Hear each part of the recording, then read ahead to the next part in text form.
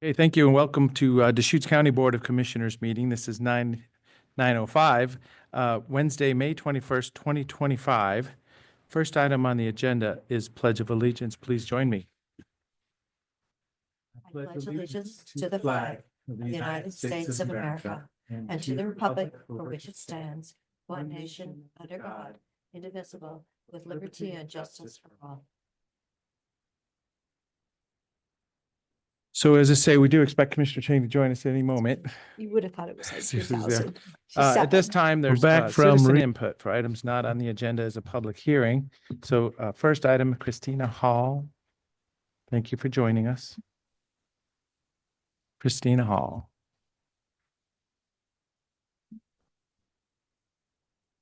Yep. Just kind of speaking to the microphone. That's all. Commissioners Adair, DeBone, and I was expecting Chang, but if you recall, my husband and I both spoke at your May 5th meeting regarding the China Hat Road situation. My husband spoke quite articulately on the subject. I, however, was nervous and too emotional to speak very well. Today, I come before you to personally express our gratitude and appreciation for your response to our concerns. We watched as the three of you, along with the Forest Service, the County Sheriff's Service, the Bend Police, the County Roads Department, and many other community service organizations, all worked swiftly together to come up with solutions that served the needs of the surrounding community and were respectful of those who were being displaced. I say solutions, because there wasn't just one answer to solve the issues. There was much coordination and cooperation between all of the organizations involved. As far as we can tell, it was done with respect and without confrontation. We truly appreciate your quick response and thoughtful approach to a complex and politically fraught. Thank you. Thank you very much. Yeah, so that was a moment for everybody in the whole community. The hard line was drawn for the environment out there. It's going to be rural recreational lands for everybody. But yeah, so we've worked through a pretty rocky road there for a week or two. But yeah, we're making it better, hopefully. Actually, it was a rocky road for 7 years. Yeah. 7 years. Sure, it's going to be continued to Right. be, but we do appreciate all Well- the quick response. It was Thank you for actually coming in and saying what you just said this morning. So many times when you do something, you never hear again, but you were so thoughtful to come in and you seem much more comfortable speaking. So thank you. Yeah. Anyway, it was really kind of you to come in today. thought it deserved a personal response, not just an email. Well, there's a lot of partners in that too, so we're the policymaking board, the sheriff's office, providers. But I didn't even know we're working behind the scenes, but we definitely appreciated your Right. work and thought you needed to know that. Thank you, Christina. Great day. At this time, Greg Bryant.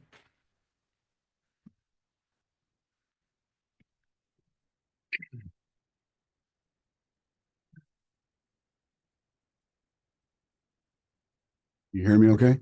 Okay. Yeah. This is about rethinking of the DEI decision. I've got an excerpt from the Vietnam Veterans America magazine of May/June of this year. And I gave that to you, and I'm going to read that and I also have some extra comments. It is always a pleasure to communicate that VVA members about the work of the Minority Affairs Committee and pages of the VVA veteran. I am also encouraged and energized when the veterans tell me that they have enjoyed reading this column. Recently, the Trump administration announced that they will no longer recognize the category of diversity, equity, and inclusion in the federal government. This has spread beyond hiring practices to the removal from government websites of many recognitions of minority veterans, including the Medal of Honor awardees and women who have earned prestige and respect for their valor in the military. It has been used historically in the United States. Diversity, equity, and inclusion have been organizational frameworks and has seek to promote fair treatment and full participation of individuals who may have been discriminated against based on their identity, race, or ability. Based on its definition of DEI, a resolution was adopted in 1983 VVA National Convention.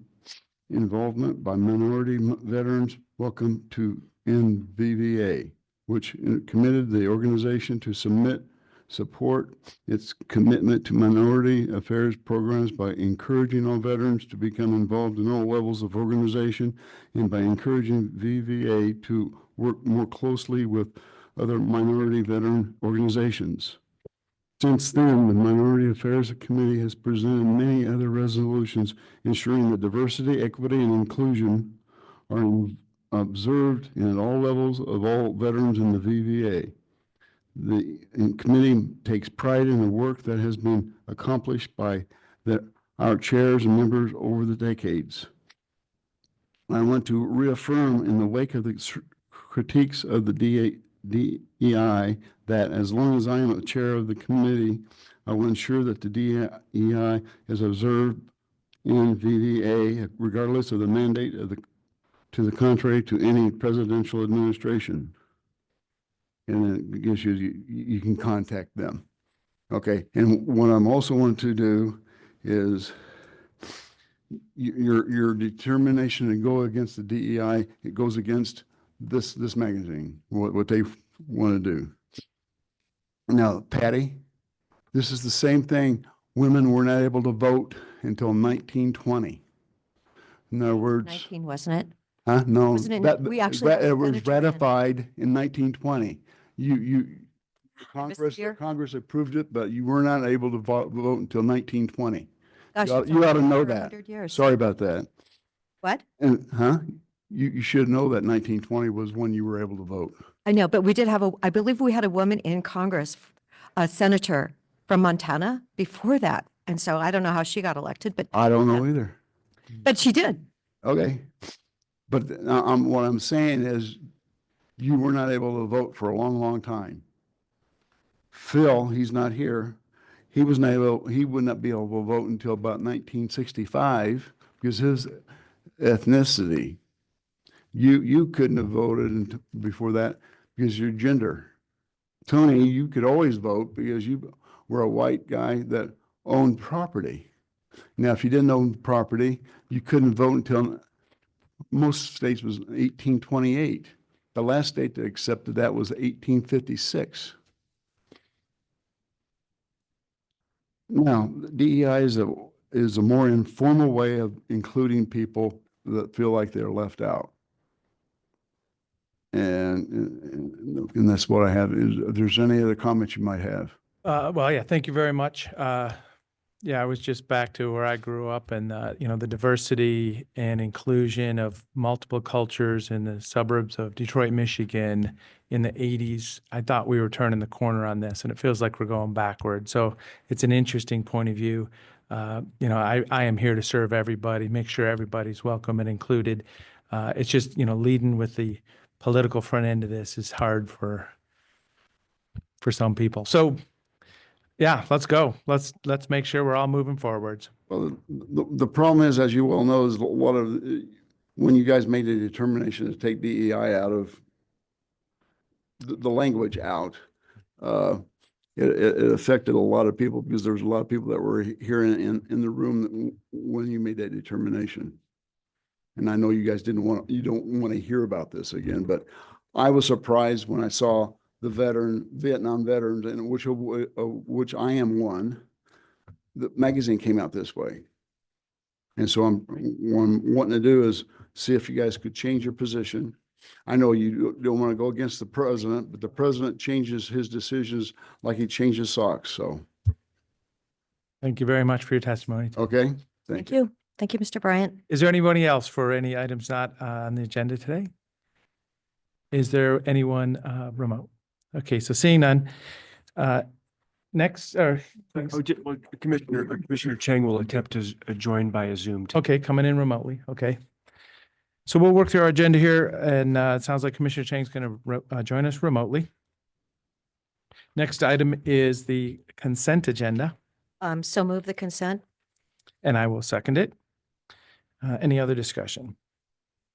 Seeing none, calling for the vote, Commissioner Dare. Yes. And Chair will vote yes. Has Commissioner Chang joined us, or, yeah, just let us know when he's available.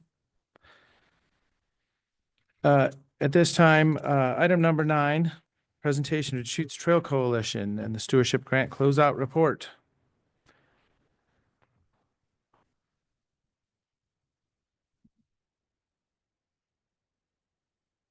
Morning, Commissioners. For the record, Robert Tintel, Chief Financial Officer. This morning, we are here, as you mentioned, to hear a presentation from Deschutes Trails Coalition on the Stewardship Grant Closeout Report, and there'll be a request allowing the use of the remaining grant funds. As you may recall, on January 12, 2022, the Board of County Commissioners approved granting the Deschutes Trails Coalition a grant from our TRT funds of $600,000. They have diligently worked on that project, and you'll hear about that today. There is $17,248 left after the end of the project, not to steal all your thunder. That was the But- last slide, yeah. Yeah, but, and then there'll be a decision at the end of, a request at the end of what to do with the remaining funds. And that's what I'll let you introduce yourself, and I'll turn it over to Deschutes Trail Coalition as well. Thank you. Thank you. Good morning. Good to see you again. I'm Jana Johnson. I'm the Executive Director of the Deschutes Trails Coalition. And as Robert stated, I gave a little bit of the backstory on this great grant opportunity that was afforded to us and our trails community because of the work of the commissioners. So thank you very much for that. So I think the last time I was here, it was right after the projects had been selected. So you've seen them before, but it's been a while. And hopefully you had a chance to look at the materials that kind of give an outline of the grant projects that have now been completed. It was a 2-year grant cycle, so those projects wrapped up earlier this year. So kind of in general, and as stated in the cover letter, there were 9 grants granted between the values of $13,000 and $120,000, totaling $540,000.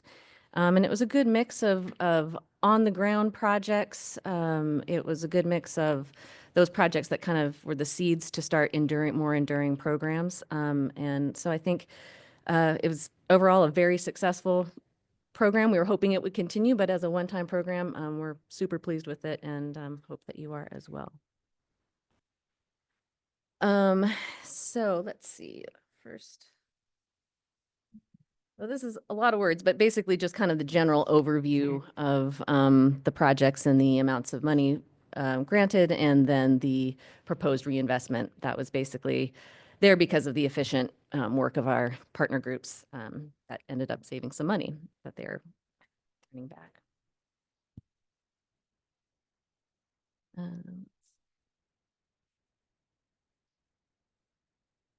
So we can run through them, and you can kind of guide me on how much detail or how little detail that you'd like. I'm happy to walk through them. I think there's just a lot worth celebrating here. Screen here, so.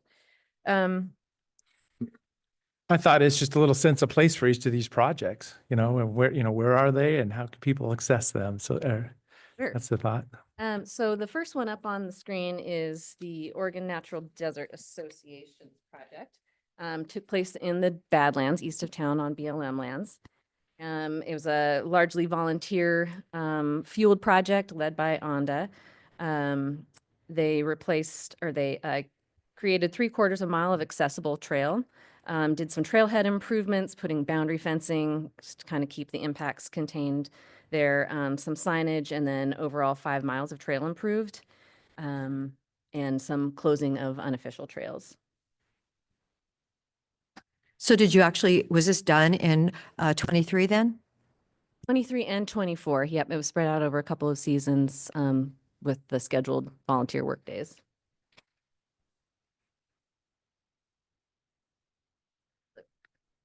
Zoom in. I can't. Oh, yeah.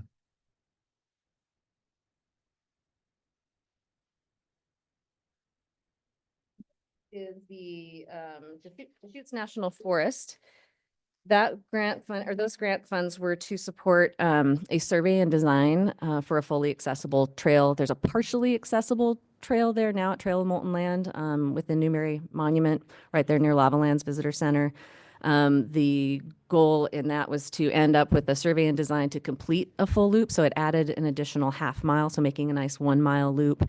And that would also address some of the kind of the pinch points and things that are not allowing that trail, the existing portion, to qualify as fully accessible.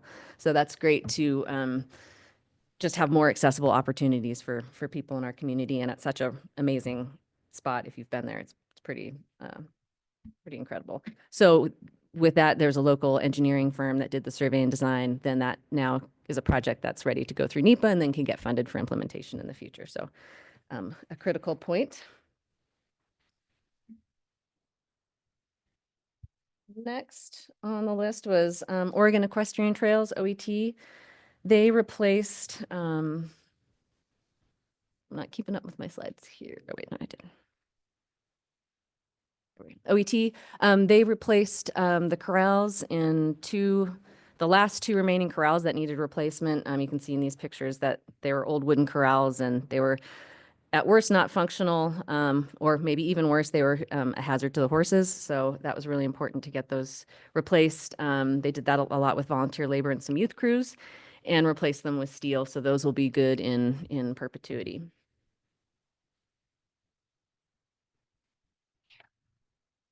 On the list is Bend Parks and Rec District. So they focused on work in Shevlin Park, a couple of trail connections that connect the 4606 Forest Service Road, both to the Mrazek Trail and then to the Shevlin Loop, which just makes that whole network function a little bit better. They also completed the seal coating on the Fremont Road, 1.7 miles of that. And that's it's a gated road, it's paved, it allows people to, kids to ride bikes, and a lot of people use that. So really nice to keep that in good shape. They also replaced 9 picnic tables and replaced them with accessible tables. And then trailhead improvements like bike racks and kiosk maps. So spruced up Shevlin Park a bit more. Mm-hmm. Then Central Oregon Trail Alliance, CODA. Theirs was a unique application, I would say, in that this is one of those programs that it planted a seed and started a program that really leveraged volunteer activity tremendously. It was a volunteer stewardship coordinator position. And so with that, they dramatically increased their volunteerism. They hired a person for 2 years. They grew their capacity by trained leaders from 13 people to 62 people. And they increased opportunities for volunteering and trail work from 854 to 1,600 people, more or less, so doubling it. So they really have been able to use these funds to leverage their program and then make that replicable so in the future they can continue that level of volunteerism. That's really outstanding, isn't it? Yeah, it was such a joy to get these reports and see all the great work coming in. So happy to be sharing them here. Next on the list is Discover Your Forest. Similarly, they started a program, and now that the bones of that are built, they can continue running that. And it was a trail ambassador program. So they would be largely at trailheads, also on the trails, and just being, with limited Forest Service staffing, just a great source of information, things, about wildfire preparedness, permit systems, leave no trace, basically trying to get ahead of the curve by informing people, providing them the resources that they need so that they're making good decisions on the ground and lessening impacts.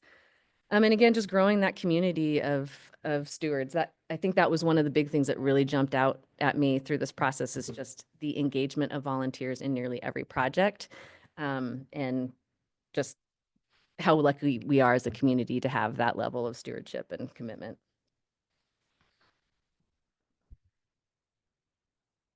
Then there's the Deschutes Land Trust.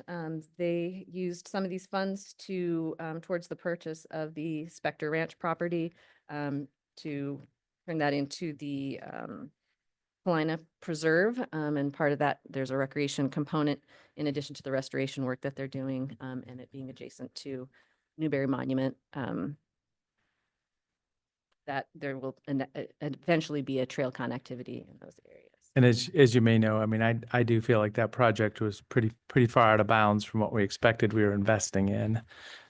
You know, Deschutes Land Trust and their mission is wonderful. That's fine. Go do your work. But these dollars probably weren't intended for that purpose, to acquire more property in the, yeah, so just acknowledge it. And we've talked about that in the past.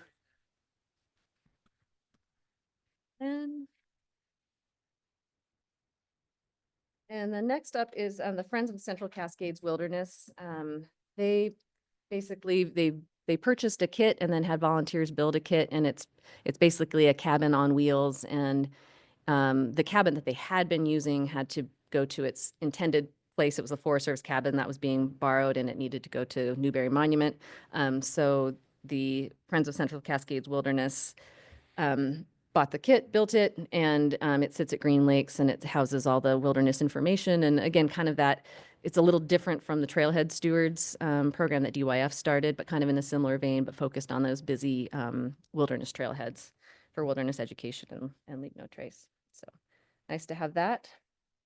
And then last but not least, getting ahead of myself, is Dirty Free Hub. So those funds went to either expand or build upon their route guides that they create. Those route guides are really a strong attractant for gravel riders to the area, because there's these pre-packaged routes. They learn about historical facts. They learn about you know, ways to recreate respectfully, and it's just a great tool. And kind of as an indirect benefit of that, I think people were kind of drawn in by what Dirty Free Hub does in these routes, and they started the Dirty Roads crew. So they have basically a volunteer program that sprouted out of that as well. So those are the 9 projects that were funded.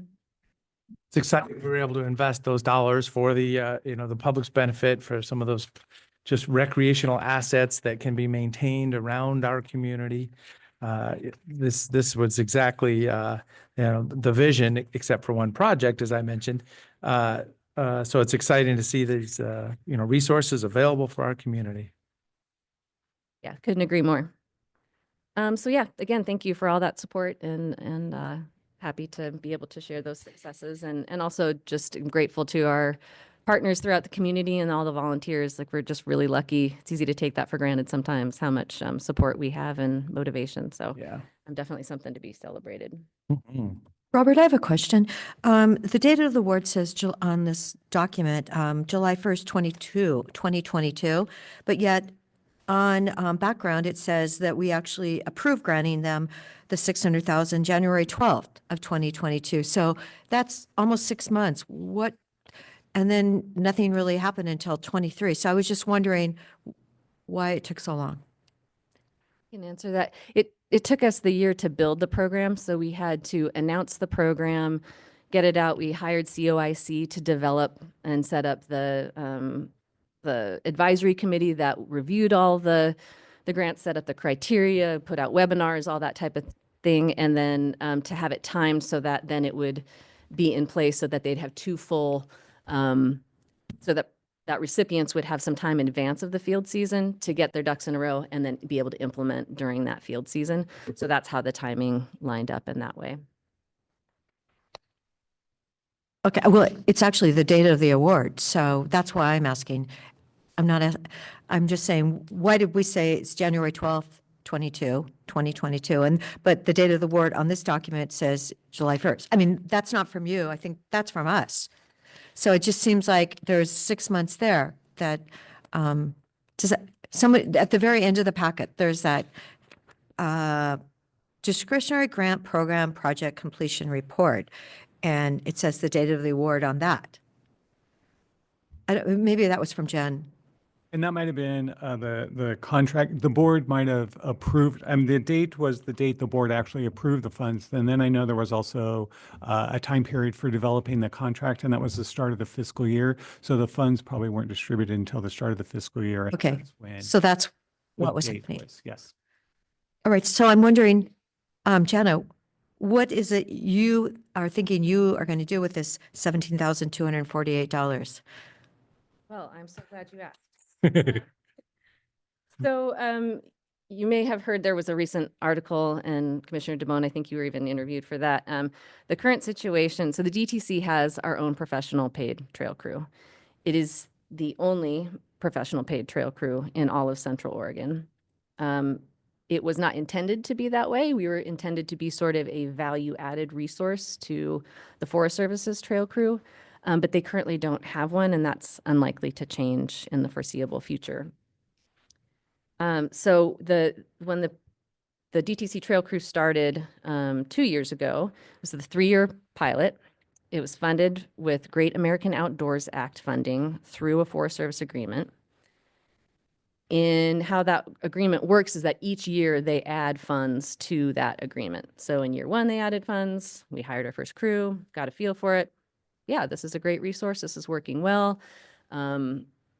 Second year, funds were added again. We hired our trail crew again, a 5-person crew, and further refined our coordination, communication with our partners and the Forest Service with priorities. And so at this point, we're forecasting, okay, with these funds that we're anticipating to get in year 3, not anticipating, it was a sure thing, like GAOA funds are coming next year, just as these last 2 years. And so with the applying for a few different grants, we're like, okay, we've got enough funding to get us through 2027. Well, this year, we are not seeing those funds. So that's $200,000 of funding that we were anticipating having this year that we're definitely not getting this year, and we might not get at all. Additionally, there was Title II funds that we applied for a grant last year and were awarded, but the funds were to be coming this year. That was for $40,000 and change to support the trail crew. Those also will not be seen this year, and we don't know if they will be seen. So we're left with this large gap at a moment's notice of $240,000. And so what we'd like to do is to, with your permission, use these funds to help support DTC and our trail crew staff to help close that funding gap and allow us to continue our work. And we'll be, looking for grants and other things, but we're kind of looking everywhere. And this seemed like this request kind of met that original intent of these funds. And so, yes, that's what we'd like to use it for. So I really appreciated looking at the fact that you had 1,616 volunteers on that one program. Are those the CODA program? Are those people going to keep volunteering? I mean, have they been able to build on that even more? I don't know what their numbers have been since. I mean, I have a feel for what's going on with CODA. They're just continuing to grow and develop and fundraise and do really positive things. So I would imagine that will continue to grow. And volunteerism is a very important piece of the picture. And I brought some stats from that the Forest Service and Discover Your Forest captured for trail volunteerism. And there's a total of 30,450 hours of volunteer time donated last year. And that's valued at over $1 million in service value. So like I said, we're really lucky that we have a lot of volunteerism, but it's not the full picture. Volunteers don't replace what a pro crew does, and a pro crew doesn't replace what volunteers do. They work together. And what you'll see in these slides is what the professional trail crews have. First of all, they have capacity. They're out there, 40 hours a week for 5 months with 5 people, and they're a well-oiled machine. They also have specialized equipment, training, skill sets to take on some of the more complex projects. So for example, we got a grant this year to replace the Dillon Sand Ladder on the Deschutes River Trail. That's not something that volunteers are likely to do, and it's that infrastructure that we need to keep pace with to keep those deferred maintenance gaps from growing. So, and they also are able to get to more remote places because they can spike out for a week at a time. And that's usually beyond the time that volunteers have to donate at a given point. So that's really why it's important to also have this professional paid trail crew And especially now that we are the only ones, I'd hate to see us go for years on end. You can get away with it for a little while, but years on end, is not going to be beneficial to the trails. See that, it's actually what Commissioner DeBonne had said. I thought we were talking about maintenance for these grants and the fact that 80,000 went to the land trust, that we were just, that's just adding more capacity and we're not taking care of what we already have. So anyway, I'm really delighted to see the volunteers have really stepped up. Maybe they can't do quite what a professional crew can do, but you know what? They put a lot of heart into it. So Oh, It- absolutely. Yeah, yeah. not diminishing that at all, just saying that the two kind of work in tandem for optimal benefit. all right. So do you have anything more to say? Well, to say, it kind of puts us in that spot where, our budget's got real tight recently. You want to go do your good work. There was one big choice that was way out of bounds from the black and white of the agreement. I mean, I'd like to acknowledge that. I went to our legal and said, hey, wait a minute, was this even in here? It was not. So that's an $80,000 choice that was made by maybe your board. I don't know that you were a decision maker in that, but yeah, it was way out of bounds from what we had intended on. So Yeah, and I any thoughts apologize about for that? miscommunication? Well, I don't think there's anything new to say beyond what we discussed last time. Yeah. I did what I thought was my due diligence by trying to engage with the community at various points. I said, nope, keep doing what you're doing. I said, is there anything in TRT legislation that precludes it being used for land purchases? Nope. So in hindsight, yes, there's a miscommunication, but at the moment, we truly thought we were doing the right thing. And so I apologize that was not what met your intent, but there was nothing nefarious going on there. When I toured that property, and I got the feeling that they knew they were on the edge of what the black and white was on that agreement as I was being introduced to the project, because they were very excited knowing that, hey, we might have gone a little far here. What do you think? And I'm like, oh, I think you went a little far here. So I'm just letting you know, that's exactly what I saw. And as I say, I'm not even upset with the land trust mission at all. These dollars weren't intended for that purpose. So. Well, moving forward. But now, yeah, so now we're at a spot where Commissioner Chang isn't here. If we made a motion, I feel like I'm it here. could be a pretty political setup here that would be used against us in the media if the three of us aren't discussing this together. So now we're in that spot also. I'm here. Always what's going on these days. Commissioner DeBonne, I don't know, I just heard Chang through the. Oh, there we go. Has he joined us? Yes, I believe he should be on there. Yeah, I'm sorry. I'm struggling with a headache this morning. I've had bad allergies the last couple of weeks, and this morning, really holding me down. But Well, thank you for joining us. I'm here virtually, and I'll try to stick it out for important parts of this meeting.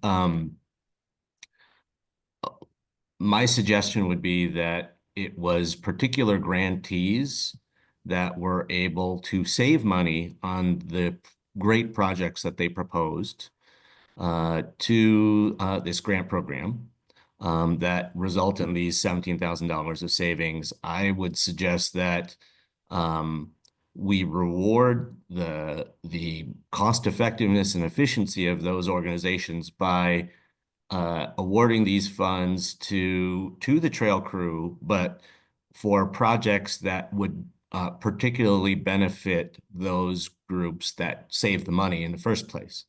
Yeah, big picture, we should understand that the funds that we set aside for this grant program delivered all of the projects that were intended. It's just that a couple of the groups were able to do the work for less than they had proposed.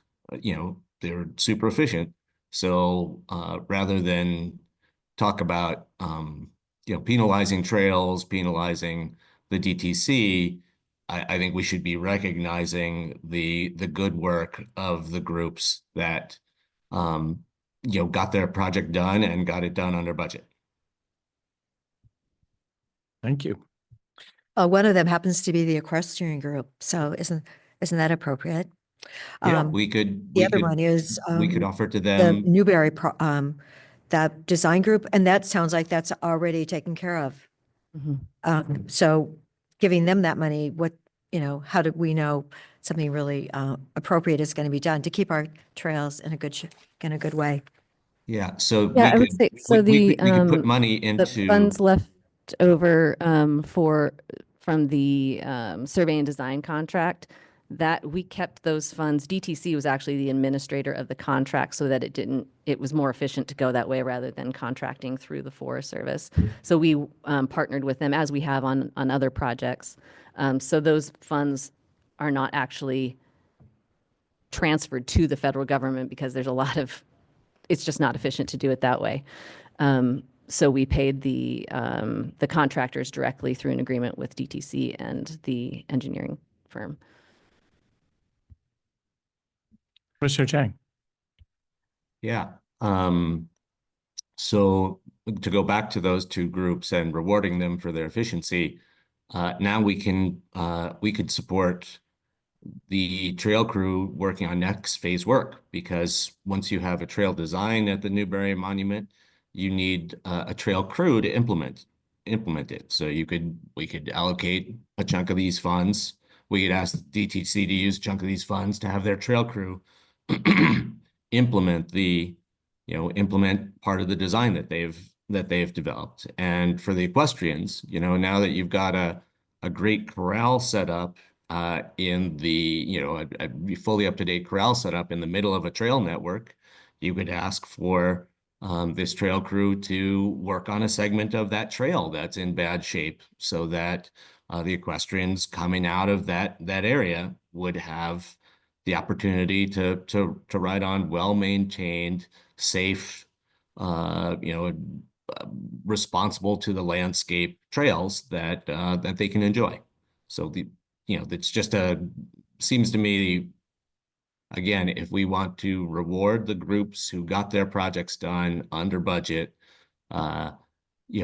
advancing the trail work that they will use or that they have designed seems like a great way to apply these funds that otherwise we're going to spend a whole bunch of money administering, bringing back to the county, which won't be efficient.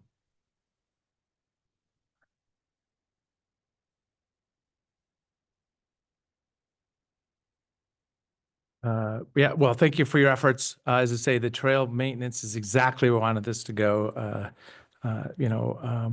We've said our piece about the other item there. So at this point, we can get down to a potential motion. And thank you for presenting all these projects. Yeah. So would that be item number 2, potential motions?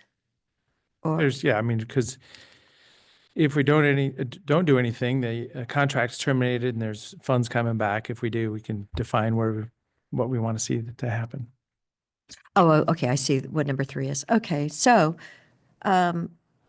move approval to amend contract number 2022-187 with the Deschutes Trails Coalition, allowing the use of $2,248 in the remaining grant funds to support trail crew operations.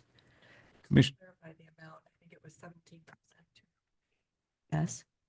Did I say the wrong number? 2,000. You said 2,000. Oh, okay, sorry. $17,248. And that's actually for trail crew operations, because that's what we were told that we needed, that we were desperate for, so. Second to that, and I would add that I think we should ask the DTC trail crew to work on projects that are beneficial, again, to those two groups that save the money through this grant program. Well, I think that's different than supporting trail crew operations. No, that trail crew, the DTC trail crew, can now work on projects that are beneficial to those groups. Again, so the equestrians now have a great corral. Let's send the DTC trail crew to work on some of the trails in the vicinity of that corral that equestrians use. The Newberry group has designed a trail system. Let's send the DTC trail crew to implement a chunk of that design. Can they actually do that? The specific project that the survey and design was done for, no, that would have to be contracted out because it's it's fully accessible. It's through lava fields and it's not ready for implementation. It still has to go through Forest Service NEPA and then. Right. So yeah. But there But we are, could do- there is, that what Phil is referencing is that there is a plan that is waiting for Forest Service NEPA. There are also additional projects. We looked at the Newberry Monument comprehensively and came up with a trail plan. Some of the work to be done needs to go through NEPA and it's in the queue and we're waiting for that. Some of it is shovel ready and can be implemented in addition to just general basic maintenance. So if we wanted to keep work focused on the monument, we could absolutely do that. It would not be the specific trail that the survey and design was done for. That's what I was thinking. So, okay. So the motion has been made and a little bit of clarified discussion. Any other discussion? Seeing none, Commissioner Dare, Yes. Commissioner Chang, Yes. and I'll vote yes too. As I say, let's make sure this is a partnership. As I say, the black and white of the first agreement was not followed. There's passion, a lot of passion on that, obviously, but yeah, that one of those projects wasn't the intention. We know that now. We do. Okay, thank you so much. Thank you so much. Yes. Greatly appreciate the support. Item number 10, public hearing and consideration of an emergency adoption of ordinance amending Deschutes County Code regarding transient room tax collections.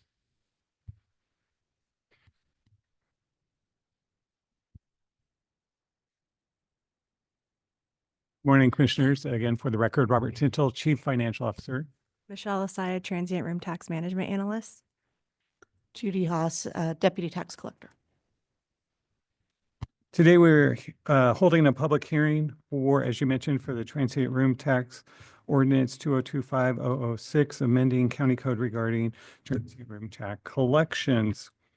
So just a brief overview, most of the recommended changes are a result of modernizing and aligning with language used by the State of Oregon Transient Lodging Taxes, Oregon Revised Statutes, and the Model Transient Lodging Tax Ordinance document as written for local governments who use the Oregon Department of Revenue to administer, collect, and distribute transient lodging taxes. The goal of amending the code is to align with local requirements with state requirements to assist lodging providers with reporting and tax submission by including the same revenue amounts in rent to both taxing districts. A lot of the changes you'll see in the code are we made changes to definitions, modernized the wording, using the same wording and verbiage that's in the state language contract. There, and again, one of them that I mentioned we have to get used to instead of transient room tax, transient lodging tax. The memo does highlight a number of items that are changed in the code. We can go through any of them that you want. A couple of them that may be more substantial are, one is we are proposing the allowance in the code of setting a certificate of authority fee on the initial registration and then the annual renewal process. And also we are proposing, we're removing the recreation fee requirement as an exemption from rent. And that aligns with the state as well. So we're just trying to be consistent with the state, update, modernize the language, and allow for recruitment of costs related to the certificate of authority. And unless you have questions now, but we will turn it back over to the board to. Yeah, and I'll acknowledge we've had work session on this item. We've discussed it in public meetings. I have not had feedback from lodging providers. Hopefully that it's been propagated through the Visitors Association and folks that are in this domain. That's my only thought. It hasn't really been a discussion in the community as much. Correct. Thank you, Commissioner. I did meant to mention that we did email out through our database, which is the collection system that we use, our software, all of the property owners and also the managing property managers all received emails. The ones where we didn't have email, we sent letters to them. So everyone was notified of the public hearing on this matter. So this is a public hearing on the matter. Anything else? That's it. So yeah, this is a public hearing on this matter for ordinance number 2025-006, amending county code regarding transient lodging tax. Today's the day we clarify the term. Is there anybody here to speak on the matter? Is there anyone remote? And as I say, this is aligning with, the words of the ORSs and the state, as the state uses. My understanding is emergency is just to align with the July 1st date.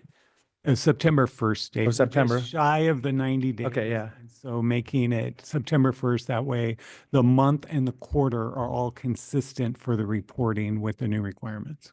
Okay, so yeah, there we go. So I knew it wasn't, yeah. Okay, so we'll close the public hearing on this matter. Any other discussion?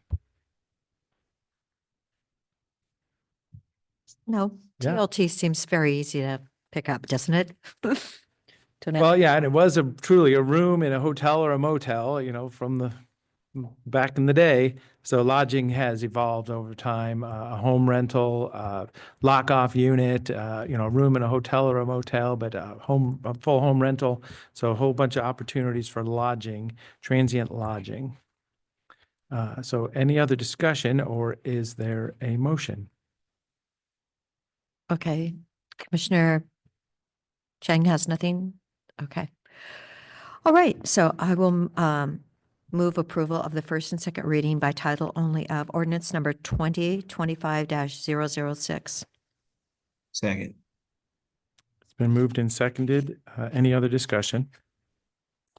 Seeing none, Commissioner Dare, Yes, Commissioner Chang. Yes. Okay, at this time, this is first reading.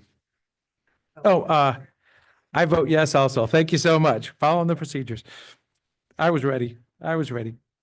At this time, first reading ordinance number 2025-006, an ordinance amending Title 4.08 transient lodging tax of the Deschutes County Code.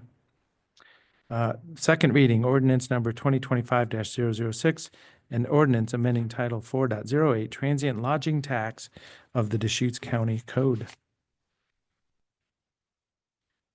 okay, so now I can make the motion to moving to adopt ordinance number 2025-06 by emergency to take effect on September 1st, 2025. Second. It's It's been moved and seconded. Any other discussion? It's nice to know that it's going to be at the right day for what is it, quarter? September 1st. Okay, seeing no other discussion, Commissioner Dare, Yes. Commissioner Chang, Yes. and Chair votes yes. Hereby transient lodging tax, no more room tax. Thank you, Commissioners. Just as a follow-up, we will return, or believe next week with, for the fee schedule discussion on the certificate of authority. We'll provide information at that time. Great. Thank you very much. Thank you. Next week. Thank you. Thanks, Michelle. Thanks, Judy.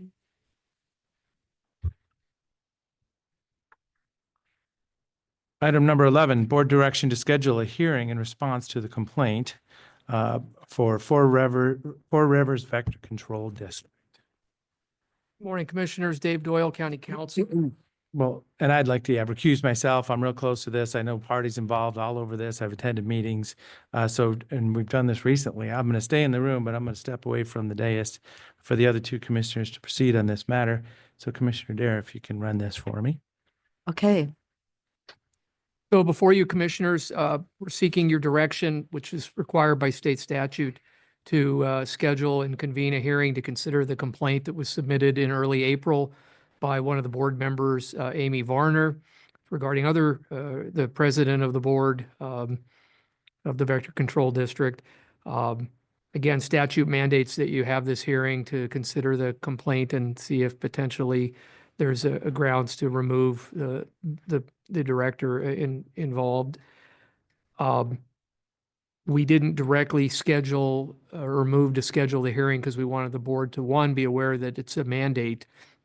You might recall a few months ago, we had a special road district matter similar to this, and the board elected not to hold a hearing. And statutorily, you have that ability with special road districts. You don't have that with vector control districts. If the complaint comes forward and isn't withdrawn, then you need to move forward and hold a hearing. The complaint's, now a month and a half old, so there appears to have been ample time for the parties to work this out amongst themselves, and apparently they haven't. So gets scheduled for a public hearing and gets aired that way. And then ultimately the board maybe makes a decision to take some action or maybe concludes there's not sufficient evidence and we're back to square one. Okay. Thank you for those comments, Dave. Commissioner Chang, do you have any comments? So Dave, today we are only deciding whether to hold the hearing, though. Is that correct? Not even so much whether, it's simply your direction for us to schedule it. You don't have that discretion on whether or not to hear it. It has to be heard. Okay. Unless, again, unless the parties withdraw their complaint and their responses and just decide they're going to work it out amongst themselves. Okay. And quite frankly, and- that was some of staff's hope in putting a little time on this, was that maybe they'd work it out themselves, because it becomes a very public process if it comes before you folks here in the next couple, 2-3 weeks. Okay. And can we direct the public hearing today and they still work it out in the next couple of weeks before the hearing, so that it doesn't have to come to that? Absolutely. If the complaining party withdraws the complaint and indicates that they've worked things out, then it'll go away and there's no need for a hearing. Otherwise, again, statute compels the hearing, and so the board would have to proceed with a hearing at that time. And what you're looking for, similar in some other for cause matters, you're looking for anything that would be that would rise to the level of a change in elector status, missing board meetings, self-dealing, ineptitude, misappropriation of funds, conduct that exposes the district to unreasonable risk of liability, or disruptive behavior at board meetings. So that's sort of the universe of conduct that you'd be looking for. And if you find that that did occur and that it was confirmed and there wasn't a valid reason for it, then you could take action against the particular director. An action could be some level of a suspension, a removal from the board, a public censure. Could be, there's not a whole lot of guidance on what the scope of that would be or what that menu of options includes. So it'd be relatively broad on your point. This is, to my knowledge, the first time that a complaint of this nature on a vector control district has made it to the Board of County Commissioners, certainly in the 11 years I've been here, but I'm not aware of one coming to this level previously either. Okay. So, You don't necessarily need to pick a date now. I can work with Brenda and I can reach out to the district and also the complaining party and make sure we schedule a time that's convenient for all those folks as well. okay, it sounds appropriate. It's been a month and a half, and if we can get it on the schedule, we'll see if any clarity happens between the parties. Thank you. Thank you so much. Wait, could I say one or two things? One or two? Yeah. As we, as this goes to hearing, there are a lot of there are a lot of complaints that have been filed against the district, and those issues and digging into those issues may or may not rise to the level of, one of the conditions that's set for removal of a board member. But a lot of them, I don't think that the patrons of the district are going to feel are necessarily best management practices. So they may not hit a legal threshold, but they are, there are things that I'm guessing that patrons of the district aren't going to want to hear that their district is doing. And,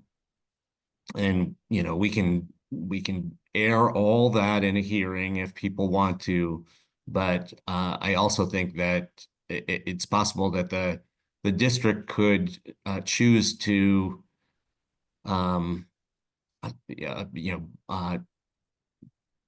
could choose to adopt some new operating practices or principles, which could address some of the concerns that have been raised and maybe head this whole thing off before it goes to a hearing. So I'd just like to encourage all the parties to think about that and discuss it. You know, are there certain kinds of business practices that the district could sign up for that would then make the hearing unnecessary? Thank you, Commissioner Chang, for those remarks. All right.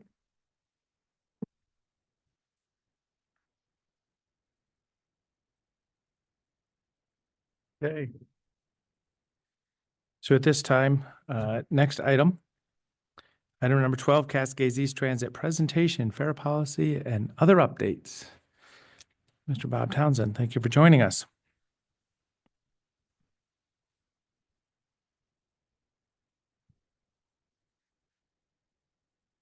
Bob Townsend, Cascades East Transit Director.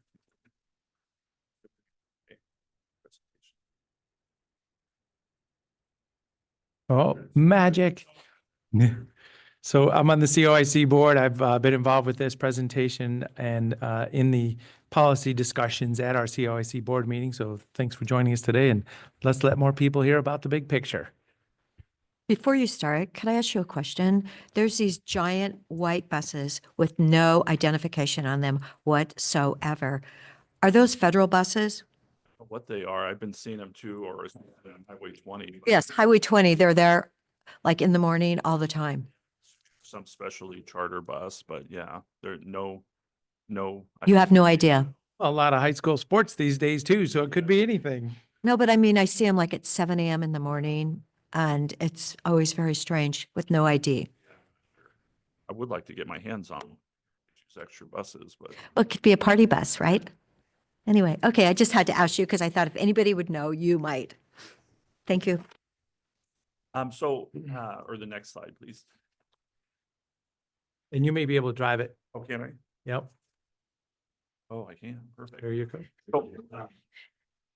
As Commissioner DeBonne mentioned, we've been doing updates around, certainly through the COIC board, but we're going to different county commissions through Central Oregon, different city councils. We have a lot of changes going on, and so just want to get as much as the updates out as possible. We have some public comment that we're accepting, and so some of the stuff today, I'll go over and certainly respect the commission to ask as many questions. A lot of it is just detail we wanted in the packet, so it's online and so people can see how to submit their comments as well. But I was going to talk about initiatives, I'm going to talk about affairs, just give a little bit of a logo update, and then with the transportation package in the state legislature still hopefully moving, just give a little update on the transit perspective and how it affects the.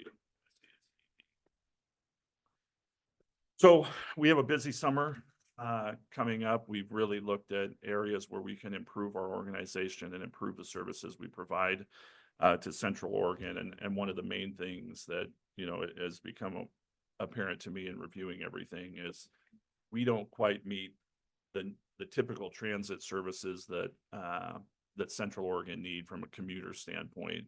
Since the pandemic, we've adjusted our hours to 7:30 in the morning to 5:30 at night within the city of Bend. But our peak times of usage are in the middle of the day, which is not typical for a transit. It should be commuter-based, commuter-driven. Not that we shouldn't be providing access to people going to doctor's appointments and grocery stores and other social services throughout the day, but most successful transit agencies are ones based on, getting people to and from work. And in Bend, for example, like I can't get to work until after 8, which isn't generally acceptable. And I only have to ride the bus one time. And so the big push for us, and effective June 2nd, will be going back to a 6 a.m. to 7:30 p.m. start as an initial adjustment. And so the intent is that, we can, people who want to get to work at 6:37, 7:38 will all have the opportunity. To coincide with that, we're adjusting the timeframes early and late so that buses will be every 30 minutes, which it's a little misconception on every 30 minutes. If you have to ride 2 buses, people think, that's an hour. That's only if you got on the first stop and the last stop. Most people still on a 2-bus system within our service area would average 25 to 30 minutes to get to work on a 2-bus transfer. So big steps there. To coincide with that expansion, we're doing a tri-transit week, June 2nd through the Sunday, June 8th. And we'll be doing activities every day. We'll be, the 3 county commissioners here will be on an email going out early next week with some challenging about, using the service and how we can implore others to do as well. So we'll have daily activities at Hawthorne. We'll be doing outreach events, have a big media presence and things like that, just to really try to get that moving. The next big thing happening this summer, and July might not be the actual implementation, but certainly September, October for the final, is going to a transit pass type of system where you'll either have a phone app or a card, so that we can be a little bit more safety conscious of who is riding the bus. That way it leads into the fare implementation that is effective October 1st or soon thereafter, depending on board approval. And so the transit pass is going to be a big thing. It'll allow us to partner with community groups, allow us to, as I said, to make sure that people who need to ride the bus are riding it, and we're not having safety impacts by people who are no longer allowed to ride the bus. The other big thing here this summer on the Bend Fix route is effective July 14th, we'll be adding Route 8, which is the Northeast Bend, basically up 3rd Street, Cooley and 18th, Pine Nursery Park, Boyd Acres area that doesn't have any bus service now. So that'll be exciting to start. We're also, we'll be starting an airport route direct from Bend around that time frame. That date may actually be a little bit sooner. We're working through those details right now, and then we're still reevaluating Deschutes River Woods route. So a lot of things on the forefront here, and excited to have those opportunities, and excited to hopefully move towards a broader system here. So, Bob, what about the Lapine Sun River route? Did that get reenacted? No. Reenacted yet, and we'll talk about some of those. We're at, and depending on the legislative funding with these additions, that's probably what our budget allows. And so anything after that, we'll have to be looking at data to be, hey, this bus route is really not serving people. We're going to cancel it so we can add this one. But it'll be very challenging to add any further routes at our current funding. And so we're looking to where can we maximize those riders right now. And that's why these 3 areas are of top priority. Because people that live in Lapine work at the resort in Sun River, and were the numbers not significant enough a couple years ago? Yeah, I mean, very low numbers. And I mean, Okay. some of that is maybe on CET, we're not doing outreach, but the numbers themselves wanted support over some of these others. And so that's what this tough decisions are. And we'll see how fares may introduce, we're hoping that by charging fares, we can potentially use that money for another 4 or 5 routes. And so maybe that one's certainly on the list that we're looking at. Prineville to Bend is another one. And so once we have some of So that- Prineville to Bend, do you go through Redmond? No, I mean, is that the way the bus would go? No, right now, the only bus from Prineville is direct to Bend. Okay. Potential Prineville direct to Bend, so you don't have to ride as long. Okay. But those are all on this list of, and this is the challenging part, is it's not going to be able to just be adding, especially, when you look at the Bend Fix routes, and let's say with Route 8, we have 10 routes. We aren't going to be able to add any more with the bus drivers and buses we have. We're going to have to look at and be like, hey, and this is just, I'm not saying anything, but hey, Galveston route is really low ridership. We need to touch on over here. We're going to stop the Galveston route and add one here. That's really the dynamics that we probably are going to get out over the next couple of years, just with the funding needs. So just real quick about that Lapine to Sun River route. The trick is we have the bus stop areas, downtown Lapine and Wickiup Junction. But most folks that would be in that situation need to come back south for a couple miles to get to those spots to go north. If there was someday maybe there'll be a route up a Day Road and people could walk all over it but then that means bus stops on Day Road, which is not designed for. So there's just some tricks in there, but that's the problem. It's like the consolidated areas where the buses start from are 3 to 5 miles south of where people live. And then you're going 7 miles north. And the other problem with some of our routes, and that one's a typical one. Yeah, we'd have ridership in the morning and afternoon, depending on work shifts, but we wouldn't have it during the day. And then what do you do with that bus? And whereas, like the Lapine to Bend route has riders throughout the day, and so it's a broader use. But all of those are on our future to look at. It's just the when and how are they. So I don't want to go through a lot of detail on this part. Just like I said, this is mostly from the record that if anybody gets online and looks at it, but we're implementing, or we have a fare policy at COIC. The COIC board approved it. We've had one in the past, but we updated a little bit. And what that includes is just, this is unique in the fact that we haven't had fares for 5 years. Normally, when you have fare adjustments in a transit world, you're adjusting them every year. It's a quarter here, it's 50 cents here, you're adding a route.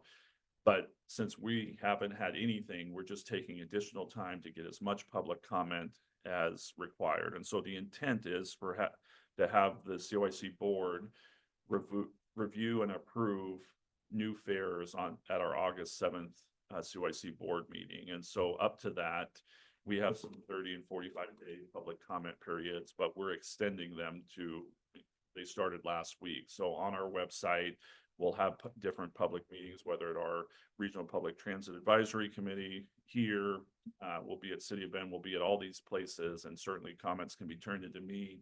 They can be turned in online. And so that's what this covers, is just like, how do people provide comments about the upcoming fares? And the final straw is on August 7th, we have to have a public meeting. And so we'll take comments there as well. But that's what all this is leading up towards. And like I said, the target is August 7th. And if anybody has questions about how to introduce feedback, I know our board's interested in hearing it. And it's not just about the fares themselves, it's also about who would get reduced fares and how they're implemented. And so again, not a lot of detail here, but I did want to show, well, how did we get to a proposed $2 fare is basically what we're proposing to the board and what we're getting feedback on now. Of course, the board can change that at any future meeting, but we're in line with everybody else in Oregon, the major transit providers. Yet we're the only ones who don't have supplemental pay or tax funding, like TriMet has the tax district and things like that. So for us to be in between is, a good reflective start right now. And again, this isn't forever. This is just a point in time. Certainly there'll be a tryout period. We'll want to reevaluate our numbers and things like that. But that's what this chart is, just showing the comparisons between TriMet, Chariots in Salem, Lane, and Rogue Valley and Medford. So here's the proposal that and the reason we did this and are so public with it ahead of time is for the reasons I mentioned, that we're re-implementing something that hasn't happened for 5 years. So we had our board help us with this as well, so that it's not a complete shock to anyone. But this is the document that's posted online. This is the document that we're sharing, and this is the document we want feedback on as far as fares go. Now it's broken into the top and the bottom. The top is the fare information that matters for the feedback. Not that the bottom recreational routes don't, but by law, we can't use tax dollars on those recreational routes. So they have to either pay for themselves or make money. So those rates are determined a little bit differently than, whereas the top, certainly we're subsidized with tax dollars. So they're not paying for everything, but it's setting a model. And so from those, you can see, if you remember the last fare policy, we had 6 or 7 different fare types, depending on if you were rural, connector, Bend fixed route, flex route, and things like that. We're really only going to 2 now. And that's, general trips are $2. Dial-a-ride is $4. It costs us a lot more to operate Dial-a-ride. And the Federal Transit Administration allows us to double the prices on Dial-a-ride. But the other major things on this chart is the 3-trip max. So once you've made 3 trips in a day, everything else is free, and this is full fare. We estimate that only about 20 to 25% of our current riders would be paying full fare. Everyone else would qualify for one of the reductions. And so questions on this table or in the future, and like I said, this is what we're taking comment on, and the board can choose as they will moving forward.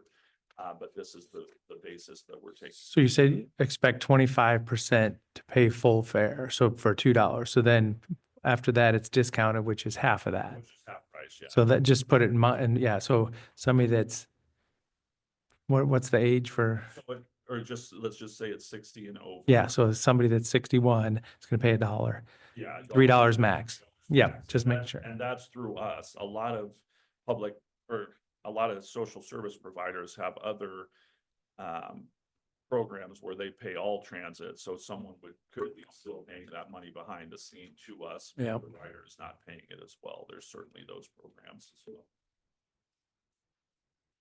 well. One of the things, certainly we'll get comments on the fares, whether they're too much or too low. Whoops. Oh. But a lot of the comments will come on who gets a reduced rate. And as Commissioner DeBonne said, the reduced rate is half price. So it's $1 on all the fixed routes. Dial-A-Ride is $4 no matter what. There's no qualifying for that.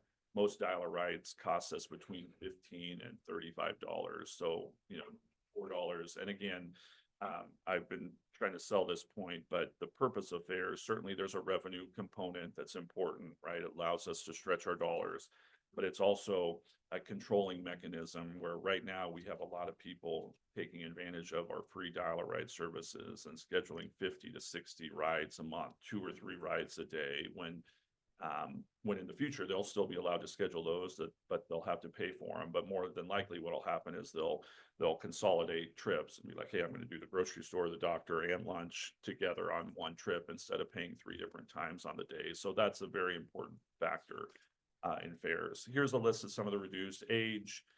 These are all typical reductions in most programs. Like if you're aware of the City of Bend utility discounts or the transportation fee discount, these are the same as theirs. These are standard federal transit discounts, students, age, veteran status, and things like that. So these are individual ones. And then we have the group ones that are certainly Confederated Tribe of Warm Springs, and then private nonprofit agencies, businesses.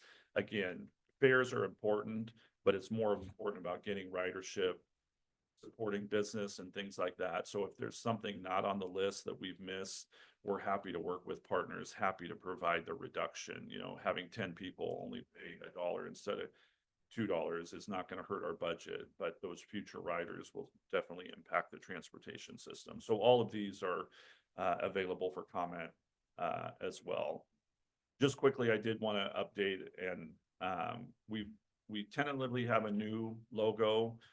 As far as the black and white version, the board at the June COIC board will be approving the final color dynamics. We've done a lot of research through our staff and outreach trying to get to the final update. And so we're happy about this. The current CET logo doesn't have a lot to do with transportation or the Cascades, which is in our name. So happy to, as part of this really expansion in services, having a rebranding. The logo is one thing. I think we're all familiar. Deschutes County, City of Bend logos here and stuff are one thing, but then we'll also be updating the graphics that we use on our buses and really trying to just look a little sharper. All our new buses will be gray in color, but we'll potentially have murals based on if it's a Warm Springs bus, maybe it's more Desert View than if it's the Bachelor buses and things like that. So we're excited to do that. Again, though, this is a process where we're not going to change the logo out overnight on 80 buses. It's going to be the new buses get the new logo. We'll phase it out just so we don't expend a lot of dollars on this. So if anybody has thoughts about that, give me a call because I'll be a voting member of the final setup. But yeah, looks like it's kind of getting landed with what we're proposing So here. where's the angle taken from for the picture on the left? On the bus. Yeah, on the bus. Yeah, those are just AI generated graphics. Those aren't any of the final graphics we're doing. We just wanted to show how we could paint the Okay. side of a bus and All right, because I was hearing about AI and how it was actually using something somewhere way else than and it wasn't the Three Sisters. And so I was Yeah. just wondering, certainly have an artist, and we may use AI to touch up some of it, but then your example is perfect, right? We want to match the Three Sisters appearance, so you have to kind of edit those parts, yet you can take the forest and the snow and then edit the top of the mountains. And so that's probably what'll happen. Or we may you know, if artists want to donate time, we're looking at all these things, having competitions with school kids or something to paint a mural that we can put as a sticker on a bus. So we want to minimize our costs, yet still have a high quality product. Great. I did want to give an update on the legislative potential changes, and the board here has already signed a letter supporting some of this, but this is this QE definition from House Bill 2017 and ORS 184 that as far as the statewide transportation improvement funds that are the payroll tax for transit go to QEs, which are by definition all of the counties in Oregon. And then in our unique situation, then that money comes to us and we use it. Now, administratively, we lose 5 or 10% of those costs just because of significant auditing and some other things that have to go on. And so our proposal here is in the top half or the top of that document, the black and white, is the current language. And we're just proposing it. In a perfect world, it would have added the yellow part. This isn't how it'll look. We're proposing to add it to any transportation bill or other bill of relevance, just a statement that says at the discretion, the county can designate a transportation provider, which is us, as their QE. The control still remains with the county. If they're not happy with the service we're providing, we can go status quo. But in our case, the 3 counties would like to get out of the business right now. But I also look at it as it's an opportunity for us to continue to prove ourselves. If it's not working, the county will take back that control and we'll have to earn it back, which is fine. But it does have the potential to stretch our dollars. And so what we've touched at on this is 3 key areas. There are some just administrative rules that ODOT's established that had made the process more cumbersome than we think even the legislation meant to in 2017. So we're working that at a staff level, trying to just get a couple of the rules adopted. Like, hey, if one audit is done and the other entity certifies it, then why do we have to do separate audits and things like that? And we did think House Bill 2795, and this is what the county's letter was regarding, was going to move forward with some QE definition. It doesn't look like that's moving forward. And so we had to scramble now. And now we have another letter by just our board with, of course, all county representatives and city representatives just asking for that same type of sentence on whatever transportation bill. So we'll continue to push that over the next month in hopes that we can get that added. If it doesn't, it's not the end of the world. We proceed as is. But again, we think there's some administrative costs that can be saved and actually used where intended. So really that's it. On a broad update, there is certainly some other legislation about the transit payroll tax and increases. We're certainly happy to answer questions about those impacts, but really don't take a stand either way on our proposal. If I can just offer, Bob, I just want to say thank you very much for extending the hours.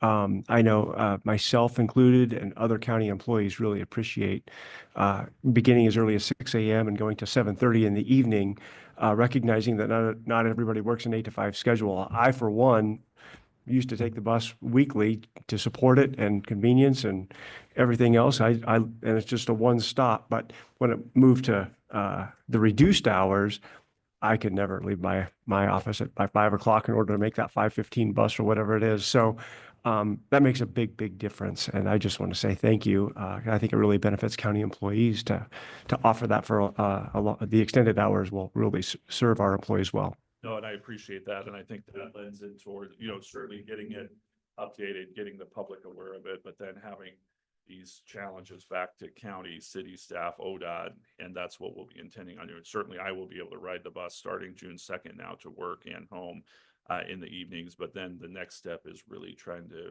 work with community partners, businesses, and maybe there's opportunities to adjust schedules a little bit to even reflect the actual bus timing even better. But we're happy to add this as a first step. And certainly, it has some other ramifications in the evening that hours around, the large happy hour presence downtown and how we can potentially, aid in other things that way, not just as a commuter-based system.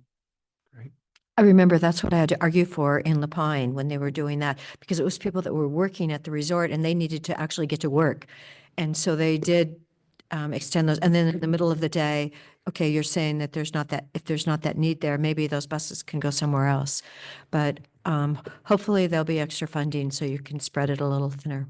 Yeah, and I think the other opportunity is this example of the buses can go somewhere else, that maybe they're not in Sun River, but we certainly see a peak in Bend during certain times of the day. So can that bus run 2 trips to Sun River or something, and then midday it's running down an express route on 3rd Street? We haven't been very creative over the years in our bus system usage, right? We need to think outside the box, because we're certainly unique between the, Warm Springs, Madras, Redmond, Prineville, Bend, Sisters, Lapine type of connections, and then internal to how things get really heavy in the evening downtown here and on 3rd Street in the middle of the day. And how can we maybe switch some buses around instead of just being like, hey, you're on this route starting at 6 and we'll see you at 7 tonight. But maybe we can switch things around. And so we're looking at a lot of those opportunities too. I really thank you for being there and thinking out of the box, because definitely, and there's always the parking issue downtown. Yeah, So I think that's some of this coordination. We're certainly working with the city of Bend, but just because we change our hours downtown, for example, just because we have a bus stop, if we're not working together on their coordination of parking fees and things like that, then it's not really enforcing people to use the bus. So there'll be a lot of partnership opportunities there too. So there'll be a opportunity to ride. We're going to really promote that. I've always said the choice rider, referring to somebody just, trying to get to the office, coffee cup and attaché, or backpack. I guess no more briefcases, but backpack. There's opportunities in there all over it. Yeah, and I think that's, are we going to get very many people who are just like, hey, now I can ride the bus every day? But it's just, for me, granted, I'm at Hawthorne, so it's easy because every bus comes there. But, when I meet with Eric King or someone downtown, I schedule it to be when the bus stops there. And then I pick there's just little opportunities here or there, right, that are really beneficial, especially as people complain more and more about congestion in Bend. It's nice instead of honking the horn and potentially cussing at people in front of you versus just sitting with your headphones on. There you go. Relaxation. Commissioner Chang. Yeah, thank you. Bob, I wanted to let me start by saying that the House Republican Caucus proposed transportation framework zeroes out state investment of those STIF funds coming from payroll taxes to public transit. And I think the belief there is that somehow fares and local government investments are going to make it possible for public transit to run on its own without those STIF dollars. So just to give everyone a clear sense of what fares can and can't do, and how big the STIF investment, how important or foundational the STIF investment is in a public transit system, could you run through for us what those various, really those two things, what is, how much of your operating budget is the STIF funding? How much would, how much of your operating budget, your kind of future operating budget will bringing back fares cost or produce? Yeah, certainly. So it's pretty complicated because we're on a grant-based system. And so when we talk about our operating budget next year of around 30 million, some of it involves about $10 million in grants that we got for new buses, facilities, and things like that. So yes, those are important, but at the same time, if we didn't get those grants, then our operating budget would be 20 million and we'd make that work too. So I don't want to give the false sense that 30 million is our typical operating budget, because it's really dependent on the grants that year. As far as fares related towards the STIF funds, fares are different. We've certainly been collecting fares on Bachelor, Ride the River, Lava Butte, Transit to Trails, but those pay for themselves. And so let's just say we're getting about $1 million in those fares, but they're dollar for dollar, right? So we could take them out of our budget and wouldn't be impacted as well, other than they do pay they minimize our overhead. Our new fare proposal is based on the cost, and there's so many variables. We know we're going to lose about 10% of the ridership once we implement fares, but with these added times, we assume we're going to increase 20%. And then it's hard to say, but right now we anticipate, not this year, but next year, another $750,000 to $1 million in fares. So the broader picture is fares are about 2 million out of our 30 million. The rest are federal grants. Yeah, the city of Bend, some other cities give a little bit of money. We have federal dollars for the fixed route here in Bend, but then the rest is STIP related. And so if we maintain the current rate, we think we can expand all our services, and we're good for 2 or 3 years, not knowing what inflation, and we'll do the expanded services that we talked about this summer under our current stiff payroll tax, which is 0.1%, and we'll be good for the next few years. That's really all I could guarantee based on not knowing. If it goes away, then we would probably not, we'd be okay for this year and next, because that's how our budget works. But after that, we would have to start reducing certainly our commuter-based model, because the funds pay for the community connectors for the most part. And so that would be substantial. Now, I don't think they're going to take away completely. I know that's what the one proposal is, but if it did, there would be substantial.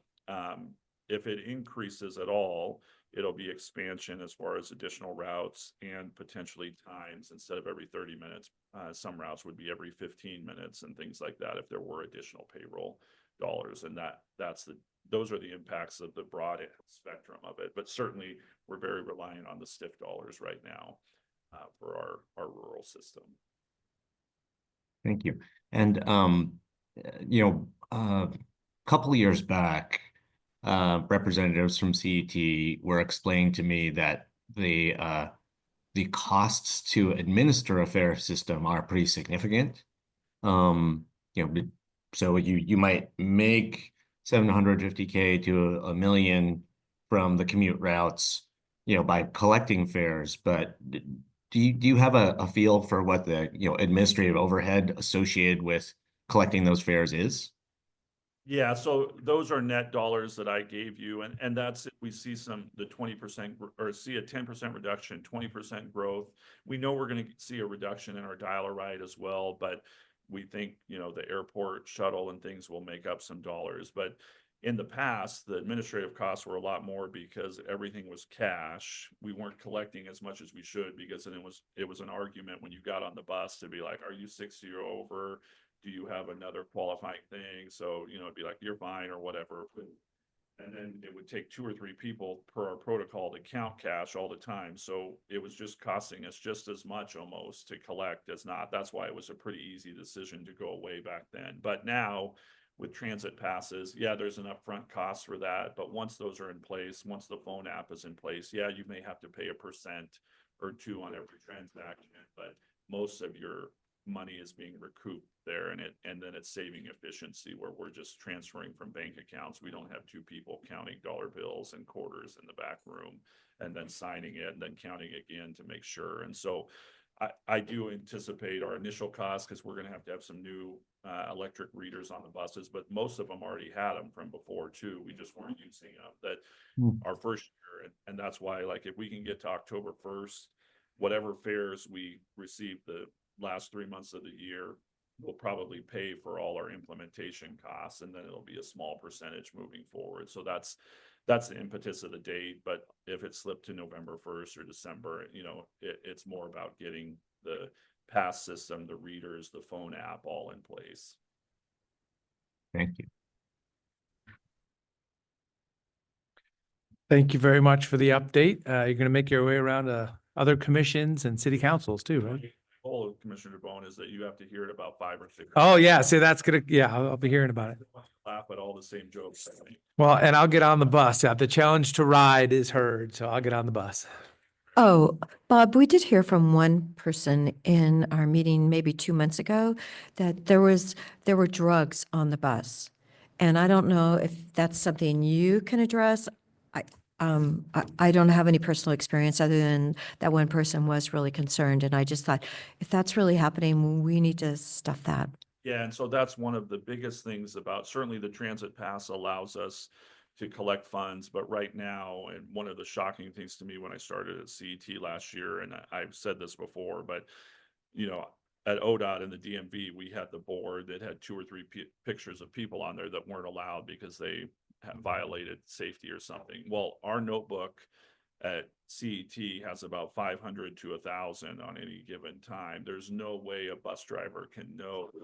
And so we have these issues where someone's been banned for drugs or alcohol or just behavior, and we keep them off the bus for a few weeks. They've been banned for life, and then all of a sudden, we have a new bus driver somewhere and they're on again and create another thing. And with the transit pass, and it's, it's a code system, they're off, and that it's easy to track. And so when they flash their badge, if they've been restricted, it'll be red and they won't be allowed to ride the bus. So certainly one of the biggest and most important benefits of this pass system is that it allows us to track. And I say track, if you want a reduced rate, you're going to have to show ID, you're going to have to show a driver's license. If you don't want a reduced rate, you just want to sign up your phone anonymously with a phone number, then that's what gets banned. And so you'll have to keep switching your phone or something, but you won't have to give personal information if you don't want a reduction.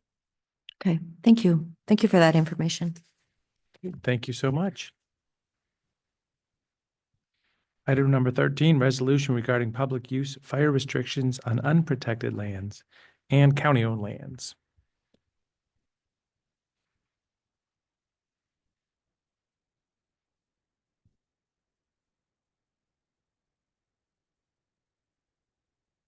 Morning, Commissioners and County staff. For the record, Kevin Moriarty, Deschutes County Forester. I'm here today to recommend moving approval of Resolution 2025-013. This will be to impose public use restrictions on county lands and unprotected lands, and imposing that restriction on June 1st. Every year since 2014, Deschutes County has imposed public use restrictions to prevent wildfire starts on unprotected lands and lands owned by Deschutes County. Unprotected lands are defined as those lands outside structural fire protection districts and Oregon Department of Forestry fire protection. As we transition to warmer and drier summer weather, staff presents the possible restrictions for the board for its consideration. And I can just go into a couple of what those restrictions will be. Some of the highlights will be open fires are prohibited, including campfires, charcoal fires, cooking fires, and warming fires, except in designated areas. Portable cooking stoves using liquefied or bottled fuels are allowed. Chainsaw use would be prohibited between the hours of 1 p.m. and 8 p.m. And would also need to carry firefighting equipment. And then also cutting and grinding would also be restricted between 1 p.m. and 8 p.m. The use of motor vehicles, except on improved roads or except for the use of the landowner and landowner employees, would be prohibited. And also requiring possession of firefighting equipment, for example, like using a shovel, a fire extinguisher, and a gallon of water. So that's kind of some of the highlights. I guess I could just open it up for comments and questions at this time. Yeah, so unprotected lands, I guess just the definition there, reminding us the concept of what we're even talking about there. Yeah, so, we have fire protection districts throughout Deschutes County, and then we have ODF protection that mostly covers forested lands. So we do have a few unprotected lands that aren't under a fire protection district up on the north part of our county, on the east part of our county as well. So they don't actually have fire protection. And so that's where this restriction would be imposed as well. And these basically are best practices for when it's hot and dry in the summertime. Correct. And on the next page, it actually said use of fireworks is prohibited. So I just thought that might be an important one to add. Yeah, use of fireworks as well. Great. Well, yeah, I'm supportive. This is, we have been doing this for many years. This is really just absolute reminder that we do have unprotected lands. Best practices are appropriate in the summertime. We do have day use only on county properties now too, so this will kind of backstop that for folks that are thinking that they're going to cook something in the hot summer day and a little fire on the ground. Oh, and I think it's a good time to say fire free in the rural communities actually goes through this Saturday. So please clean up if you haven't already done so. Yeah, and I just want to remind folks that for county employees, I think there was a little bit or not understanding how that works. For county employees, all we're recommending is to carry that firefighting equipment with you if you are going on county lands. So having that shovel, that gallon of water, and that fire extinguisher. Great. Is there a motion for this resolution? Yes. All right. So move approval of resolution number 2025-013. Second. There's been a motion and a second, so yeah, so I'll read the resolution header after we get through this. Any other discussion? Seeing If I none, could Commissioner Dare. Yes. Commissioner Chang. I just want, in terms of Oh, sorry, discussion, go I'd ahead. just like to add that every year there are people, this is sort of related. Every year there are people who ask us to ban fireworks across the county in areas, well, outside of the areas that already have bans, like the City of Sisters, in the City of Bend. But to folks who are concerned about fireworks out in the unincorporated county, I just want to recall that we did an analysis, our prior county forester did an analysis a few years back of ignitions, what is actually causing ignitions of fires and where, and really what he determined was that the only place where we had significant ignitions of wildfires and fires in communities from fireworks was inside the City of Bend, and then the City of Bend implemented a 4th of July or a summer fireworks ban, or actually I guess maybe it's the whole year, or maybe it's just summer. So to folks who are concerned about use of fireworks out in the unincorporated county, the data just doesn't suggest that it is a concern at this point. That could change in the future, and I'd like to think that we'd be open to reconsidering if the data suggested that kind of a policy was necessary.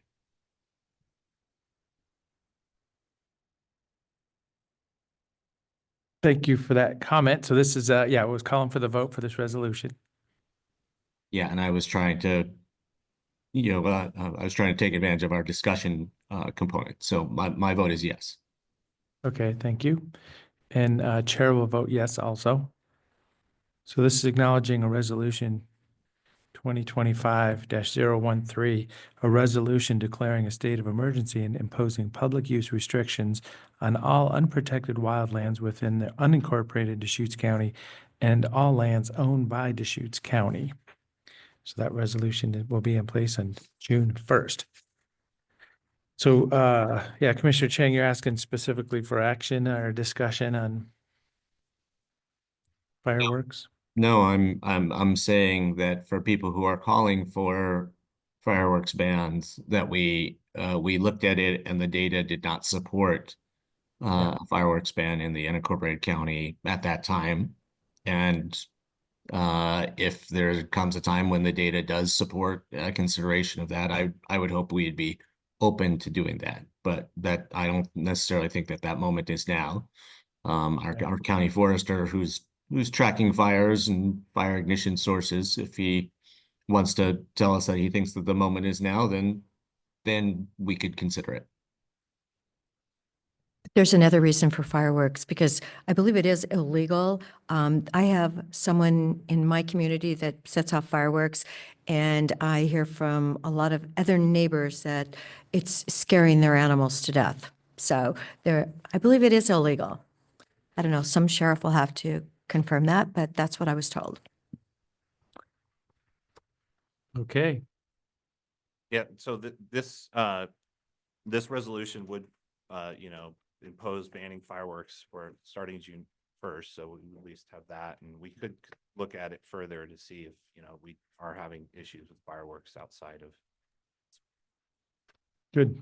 And So yeah, as our county forester and kind of lands manager, feel free to communicate with us as things evolve.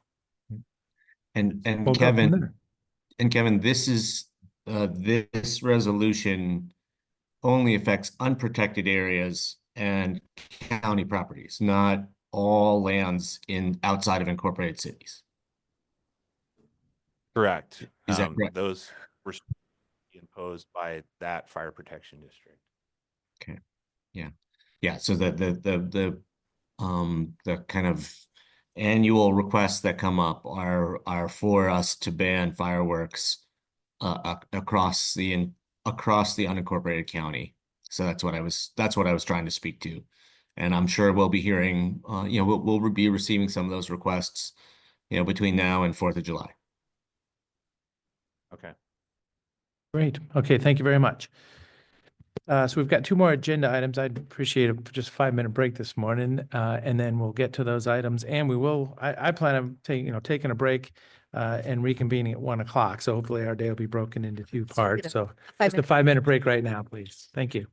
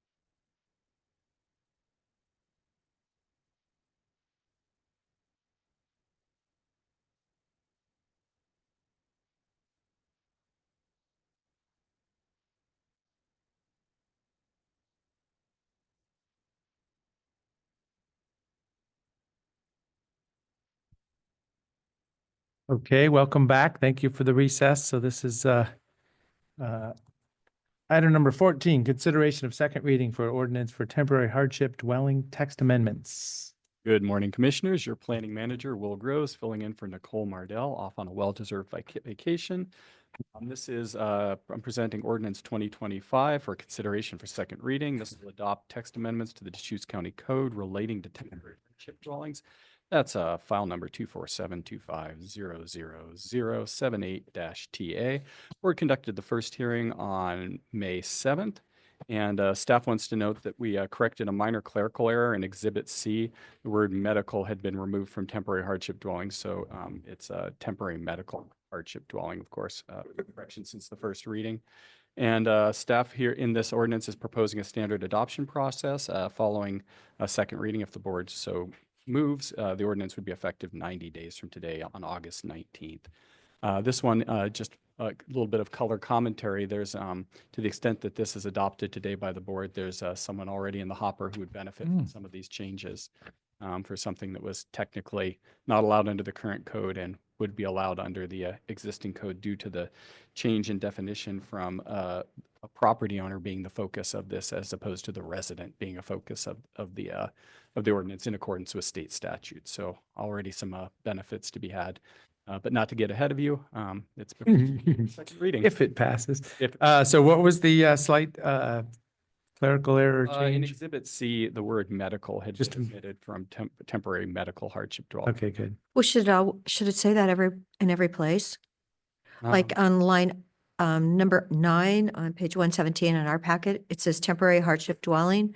Should it say temporary medical hardship dwelling? And then on line Z on page 113, it just says a temporary hardship dwelling. I mean, if you're going to be consistent, The notion is that there are multiple types of hardship dwellings. So the state statute now has requirements for medical hardship dwellings as well as hardship dwellings that are enacted in accordance with a governor's declaration of emergency. So there's provisions for different types of hardship dwellings. Maybe I've had this backwards. Let me double check. I am filling in for Nicole. It may be that we had medical in there in a case where we were using just temporary hardship dwelling.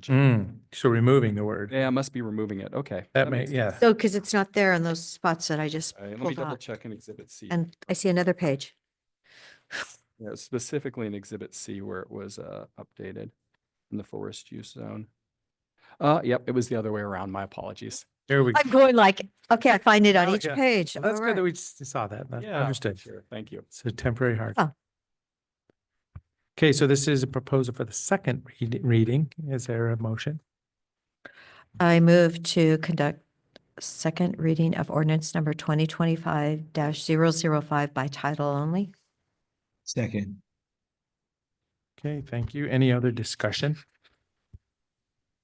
Seeing none, Commissioner Dare, Yes. Commissioner Chang, Yes. and Chair will vote yes. So and I did vote. Okay, so a second reading, ordinance number 2025-005, an ordinance amending the Deschutes County Code Title 18, zoning ordinance relating to temporary hardship dwellings. At this time, is there a motion to adopt? Could I just ask one question? Will, exactly what zones is this legal in?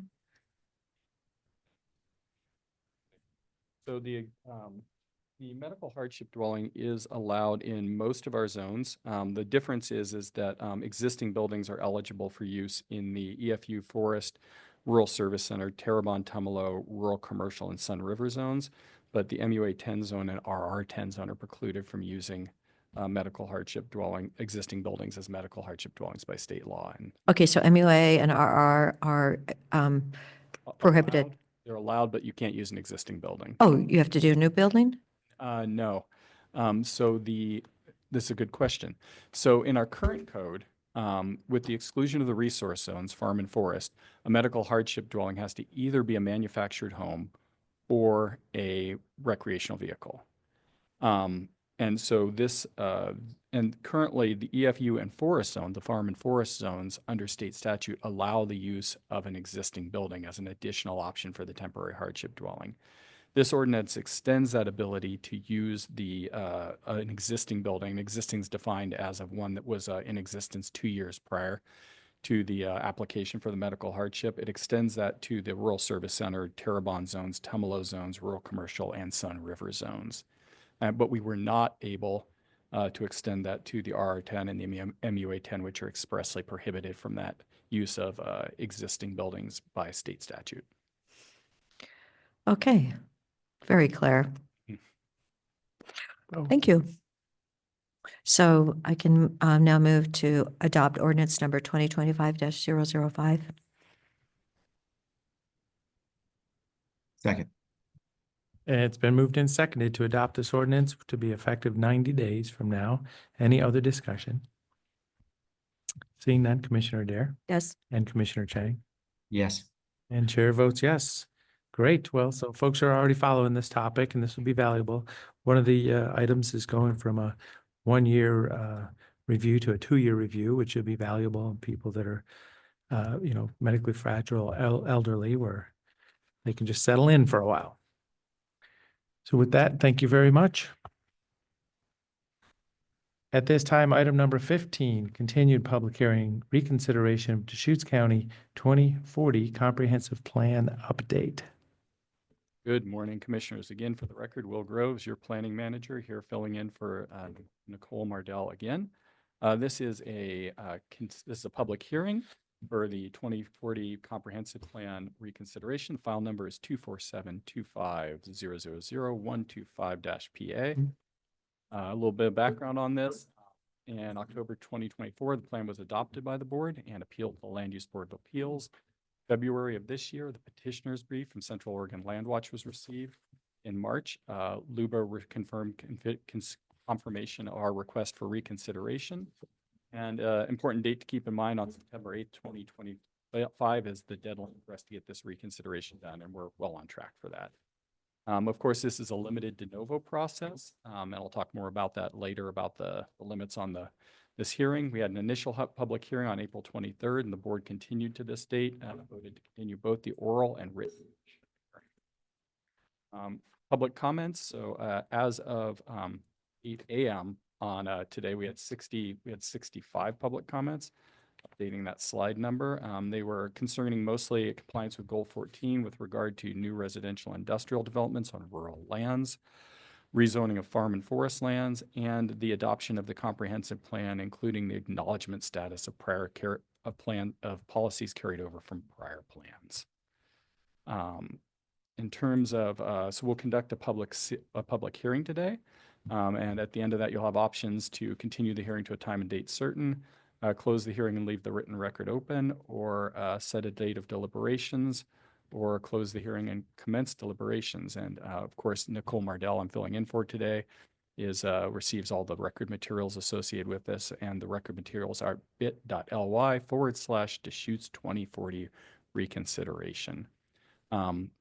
Because this is a continued public hearing, the normal statements that we do at the beginning of the public hearing are not required at this point, and I'm available for questions. Thank you very much for that introduction. So yes, this is a continued public hearing, Comprehensive Plan 2040 legislative matter. So, but we are at that kind of narrowed testimony related to petitioner's brief submitted by Central Oregon Land Watch. And so, yeah, we paused the appeal, and this is a reconsideration on the matter. So just kind of getting my head around where we're at too. So at this time, we have 2 requests to speak. If there's anybody else in the room, please fill out a forum, and then also anybody online. So I think I just received these in order. So Rory Isbell, please join us again for Oregon Land Watch.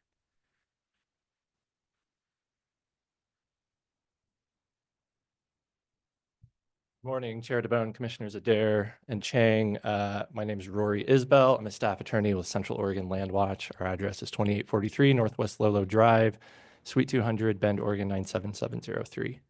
I want to thank you once again for hearing public testimony on your reconsideration of the 2040 Deschutes County Comprehensive Plan. As you know, Land Watch's appeal of that plan is really based on Goal 14 of the statewide land use planning program.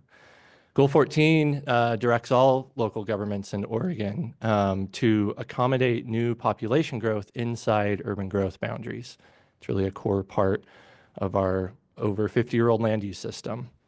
Landwatch believes that Goal 14 limits how much accommodation of that new residential, industrial, and commercial growth a county may allow on its rural farm and forest lands. The policies of your new comprehensive plan allow unlimited rezoning of those lands for that new residential, industrial, and commercial growth. As this board well knows, over the last several years, the rate of these conversions of farm and forest land for those uses has been accelerating. County staff records show that around 3,000 acres of farm and forest lands have been rezoned for those residential and industrial uses over about the past 12 years.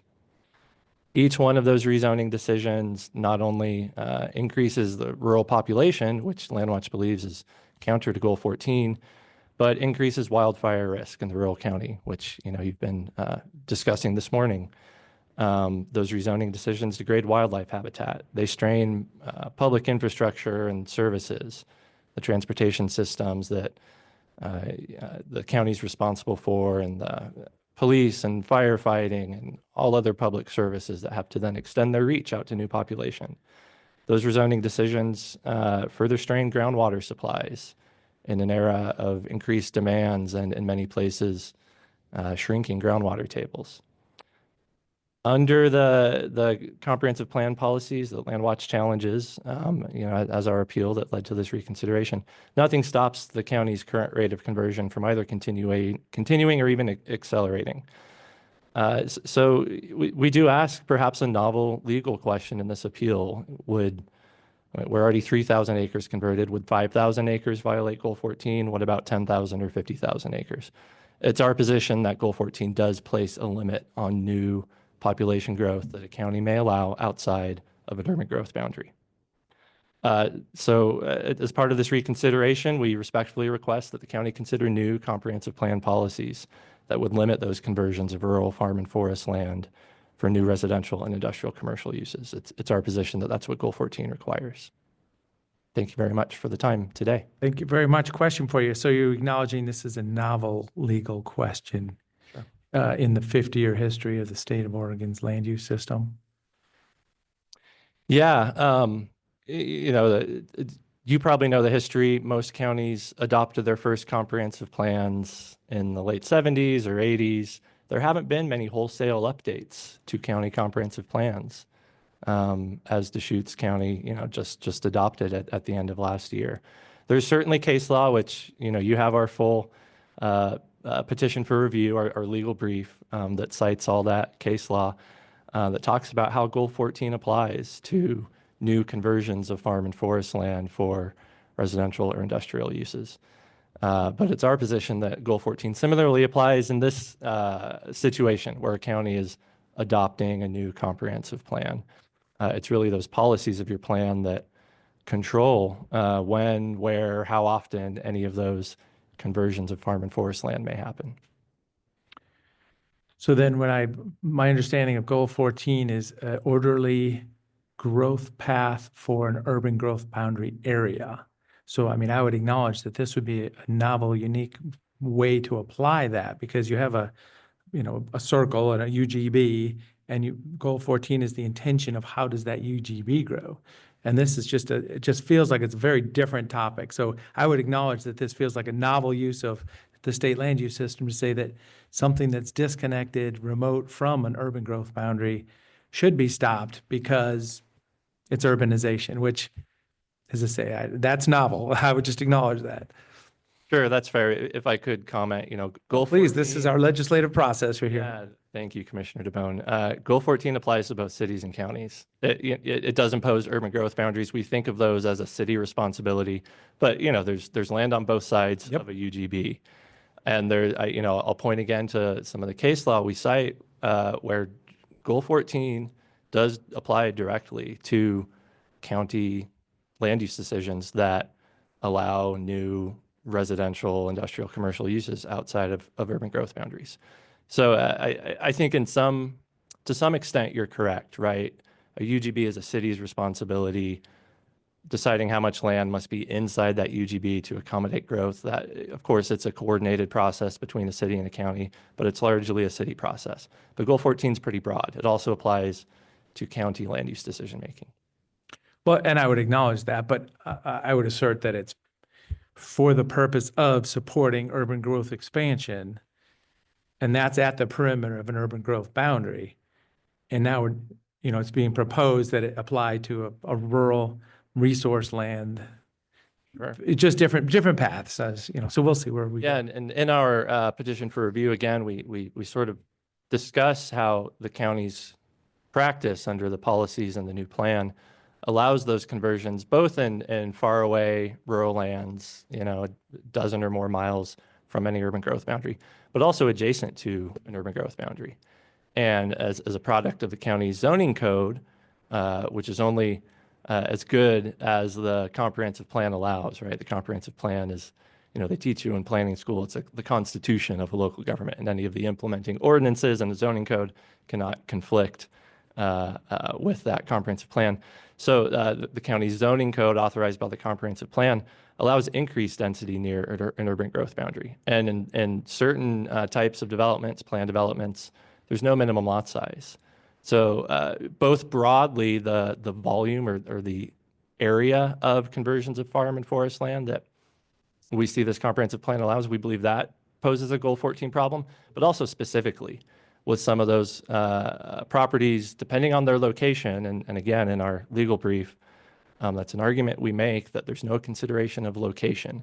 And in those instances where conversion of farm and forest land near, or in many cases adjacent to, so bordering an urban growth boundary, allows a new residential neighborhood with no minimum lot sizes, we believe that's a pretty clear Goal 14 problem of accommodating new urban population growth outside of an urban growth boundary.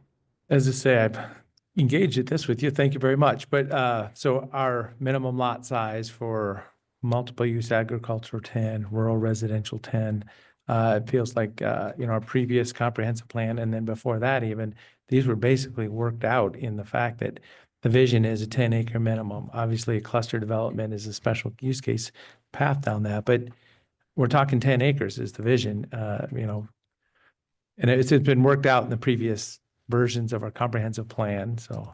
Sure, and I think that's a great point, that those zones were created in previous versions of the comprehensive plan. Both the MUA and RR zones were adopted, 30, 40 years ago when the county adopted its first comprehensive plan in 1979.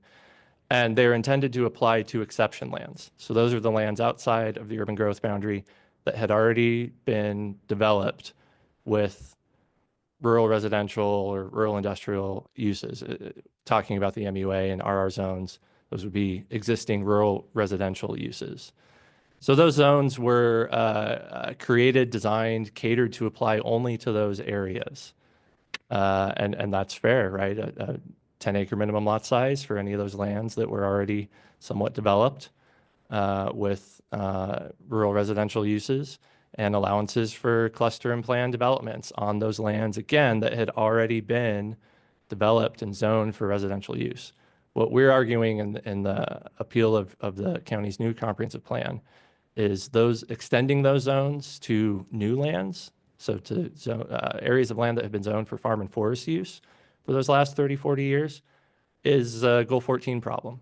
That is urbanizing new lands. It might not be if we're applying those zones and the uses allowed in those zones to those existing exception lands that were already developed in the 70s and 80s with residential uses, but it is to those new lands. It could be concluded that there was a catch-all zoning called resource land about 1979 that the intention was to get back to it someday. The Big Look, which was a legislative effort, and this is all resisted. But the discussion is still out there. If you have land zoned resource that's not farmable for a profit. So as I've always gone down these paths, but yeah, any thoughts along? I mean, we have lands that probably, it was just a catch-all back in the day, the beginning of the state land use system. Sure. so non-prime open space land. You mentioned the Big Look process, and it was created by the legislature. It's in statute that was in 2007, 2009 era. Landwatch would welcome a policy in the county's comprehensive plan that requires any new conversions of farm and forest land to be achieved through that Big Look process. It's an existing process in statute. It's a legislative process where the county controls looking at all of its lands zoned farm and forest use, considers whether some of them are incorrectly designated, which, may very well be the case. Just catch-all designated. We don't even need to say incorrectly, just catch-all designated is what I would say. Sure. But through that Big Look process, it's legislative. It's not a one-off quasi-judicial process that's really applicant controlled. And our position fails to consider a lot of important community considerations like the Big Look process would require: carrying capacity of those lands, impacts on wildfire and wildlife and water resources and public services. So I think that's a great point to bring up, Commissioner DeBonne, that the Big Look process exists to accommodate these types of concerns of potentially rezoning rural farm and forest lands. Great, thank you for the discussion. Any other thoughts? Commissioner Commissioner Chang has his hand up. I'll wait. Go ahead. Okay, that's fine. Oh, wait, too. Well, thank you very much for your joining us today. So, and then Adam Smith. Oh, no, if Commissioner DeBonne, if Commissioner Adair doesn't want to talk, I'll go ahead and. Oh, okay, so yeah. And you can both come up here, but yeah, I it was sounds like just you want- letting her go first. Got it, understood. Yes, you were. That's what I do.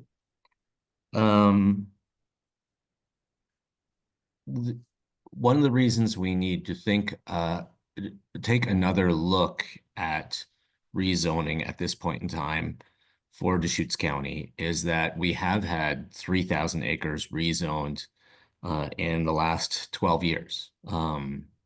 That is, some of that is right sidled up next to an urban growth boundary. Some of that is way out in the rural in the county. In the cases where it's way out in the rural in the county, it is having some significant impacts. Many of which Landwatch has mentioned. Groundwater levels, wildlife habitat, wildfire risk.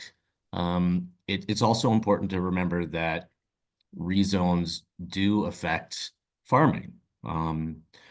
There are all kinds of allowable farm uses that we have explored in depth on EFU zoned lands, putting, managing machinery, dry land grazing. There are all sorts of components of a viable ranching operation or a farm operation that can go on lands that are, not great soil, don't have water rights, that, out in the rural county really could be critical components of a farm. So it's important to remember that these rezones do affect farming operations. They also drive up the cost of EFU zoned land, sometimes in a very speculative way. So we're seeing people buy EFU zoned lands, with a significant amount of confidence that they can get those lands rezoned to rural residential 10, and then build some high-end luxury homes on them and make good money. And that's great for them, but for farmers who actually want to buy EFU zoned land to be able to farm, it's not so great to have that kind of speculation going on in the market for EFU zone properties. So if there are these valid concerns about the scale of rezoning that's happening and whether it ultimately adds up to urbanization or not, I think it is appropriate for us to consider some kind of new policy to address the cumulative effects of rezoning in Deschutes County, and that taking a cumulative look could be, it could be very nuanced, right in close to the urban growth boundaries. We could be asking ourselves whether these rezones are meant to facilitate urban growth boundary expansions and genuine urbanization of those lands, which I generally support, or whether they are, these rezones are intended to chop up the rural landscape with all the impacts that we've discussed and borderline urbanization type development in remote rural areas. So that's just a pitch for us to take this, concern about our comprehensive plan and turn it into a new policy to, again, take a careful look at the cumulative impacts of rezoning in rural Deschutes County.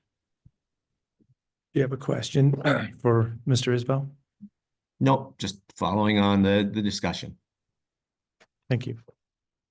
Thank you. Mr. Adam Smith. I'll say something after Okay, Mr. that's fine. Smith. Yeah. All right, I was taking a quick note. For the record, my name is Adam Smith. I'm a land use attorney with Schwabe, Williamson and Wyatt. Our address is 360 Southwest Bond Street, Suite 500 here in Bend, 97702. I'm testifying this morning on behalf of one of my clients, Pohaku Farms Development LLC. I want to clarify, I've been involved in comp plan before on behalf of COID. Because Goal 14 issues don't really involve the COID, that's why I'm testifying on behalf of a different client. But I just wanted that to be clear in the record because of my past involvement. Although I'm testifying on behalf of Pohaku Farms Development, there are a number of practical implications to both current clients and past clients. As I'm sure the commissioners are well aware, I've personally been involved in a lot of the cases and have defended the county's decisions on, these Goal 14 arguments that I think have stemmed Landwatch challenging the comprehensive plan. So with that in mind, I welcome any questions. Please interrupt me, please. I welcome the same dialogue that you have with Central Oregon Landwatch. I really want to talk about what I perceive are the practical implications to Landwatch's challenge. And as I see it, there are really two issues. The first issue, if you really play this out, if you walk it through, what's going on here potentially invalidates all of the good work that CDD consultants, the county commissioners, the planning commission, members of the public did to develop the 2040 comprehensive plan. And I note that because Central Oregon Landwatch is challenging provisions that have been in our existing comprehensive plan and have been relied on by numerous past applicants to show that map amendment zone change applications were consistent with Goal 14. So if the county doesn't amend those existing provisions and Landwatch appeals and succeeds in basically being able to reinvigorate some challenges to those existing comprehensive plan provisions, that could be end in reversal, it could end in remand, but ultimately the county may end up with the existing comprehensive plan, which allows these map amendment zone changes to go through. That's been repeatedly litigated to the Court of Appeals and has been repeatedly affirmed. So all that's really happening here is Landwatch's challenges are risking all of the good work that's gone into the 2040 comprehensive plan. Just wanted to note that practical implication. And second, I would argue that map amendment zone changes on individual properties are a necessary planning tool. As we all know, 50 years ago, properties slipped through the cracks. I have no doubt that there are properties zoned EFU in Deschutes County that probably shouldn't be. They slipped through the cracks. Even going through a Big Lick process or any legislative process, properties will slip through the cracks. You always need to provide property owners an opportunity to come in and to say, hey, the zoning's not appropriate on my property, and here's why. And in order to do that currently, you have to demonstrate that the property doesn't have good soil, that it doesn't have impacts to farm and forest properties. You go through a robust process before you're ever allowed to do a map amendment zone change in the first place. I wanted to provide, one example. A lot of these arguments are already having a chilling effect on map amendment zone changes coming through. There's one example that I'm aware of that I know Deschutes County has been supporting. That's the Gales project. You know, it's located at 62150 Hamby Road. It's approximately a quarter mile from the UGB. I mean, Land Watch has testified that they're specifically concerned about these map amendment zone changes, you know, within proximity to close UGB. This one's a quarter mile away. It's zoned EFU. The applicants are seeking a map amendment zone change, just like all the other map amendment zone changes out here, to support or to allow development of several different uses that will support our houseless community in Deschutes County. They applied for a $25,000. It's debatable if it's a grant or a loan or how it's going to be structured, but they asked for $25,000 from the Coordinated Homeless Response Office Board. That was approved on May 5th. My understanding is that the county commissioners, because they support this specific project, are going to take a minimal role in how that project is ultimately reviewed and hopefully approved. Commissioner Chang noted during the meeting that he had already had conversations with land use watchdog groups about this particular project. You know, to be clear, I'm not opposed to this project. My clients are not opposed to this project. I can't imagine why anybody would be opposed to this project. But it demonstrates that this is a necessary tool that we shouldn't throw away entirely. No matter what we come up with, you're always going to need a safety valve for individual property owners to be able to come in and say, my property's been miszoned. How do I fix it? So the takeaway, really, the Gales project demonstrates why these map amendment zone changes are necessary tools and why I would advocate that the comp plan should not be amended to take away this specific tool. I would love to address some of the questions that were asked, if allowed. Sure, and I have one for you. It was mentioned that, you know, farming needs to be supported. Cost of farmland could go up. I'm thinking that could happen in either scenario. If the door, and I'm just thinking, do you have thoughts on this? If the door is closed to future amendments, any existing farmland, the value is going to go way up. And then it's going to be a competition of who has the biggest checkbook to be able to even invest in Deschutes County. I mean, just, is that scenario something that triggers a thought? Commissioner, despite my name, I'm not an economist. Well, but both ways it kind of goes. Is what I'm. But I will say in my conversations with property owners, nobody is speculating on buying property on the, oh, it's super easy to do a map amendment zone change. I would say these are some of the highest risk projects in Deschutes County. Nobody is out there buying up property because, oh, it's so easy to do a map amendment zone change. It's extremely difficult. It's extremely risky. And it's extremely expensive. It's extremely expensive. I mean, the 710 decision was issued on Friday by LUBA. That project's been going on for 3 years. I mean, the attorney fees on some of these projects are exorbitant. Even a project that only goes to LUBA and the Court of Appeals once, like the Markin project that Land Watch appealed at the end of last year, these are very, very expensive and risky projects. So my guess here is that there are lots of other factors that are causing the price of property to go up, and it's not the, you know, the aspirational concept that I'm going to buy it into a map amendment zone change. I think those are just too risky of a proposition to realistically be driving up the property. And that system wouldn't go away with the comp plan as proposed. No. So, yeah, I'm interested in hearing more as long as there's not an objection specifically. Yeah, Commissioner Chang. Yeah. To this point, I would just like to say that the allowable development on a piece of property affects the price. You know, I would ask Adam Smith, you know, if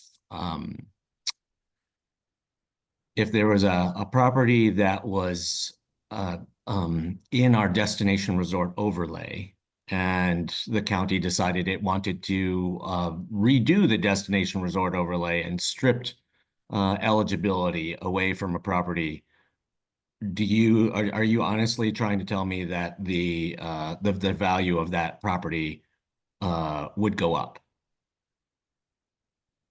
Look, again, I'm not an appraiser. I don't know how, when you're appraising property, how realistic some of these contentious and very difficult zoning applications directly impact the price. My understanding is that they're looking at the highest and best use when they're appraising property, and especially with a destination resort and the history with Thornburg, I would say that is again a pretty tough sell. All I can really do to answer that question is to answer in the same way that I talk to clients on a weekly basis, and I tell people these are very hard, very risky projects, and there is no guarantee of success. So whether or not that's propping up the property values of farmland throughout Deschutes County or not, I can't say. Okay.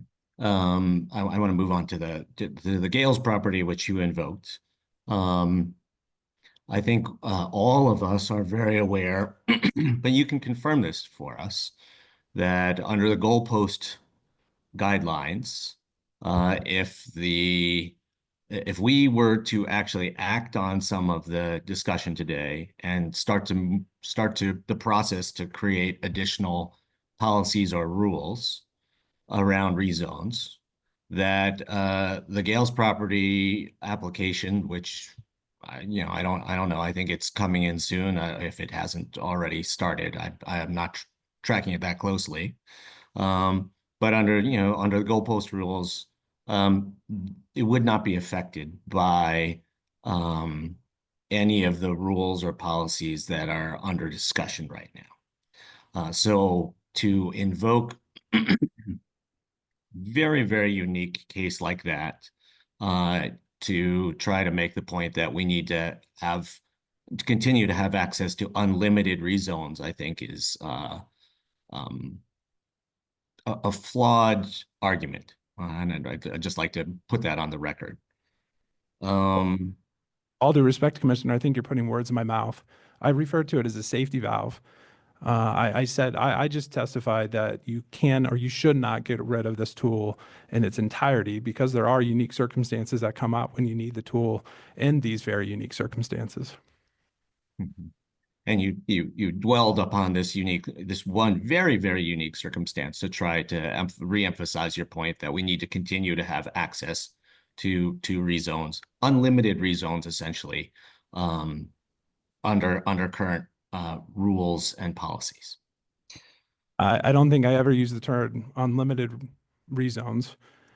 No. I don't. Rezones. You don't have to. Project, you have to go through a very robust application process to show that the property doesn't warrant Goal 3 protection, that it's not going to impact neighboring farms. I mean, it's. I don't at all agree with the way you're characterizing my testimony, respectfully.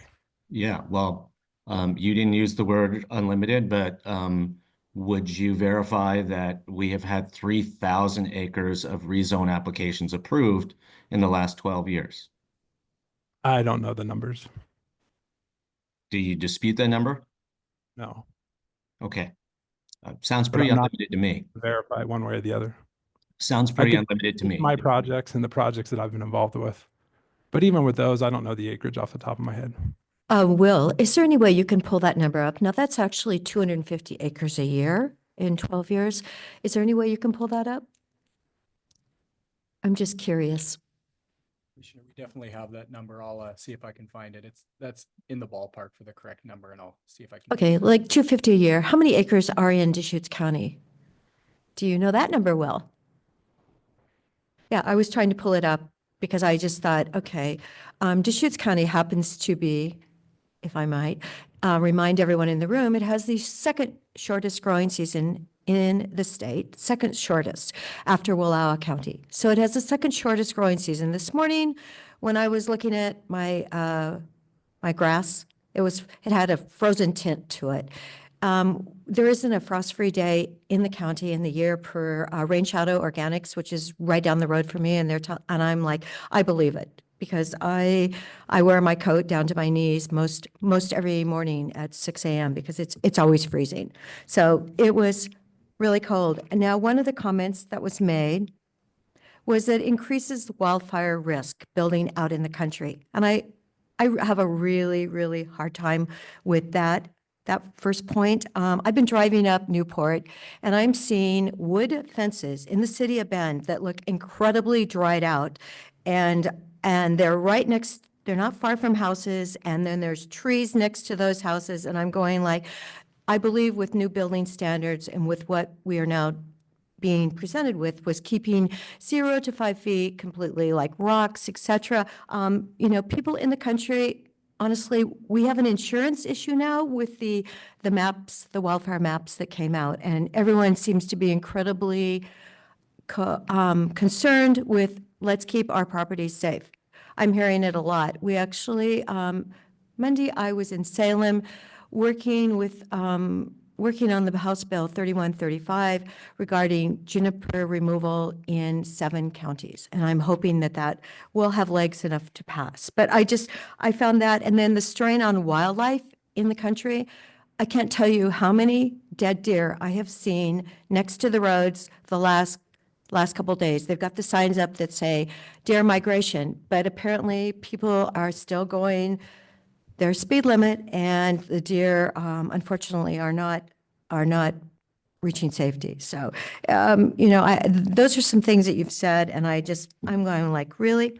Anyway, we do pay. Well, this will get down to some very specific, the novel legal question that was laid in front of us. Adam, yeah, you mentioned you had a few more items, a few Yeah, more no, I was topics. hoping to actually answer, you used the term the novel legal question. I was hoping to answer that question that you asked my colleague directly. I would posture that it's not a novel question. This question has been asked and answered in every single map amendment zone change that's been challenged to LUBA in the Court of Appeals for, I'd say, at least the last 5 years. The counties MUA 10, RR 10, and RI zones have repeatedly been relied on. The fact that the county went through a process to have those zones be acknowledged by LCDC has been repeatedly relied on by applicants on map amendment zone change over and over and over again. And I don't see this as really a novel question. It's just asking the same question in a different legislative forum. But it's the same question that has been repeatedly litigated, and applicants have prevailed on the Goal 14 issues over and over again. I also wanted to comment, my colleague was referring that Goal 14 requires, I think he said, all population growth within UGBs. I would posture that Goal 14 functionally works by assuring that rural uses are maintained outside of UGB and urban uses are allowed within the UGB. That traces back to at least the RR10, the RI, and MUA 10 zones. All of the uses allowed under those zones were acknowledged by LCD as being rural uses, which is specifically why there is no Goal 14 issue when you rezone property to one of those zones. The last thing I just wanted to point out, and Commissioner Chang, I think specific to your comments about, being more supportive of these text or these map amendment zone changes that are, in the path of development and are really just paving the way for future UGB expansions. I just again wanted to note that, the Markin property, which is a stone's throw from the UGB, was challenged on Goal 14 grounds by Central Oregon Land Watch last year. So again, it goes back to this idea, either the tool is a valid tool and it's a necessary tool, or it's not. It's really a black and white perspective for me. And if in all cases, if we universally say in all cases we don't want map amendment zone changes, then, by all means amend the comprehensive plan and let's get rid of that option. But if there's any conceivable opportunity, if there's any conceivable case study where, yes, we want to be able to do a map amendment zone change on an individual property because, as I've testified, I think sometimes things slip through the cracks, then you should make sure you keep that option alive in the comprehensive plan. And then, as is currently occurring, whether a map amendment zone change is allowed on any individual property works itself out through the quasi-judicial process. Great, thank you so much. Commissioner Chang. Yeah, I have other comments, but just in response to, it's not a it's a black and white thing. It's not a black and white thing. If we were to adopt some kind of policy that took a look at cumulative impacts, it would allow us to move forward with some rezones and say about others that, this crosses a threshold of cumulative impacts that we don't want to cross. So we can make this not a black and white thing, or we can deal with it in a very thoughtful way, and we can deal with it in a very, very thoughtful way. But what I actually wanted to go, when I raised my hand, what I wanted to say, or what I wanted to respond to was Mr. Smith's discussion of not wanting to invalidate the good work of Community Development Department and various stakeholders. My question to Mr. Smith would be, do you know how many comments were made verbally, were submitted in written record, were made in focus groups, asking the county in this comprehensive plan to protect the rural, to keep the rural, to protect people's wells and local groundwater levels from the impacts of large scale rural development, urbanization of rural areas. How many comments were made to ask the county to try to protect wildlife habitat? Because, if you don't have habitat, then you don't have any animals that will get near the road and be killed by vehicle collisions. Habitat is the foundation. Habitat, water levels, fire, keeping the rural, protecting farmers from speculative land purchases, so that new farmers could actually get started in this community. Do you know how many of those comments were submitted to the record? And I would say that this comprehensive plan process has been a travesty in not listening to the people of Deschutes County and validating their concerns and making those things, making accommodations, making protections for those things in this comprehensive plan.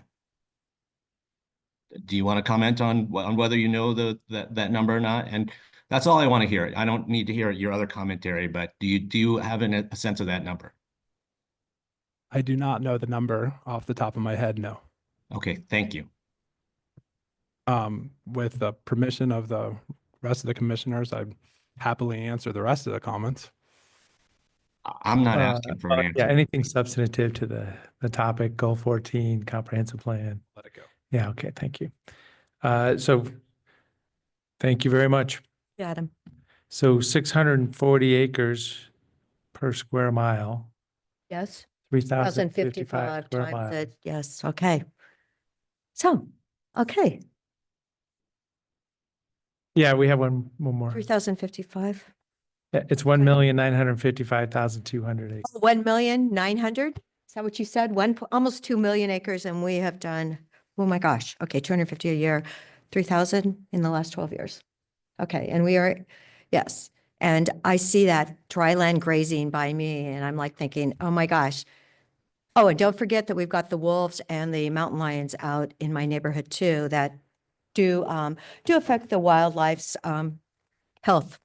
We're gonna get one more comment from staff here and then we'll go to Doreen Tai. Yeah, just to follow up on that question about acreage, commissioners. Since we've approved about 1,500 acres of EFU to other designations, some of these larger numbers you see include zone changes from other zones, from other resource zones, so other farm and forest into something other than a residential zone, so rural industrial. There's also a lot tied up in the courts right now and moving through the process. So 1,500 acres definitely across the finish line, rezoned, and depending on how you count it, plausibly, up to 3,000 acres that are in motion or were rezoned in one way out of resource zoning. So depends on how you count it. Yeah, the zone, If you're going to count it the process. now or it's in process? Exactly. Okay. And also if you're expanding that notion from things that went from EFU to rural industrial as opposed to a residential zoning. Okay, 2 million, almost 2 million, 1.9. Thank you. Thank you. I don't know why I couldn't figure that out. Oh, well. So with the raise hand feature, we saw Ms. Doreen Tai joining us. Good morning, commissioners. I support Central Oregon Land Watch's appeal. I stand by many comments I've read in opposition to this 2040 plan, as well as comments submitted by myself and Harness Oregon in previous 2040 hearings, which very much had to do with your standardization of Goal 14 and related deviations. I would like to commend Commissioner Chang for his discernment in voting no on acceptance of the 2040 plan and bringing questions to so many other abusive land conversions. Do you hold hearings just for show and feigned compliance? It's not like you listen or adequately apply feedback or Oregon land use goals. Your constituents spoke loud and clear about their desire for orderly growth in protecting resource land, farms, and wildlife. You, however, have approved an essential removal of wildlife corridors long enough to get in some otherwise improper zoning conversions. With 2040, you remove nearly all EFU protections and you continue to approve huge conversions of EFU, like you've been doing for years in tandem with cities absorbing and urbanizing thousands more acres. You've removed buffer zones between rural and urban lands. You've allowed gouging and extreme pollution and interference to continue on resource and prime farmlands, while snidely saying that we don't get to shut the door behind us, to quote, which totally misses the point of Goal 14, prime farmland and resource land. You've also stated that Oregon's land use goals are, to quote, merely guidance, not law, as you approve more egregious conversions. It appears you've become so comfortable being so tone deaf to Oregon's land use goals and your constituents, while thumbing your nose at Oregon's rural land protections, that with 2040, you simply try putting a blanket policy on the entire county to outright permit and normalize what you've been doing for more than a decade. Wow. Just wow. It appears to me that you are working for a constituent base that does not exist. More to the point, you are working for what? What is your incentive? Who? I guess with mail-in ballots, you'll never need to worry about being dethroned before your agenda is implemented. Meanwhile, you promote raised burdens and taxes on rural lands, active farms, and rural residents, and give yourself raises, so now you're making what? Some shy of $250,000, while a huge population of your county and constituent base struggles to buy eggs and milk, farm produce. I do hope this 2040 plan catches the attention of auditors who will finally take a look at what is actually going on here, and voters get savvy to what they are actually voting for. Fix the 2040 plan to reflect what the people who live here have asked for: compliance with and observance of Goal 14 urbanization, order, protecting our rural lands, wildlife, resources, and basically honoring the intent of Oregon's land use goals and protecting what makes Central Oregon special. Thank you. Thank you very much. And then following, I think I saw another raised hand. Mary, please introduce yourself and thank you for joining us.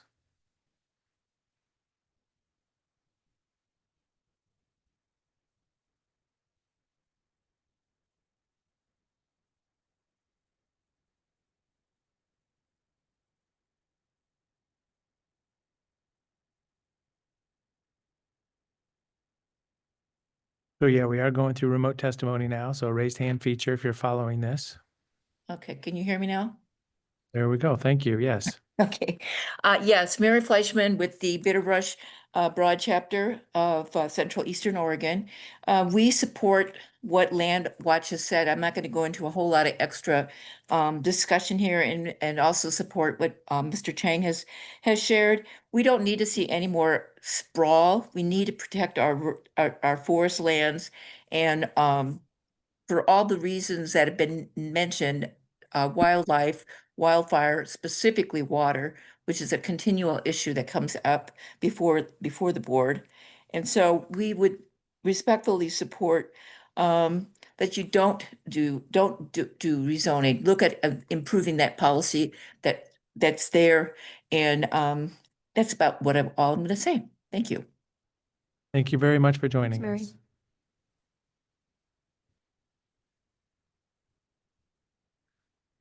Commissioners, I'll just note that we have received one additional written comment in the record by email during the course of this morning's Thank you. hearing.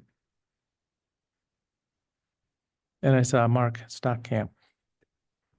Exactly. Oh, okay. Wait, Oh, he's he's here. right Okay, there. Yeah. great. Okay. Hi, commissioners. Can you hear me? Yes. All right. Mark Stockamp. I live at 60204 Navajo Road, Bend, Oregon, 97702.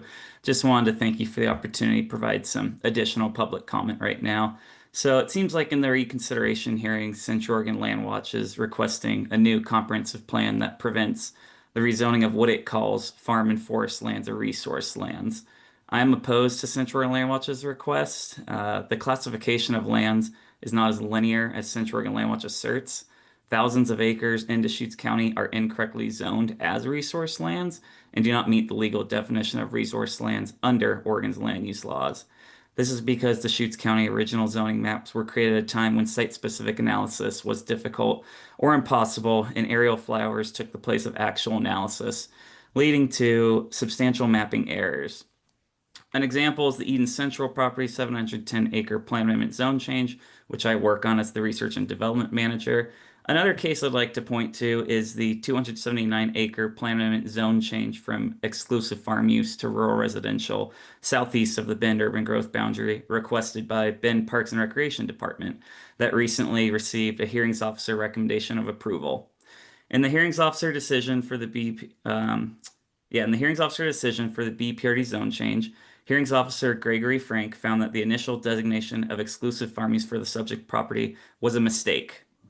Hearings officer Frank found the evidence provided in the record was persuasive that the initial EFU zoning was based upon generalized soils mapping data, and that the applicant's soil study and report were more accurately and precisely identify the soil characteristics of the subject property.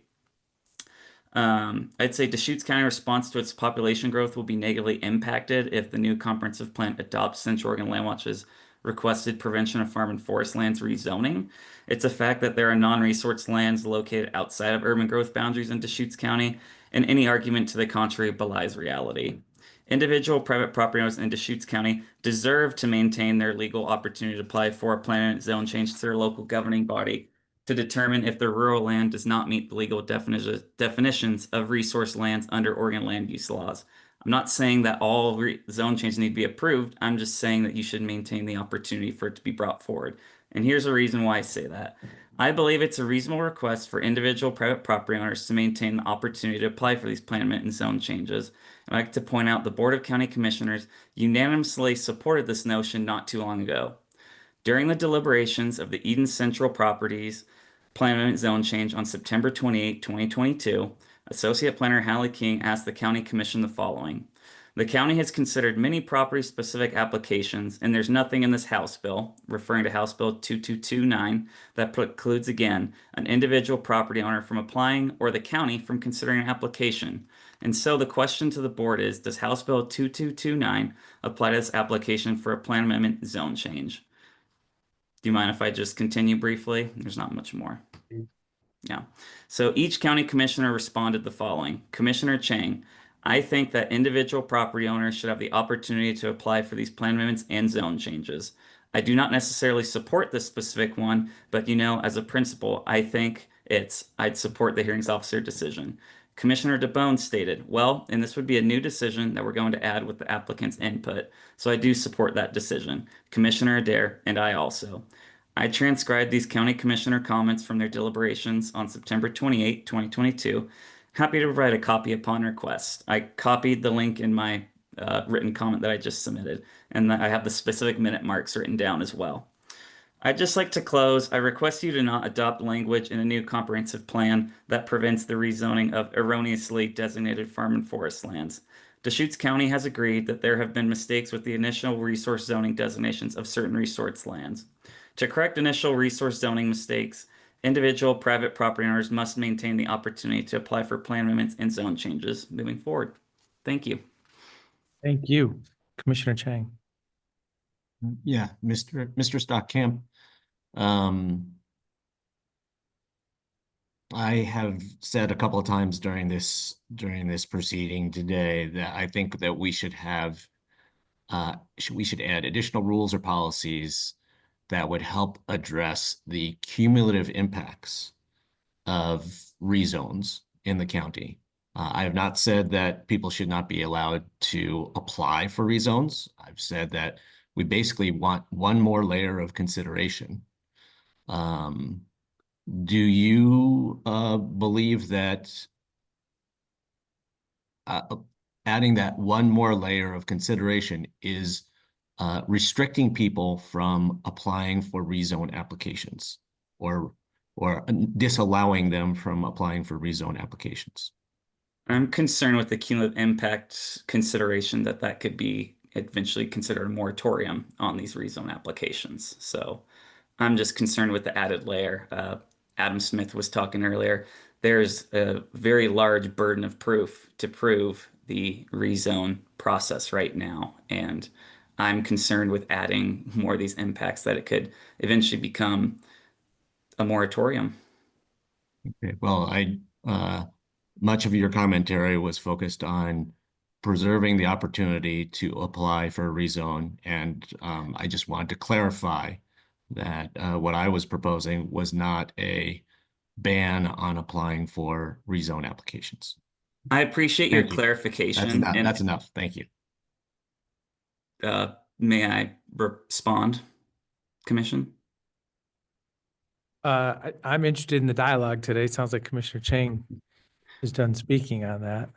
Well, I specifically wrote it that way because what has been identically submitted into the record multiple times by Central Oregon Land Watch's supporters, it's saying to prevent it moving forward zone changes. So prevent sounds a lot like it could become a moratorium. And Commissioner Chang asked the question earlier to Adam Smith, the number for comments for the whole comp plan. I don't know that number either. It's probably Nicole Mardell who's on vacation. I can tell you this, there's 72 public comments in this reconsideration hearing. And what I can tell you is that I reviewed the record. 55 of those comments were submitted via Central Oregon Land Watch's engagement platform, Every Action Custom. So that's 77% were submitted that way. So that provides a little bit of clarity. But I appreciate you clarifying, Commissioner Chang, but with the comments that are in the majority in the record are saying prevent zone changes. So that's why you're getting my testimony. So thank you for the opportunity. When I was speaking to Mr. Smith, I was asking him about his familiarity with the record prior to the October 2024 decision, in which there were many, many hundreds of comments asking the Deschutes County Board of Commissioners to protect the rural character of our community, to protect our groundwater, to protect our wildlife habitat, to protect farming, which we have established has, there are many components of a farming operation that can be conducted even on land with poor soil and no water rights. So that was what I was asking about, not the current record. If you are familiar with those numbers, feel free to comment. Otherwise, my question has been answered. Thank you very much. Thanks for the opportunity. Appreciate it. Great day. Thank you for those numbers, the analysis. Is there anyone else online? Okay, thank you. So as I say, this has been a continued public hearing on the reconsideration of the Deschutes County 2040 Comprehensive Plan update. And it was mentioned that there's a written submittal. So Mr. Stockamp just, I think he read it, the into the record, submittal that he yeah. provided. I could be wrong, but I tried to scan it and listen to his comments. So I think Great. it's the same. So yeah, as I say, this is for the Board of Commissioners to decide where we go from here at this time. Continue the hearing or close or leave a written record. Yeah, what's the will? I would say, well, I'm comfortable closing at this time. Right. That's a starting point. So for discussion. closing is, yes, we need to close it. I would cite Doreen Ty's comments that, basically hearings like this are pretty much just for show, and everyone has their minds already made up. So if that's the case, then I don't see any reason to draw this out any longer. So as I say, this has been testimony related to the petitioner's brief. Having this record, I want to use the right term sometimes. So the appeal has been paused for this reconsideration. Is there any other guidance? Maybe it will. Do you have any thoughts? Closing the record, what does the next step look like here? Yeah, certainly. Thank you, Commissioner. So In coordination with Nicole Mardell, we had identified that closing the record today would be, potentially an appropriate action. There have been, written comments that Nick Lelak has identified, and those have been captured in the record.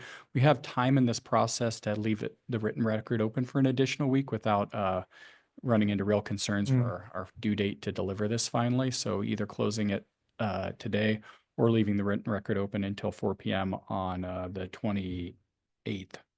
Correct? The 20th. In case this engages some other Right. folks. Yeah, there might be Maybe some that's- farmers out there that want to send me an email, Well, Yeah, certainly. So it's been a long process. people that are working. We certainly, at least from CDD's perspective, have the ability to meet all our timelines and leave it open a week. So either of those are very viable options. Yeah. So, yeah, and that sounds like, if there's, I mean, this is it's amazing. This is very engaging and it's serious business, right? I mean, this is the Copperland of Deschutes County. And there's definitely passion on multiple sides of this. So I when is our support. date- When is our date due for this? I mean, you said we have time, Yeah, so we have to complete it by September 8th.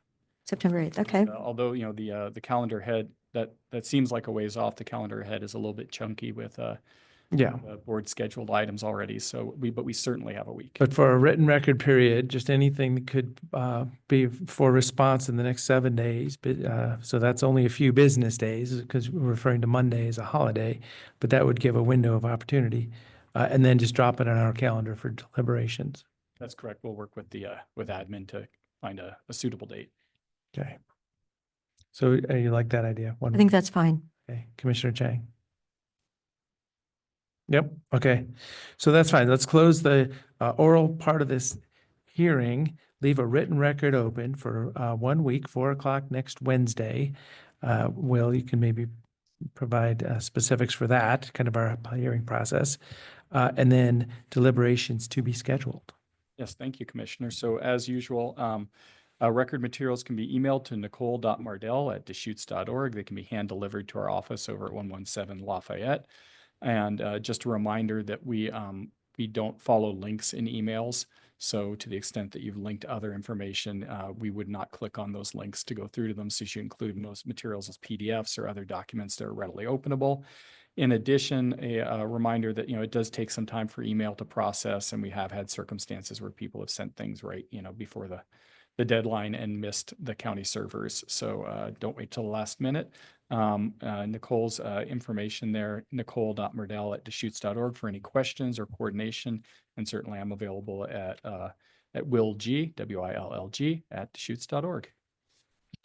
Thank you very much. So that'll conclude this agenda item.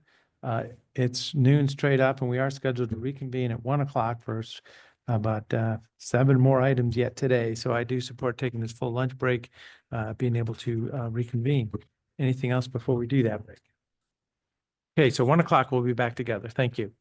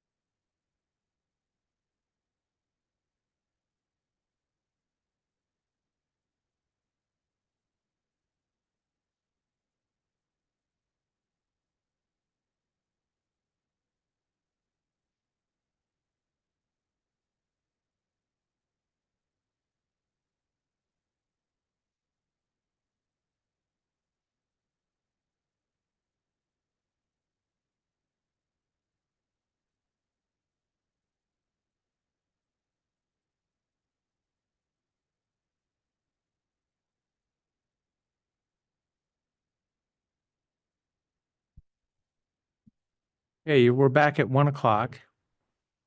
Commissioner Chang is online. We're working on promoting you back to panelist, but we acknowledge you're there. This is the Board of Commissioners meeting, second half, May 21st, 2025, 1 p.m.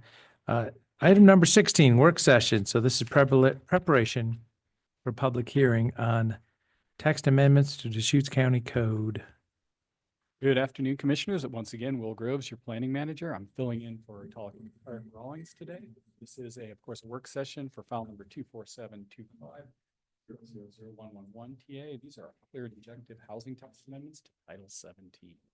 I have a PowerPoint here that if I find myself promoted, I will join and share.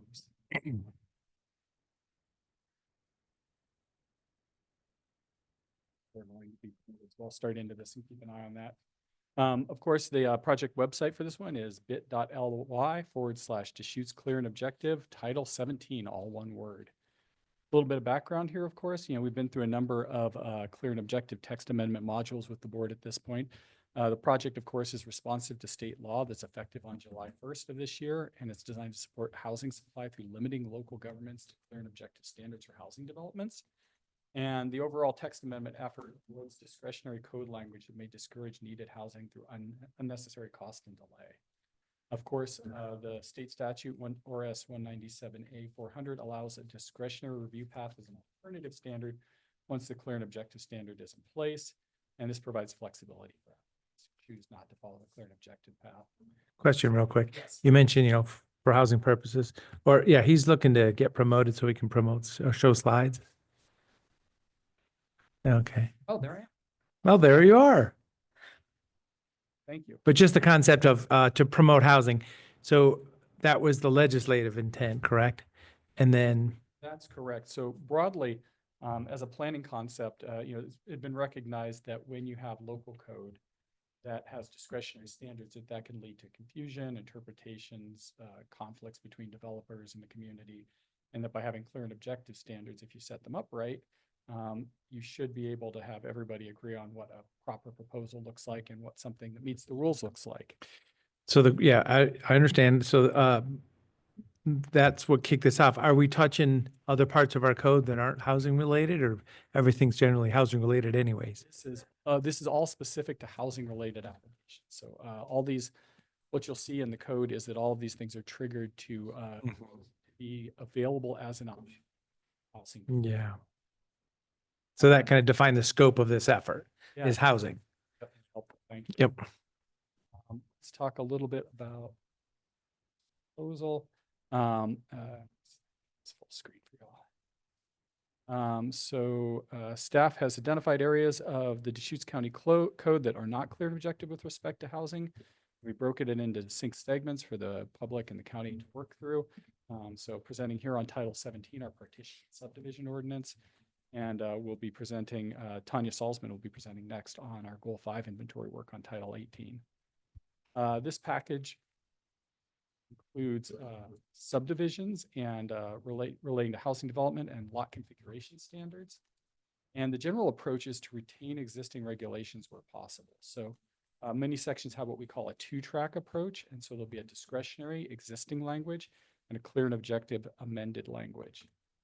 We've seen a little bit of this so far, but really these next two modules lean into this more heavily. The idea is to really try to keep the existing opportunities in the code the same and open up new opportunities for clear and objective review that closely mimic those existing opportunities. So the amendments focus on land division platting in Title 17, so subdivisions, partitions, lot design in those subdivisions and partitions, as well as the access layout for road frontage, sidewalks, road dedications. Looking at the public and agency comments we've gotten so far, going through the initial process with the Planning Commission, no agency comments to date. The public comments I'm summarizing here, they're all, of course, in the record. I think the first theme was details matter. In front of the Planning Commission, we got a number of comments from the public, and they had raised issues where relatively rare housing development types or unexpected consequences had the edits that staff had proposed, closing down opportunities that we meant to retain. So lots of helpful information there. lots of things that we've patched as a response to the planning commission effort there, and other things that we'd bring to you on deliberation. You know, there might be a question, you want to fix it this way or that way, but for those ones that there was a comment and everybody agreed that that was the correct way to fix it, those things have been implemented in the code.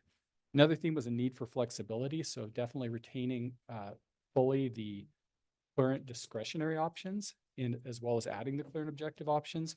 In Kyle Collins' previous module for definitions, in many circumstances, we tried to make it so that all applications would be clear and objective wherever possible.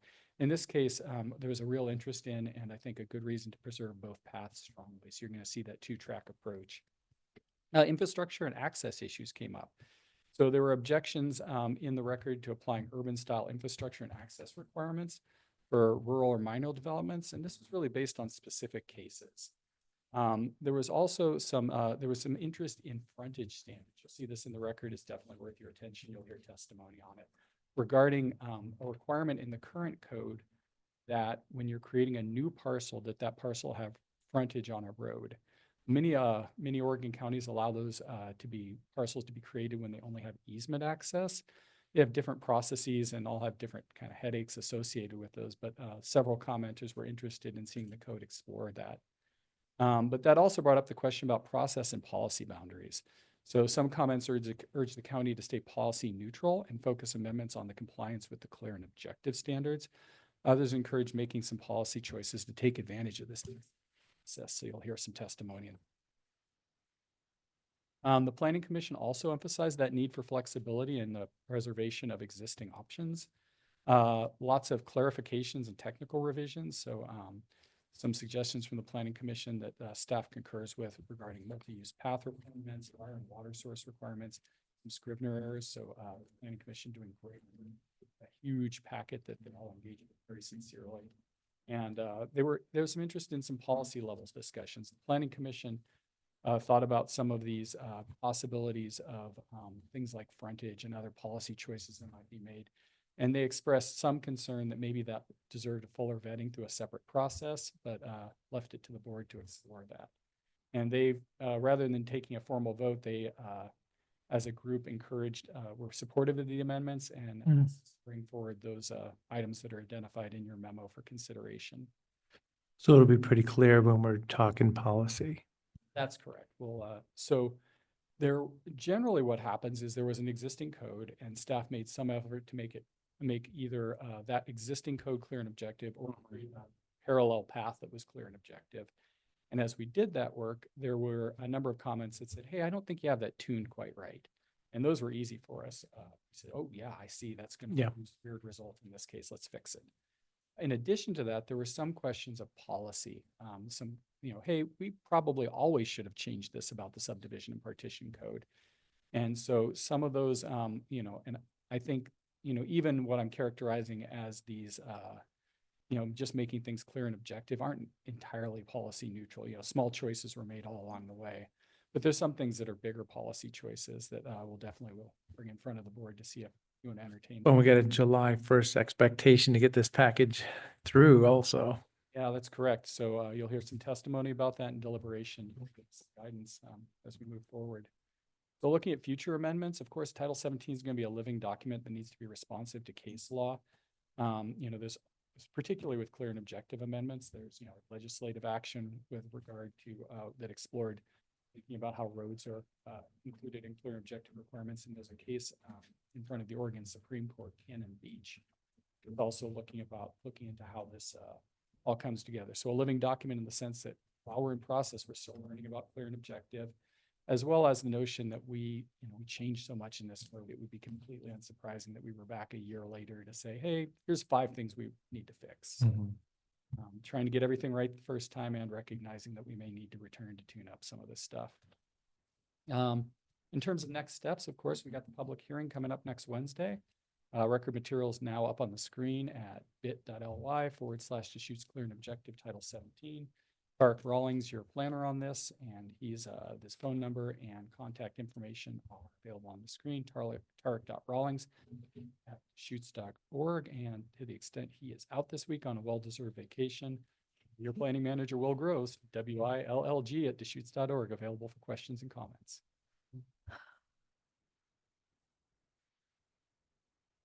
Great. So the packet is, yeah, quite a few pages here. And the memo lays out some of these big policy choice or the clear objective text, but also pulling out the policy concepts a little bit too. So I'll need to study a little bit more before next Wednesday, but hopefully we'll have some good engagement with that. Yeah, and the public's been really so grateful to the public. You know, this is a relatively esoteric exercise, and definitely some people have sharpened their pencils and dug in and provided some really valuable comments to help us make sure we get this right the first time. Or at least close Close to, close to being right the first Yeah. time. Many of the I's will be dotted. Right. Exactly. Any other questions? I think we're all set. Thank you. That introduction for the work session. And I want to thank the Planning Commission for reviewing also. So for your next item, Tanya Salzman, I'm hoping is going to join us. You got like oh, she's coming to join us. Good. She's going to come and present remotely here. She's recovering from a bit of a cold, and I'm prepared to fill in. Let's see if we can get her as a member of the panel. Is Tanya on remotely possibly?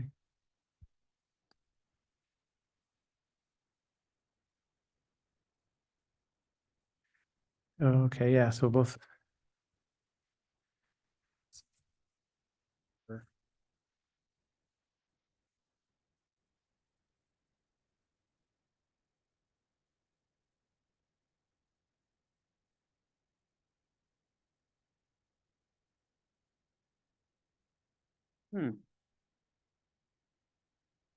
There she is.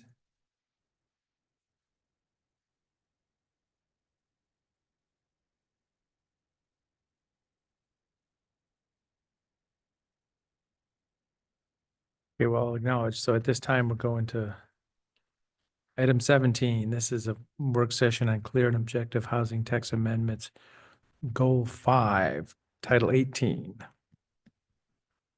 So this will be a separate package on this whole scenario and a separate public hearing on this next Wednesday.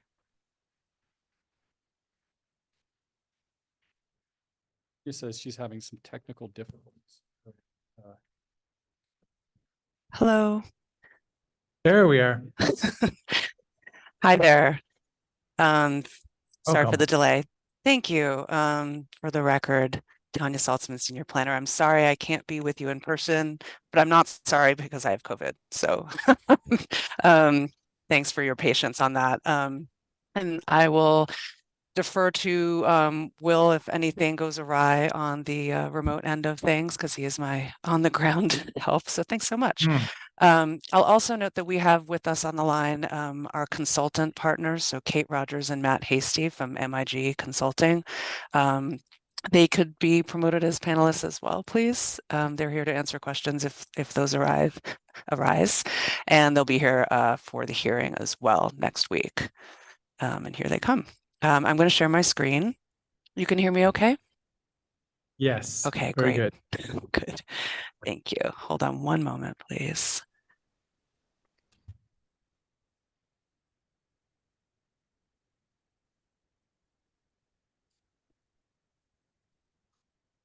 Okay, you can see that? Yes. Okay, wonderful. So this is a preparation for a public hearing for the next module of the Clear and Objective Housing Tax Amendments, and that's file number 247-25000-171-TA. And the full record can be found at this website, Deschutes Clear and Objective Goal 5. So Will did just go through a lot of the background and the overview and kind of the general concepts behind this overarching project. So I might just skip through these slides if that's okay with you, unless you want to hear it again. Just in general, the concepts of the clear and objective task. So this is the third module of this project. As we've discussed, you've gone through the definitions already. You just reviewed Title 17 with Will and Tarek, and this will be the goal 5. So I'm going to skip over these. In general, because we've talked about them.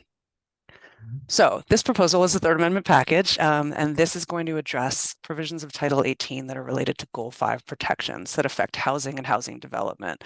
As we know, Goal 5 is a big term that's thrown around quite a bit. It generally pertains to natural resources, scenic and historic areas, and open spaces. In this case, the historic areas are kind of their own thing. So these amendments do not address historic areas, but they do address the rest. As noted with the previous module, the general approach is to retain existing regulations where possible. And in many sections that already have discretionary language, we're proposing a two-track system. So the existing language is generally the discretionary path, and the new or amended language is generally the clear and objective path. A little bit about the amendments themselves. Excuse me. As I noted, Goal 5 governs natural resources, scenic and historic areas, and open spaces. So specifically within this package, this is addressing the landscape management combining zones, the wildlife area combining zone, sensitive bird and mammal habitat combining zone, rimrock setbacks, wetlands fill-in removal. There are a few bits of these topics that go over into Title 19, which is just another section of our zoning code that addresses slightly different geographic areas. Once we get this package buttoned up, we intend to go back and do a sweep within Title 19. We thought that would be a cleaner approach instead of addressing all of them at the same time. The amendment package also looks at cluster and plan developments, as there is some overlap with Goal 5 resources.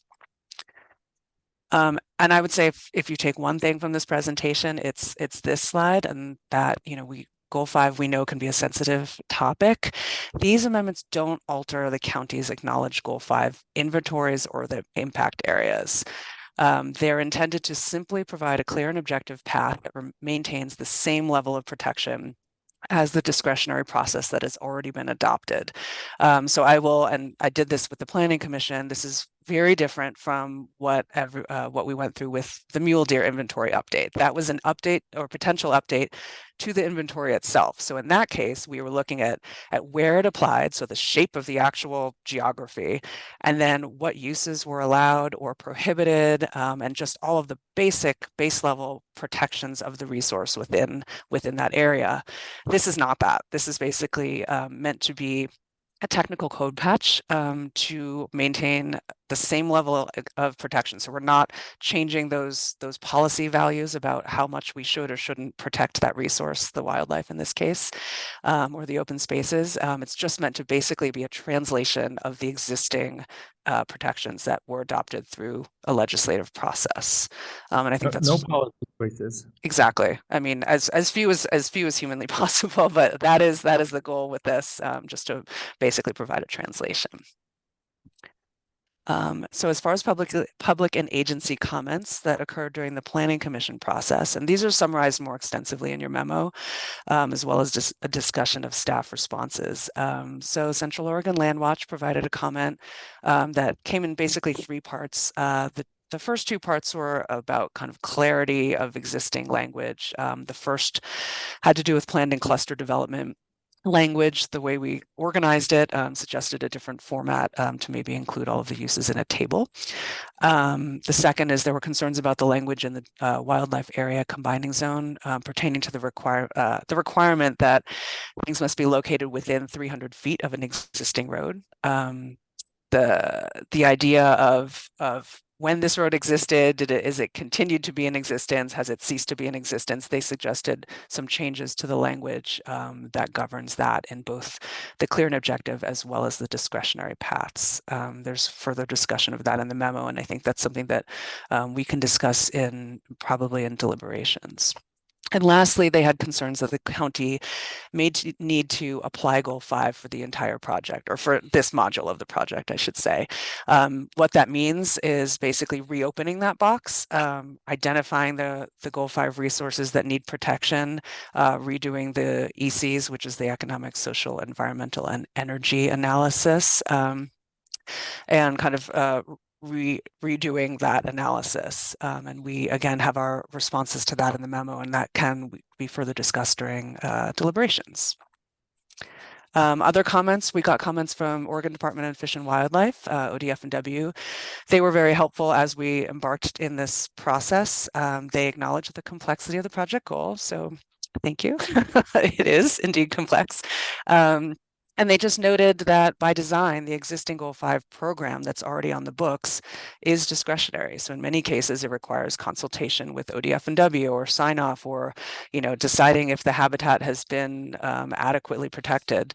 By definition, the clear and objective alternative removes that discretion. So that is inherently difficult for, if you're a wildlife biologist, it's difficult, it's a challenge. But that said, they did recommend maintaining the language that we proposed as is, which basically points to the existing EC analyses as ways to comply in a clear and objective path. So in other words, they just acknowledge that this is tricky for them, but they approve of our approach.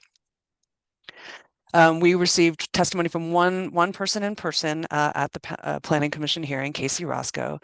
She questioned some of the paint palette requirements in the landscape management combining zone. There is further discussion of this in the memo. And she also had concerns about the wildlife area combining zone criteria in general as a whole, the uses that were prohibited or not prohibited, as well as the regulations concerning outdoor assembly. As we noted in the memo, and as I sort of noted earlier, those are beyond the scope of this project. That's kind of if we were to reopen that entire Goal 5 box, as it were. There were some comments from planning commissioners. Commissioner Cyrus just asked some questions in advance that we found helpful just for clarity concerning the existence of the dimensional standards in the wildlife area combining zone, and some clarity on the cluster and plan development regulations. Commissioner Williams sought more background on the paint palette decisions.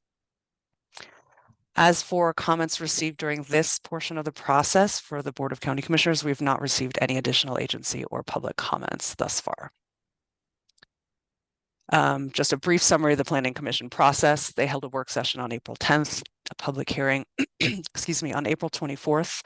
They held the written record open until April 30th, so just under a week, and deliberated on May 8th.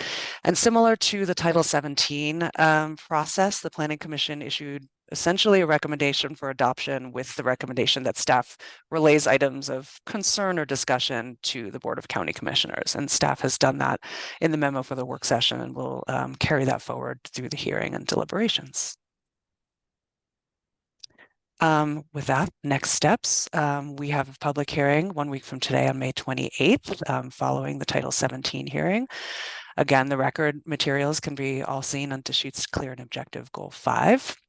And you can contact me with any questions or comments, and any record materials or testimony can be sent to me. And that concludes my presentation. Happy to answer any questions. Thanks. Tanya, our packet Yes. today, will anything additionally be put in next week's meeting for? No, that will be the same. The amendments will not Will have be changed. the same, right? Correct. Okay, all right, Yeah. that's what I was thinking. Yes. Commissioner Chang. Tanya, thanks for drawing the distinction between adoption of a new wildlife inventory and this process. I did want to ask, so we will modify all of our rules and regulations through this amendment, and then if we do adopt, through a separate process, if we do adopt new inventories, new maps for our wildlife overlays, then basically the clear and objective regulations will apply to the new areas as well as the prior wildlife overlay areas as well, right? I'll put that in a different way. When we did the mule deer update, it was kind of a new set of regulations. So the existing polygons maintained their regulations. So they were slightly different sets of regulations, but there will have to be clear and objective regulations that apply to anything that is adopted in the future. So if we were to start a new one from scratch next year or something, then those would have to have a clear and objective path.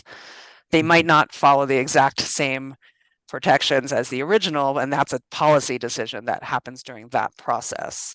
But yeah, there has to be some clear and objective language to address that. Does that make sense? Yes, thank you. Okay, you're welcome.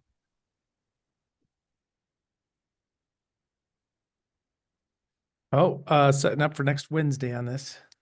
We'll be able to get public testimony, engagement, hopefully, and then go from there. Yes. Anything else? Seeing none, thank you very much and hope you're feeling better. Thank you. Appreciate that. Thanks, Tanya. Thank you. Oh, and thank you, Will. Next is item number 18, nomination process for forming committee for commission districts. Great. Commissioners, I'm going to lead this item. Jen Patterson, our Strategic Initiatives Manager, who's been in charge of this, is out of the office today. And our County Clerk, Steve Dennison, is planning to join us. So I've just been sending him some messages to see if he's Yeah, we available. kind of rolled right through this. To come down early. So this meeting is a continuation of the process to establish a committee to propose or to decide on districts for commissioners. As was decided a couple of weeks ago on May 5th, a majority of commissioners decided to establish the committee in the following manner, with Commissioners DeBonne and Adair each nominating 2 members to the committee and Commissioner Chang nominating 3 to the committee. Some of our decision points today that we hope to get to are to decide, at least, are we going to aim for May 2026 or aim for November of 2026, which election, because that may have a timing on when the committee is appointed. And I'll just kind of run through these 3 topics and then come back to the beginning. And if the nomination, if we're aiming for May of 2026, if that's the goal, then we recommend proceeding in June in the next few weeks with establishing the committee. And then we'll talk more about that in just a few moments. However, if it's not until later in the election cycle next year, then certainly we have more time to consider that.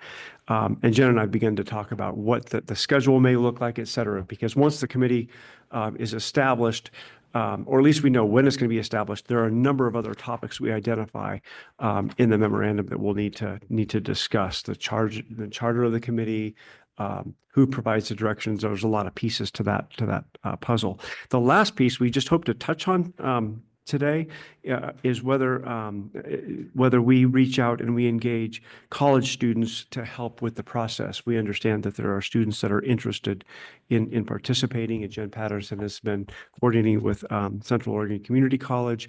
I don't think it's been OSU Cascades, but certainly local college students in the process. So backing up to the first piece is we have a 7-member committee that will be established.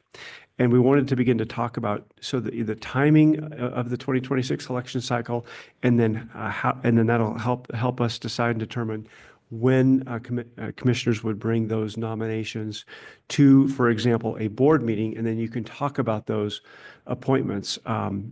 Commissioners discussed a variety of criteria, and it's certainly 100% your call. Do you want a geographic balance? Do you want urban, rural? Do you want there's all kinds of things that you may decide. So, given that we're gonna start with the committee and the timeframe, I'll turn it over to you, commissioners, to provide comments to discuss, and I'll be happy to answer questions. And hopefully, Steve will be able to join us as well. So this is our discussion at this time. Anybody, any thoughts? Someone said, keep it simple and appoint people so the 7 people can work out the details to be representative of our entire county. I think that's important. I do believe we need to do 5 districts. That's, I don't know. I just think that would be, from what I've heard from Lane County, 5 districts seems to work well. Commissioner Chang. Yeah, I was gonna save this until after we had discussed some of the nuts and bolts that Nick had put forward, but I can go ahead and just put out, you know, at the high level, I, I'm interested in understanding what.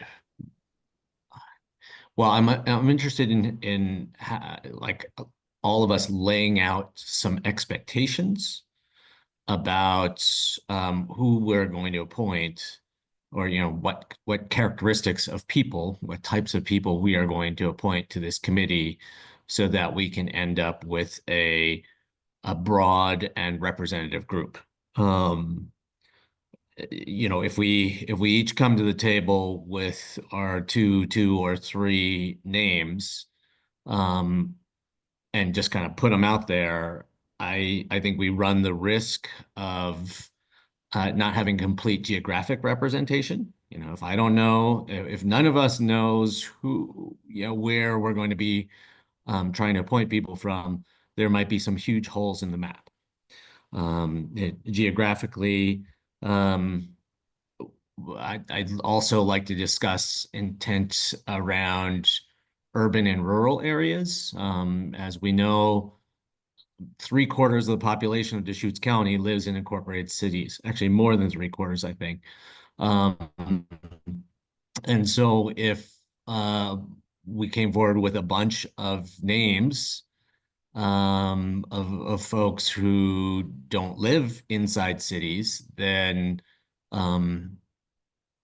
you know, we would be skewing the committee towards a, you know, unincorporated county bias, which you know, may not be representative of the population of the county. Similarly, just understanding what you know, how we see appointing people based on party affiliation would be helpful. I have in mind a couple of people who are independents or non-affiliated. And I think it would be great to have people like that on the committee. But if, you know, if other appointments are going to be, you know, strongly stacked towards a certain party affiliation, then you know, I would want that, frankly, I would want to try to counterbalance that a little bit. So is there going to be room for people in the center of the political spectrum? That depends upon the expectations we have among the three of us about you know, who we're going to appoint. You know, one other thing I would raise is whether we're going to be looking for people who are not interested in actually running for county commissioner, or whether potential candidates are allowable appointees. If, you know, that I certainly, my preference would be for us to try not to appoint people who are interested in running for commissioner in 2028 or beyond. But you know, if not all three of us agree on that, then I'll maintain discretion to potentially appoint people who are interested in running. So, and actually that should include 20, you know, people who are interested in running in 2026 as well. So yeah, those are just some of the things that I've been trying to figure out how, because you know, I might have 5 or 10 people in mind for the 3 slots that I've been assigned. But if we want to come up with a, you know, a broad and representative group to you know, to best reflect Deschutes County, then it would be helpful to kind of have some expectations among us, or to understand each other's intentions, so that we could ultimately get to a broad and representative group. Thank you very much. Yeah, I was thinking about asking my 92-year-old neighbor, you know, the one that lives out in the country. No, I'm kidding.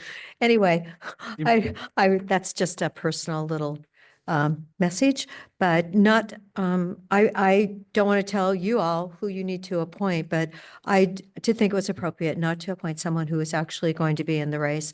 I just want to keep this as fair and as open-minded as possible. So anyway, thank you for bringing that up.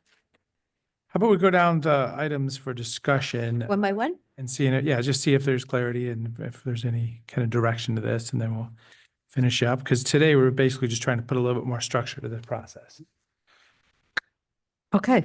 So item number one, May or November next year is, I think of May as that'll be probably a big moment because there'll be a lot of folks engaged in that process. Everybody that signed up will be in the May primary, and then the subset will go to November. So for the citizens, it'll be a moment where the brain space will be on those 4 seats that are going to be up for election. Or November, thinking that, okay, we're going to dial it in because this is not going to be in effect for 2 years after this, no matter what. So as I say, I kind of lean towards May just to have everybody thinking about this big picture at the same time. Because the race will be happening then. So I agree with that. If we can make it, and we can get it And if in it May. slips to November. Yeah, I think it would be closer to ideal to be in May, if that's possible. Commissioner Chang? Well, I'll say again that I don't think that this 3-member board should be considering this question at all. That we should be deferring this to the point in time when we have 5 commissioners to set direction to this.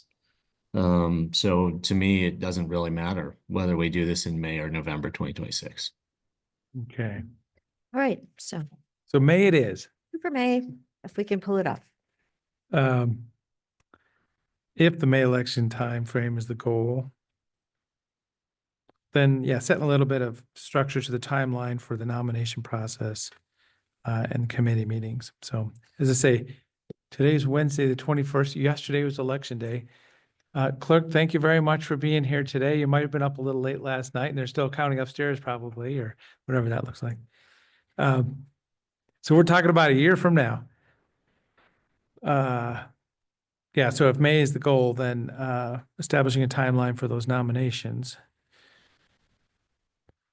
I kind of just kind of work our way backwards to whenever, I mean, I don't know if, 30 or 4 weeks or 6 weeks to be a time frame for us to want to put names on a table. But that's just the near future. I mean, we can work our way backwards from the May election next year. Yeah, Jen and I talked about, do we assemble the committee for one maybe kickoff meeting in August, and then really the bulk of the work occurs September through early December with the goal of having something before the board in January to then put on the ballot in February. Okay, so February is a time frame for get things on the ballot. End of February. Thank you for joining us. He's nodding his head back there. I don't have the date. It Yeah. could be something like that. Okay, yeah, so then, yeah, well, that helps to think about it like this. So then not worrying about the summer as much, but then having it in the fall time frame in front of us at the end of the year and make sure we have a decision before February. Exactly. And so then the question would be, since we have somewhat of I'll use this term loosely, a summer recess, maybe from about June 30th to about June 15th. Maybe we'll have a meeting in there, but there may only be 2 commissioners in there. Would the board like to have the committee identified and appointed prior to June 30th, or is it something you would want to tackle when you as soon as you came back, for example, in July? And we can work with either one. It sounds like July would work. I mean, if they're not actually getting together until September through December, if we come up in July.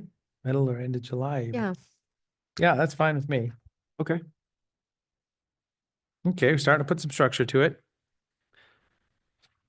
And then schedule of committee meetings. As I say, there's just however it starts to fall together. We'll begin to put that together. Another question that Jen asked, and she's certainly sorry she's not here today, is the board open to including college students with some engagement, internship, something of that nature? And if so, the key is for her, she's back tomorrow. She would like to reach out to COCC before everybody adjourns for the summer so that they could begin to plan for it for the fall, or not? Or do we just stay with a facilitator? It's something she had explored, and I understand it was a part of maybe the Civic Assembly or something else, and students may want to participate. Well, so that's a little bit of dollars too for internship when we talk about it. Maybe somebody could be reimbursed for getting engaged and helping facilitate. Great resume builder. I don't mind that at all. If we fit it in the budget to have that engagement, understanding that this is an inherently political process. They'd be there as a facilitator, coordinator, and be a little bit of real life experience. You support that, Commissioner? That's fine. Commissioner Chang? It's fine, dependent upon, I guess, dependent upon cost. I mean, if it costs us money, internships can be great things. You can give interns very clear jobs, and they can be kind of manageable things within a certain timeline and scope of responsibilities.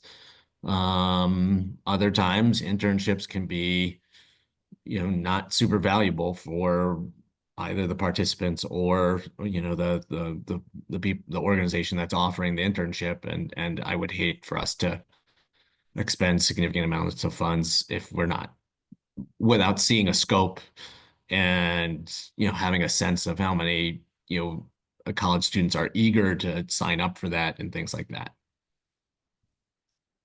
It just takes one. And I'm happy to have Jen discuss that more with the board. It's something she's really thought about. I haven't thought nearly as much about it. So I appreciate those comments, because you're right. We want to have productivity with a meaningful experience for the interns. So, and this would be an approval of a kind of a plan, and this is putting the structure of that plan together up front. So we still have opportunities to either edit or approve or disapprove parts of it, I'm sure, in the future. So I think Maria, who is Chief of Staff for Senator Broadman, actually was, I believe, either the president or vice president of OSU Cascades. And I met her then. And, here she is, Chief of Staff for Senator Broadman now. So it's really, it's wonderful to see. And she did an internship in DC too. So we might just get, someone that's really wants to be engaged. As I say, it's educational too. This is 110 years of Deschutes County proper. This is going to 5 commissioners, putting a ballot measure together for the citizens to either accept or reject. Remember, we're just setting something for the ballot. So, it's just a great opportunity to be at the table. So, okay, so then flipping the next page here, other items to consider for developing a process. So these are some other topics that we've continued to think about in terms of what the charge is and the charter is for the committee. Is it something that the board is going to ultimately be deciding the criteria that the committee uses, or is it something that the board will want to give complete discretion to the committee, or does the board want to set some parameters? And we don't have to get down to all those details now, but it's just as we begin to think about what the committee's charge and charter is going to be, how much discretion does the board want to provide? And that does kind of lead into some of the other questions there as well. Yeah. Well, I have a vision for what we think we're talking about here, and that's kind of what I would like to hand to the committees, as an input, just one input, and it's kind of a northwest, northeast, south, triad or whatever, plus the city of Bend being 100,000, cut in half, either north to south and east to west.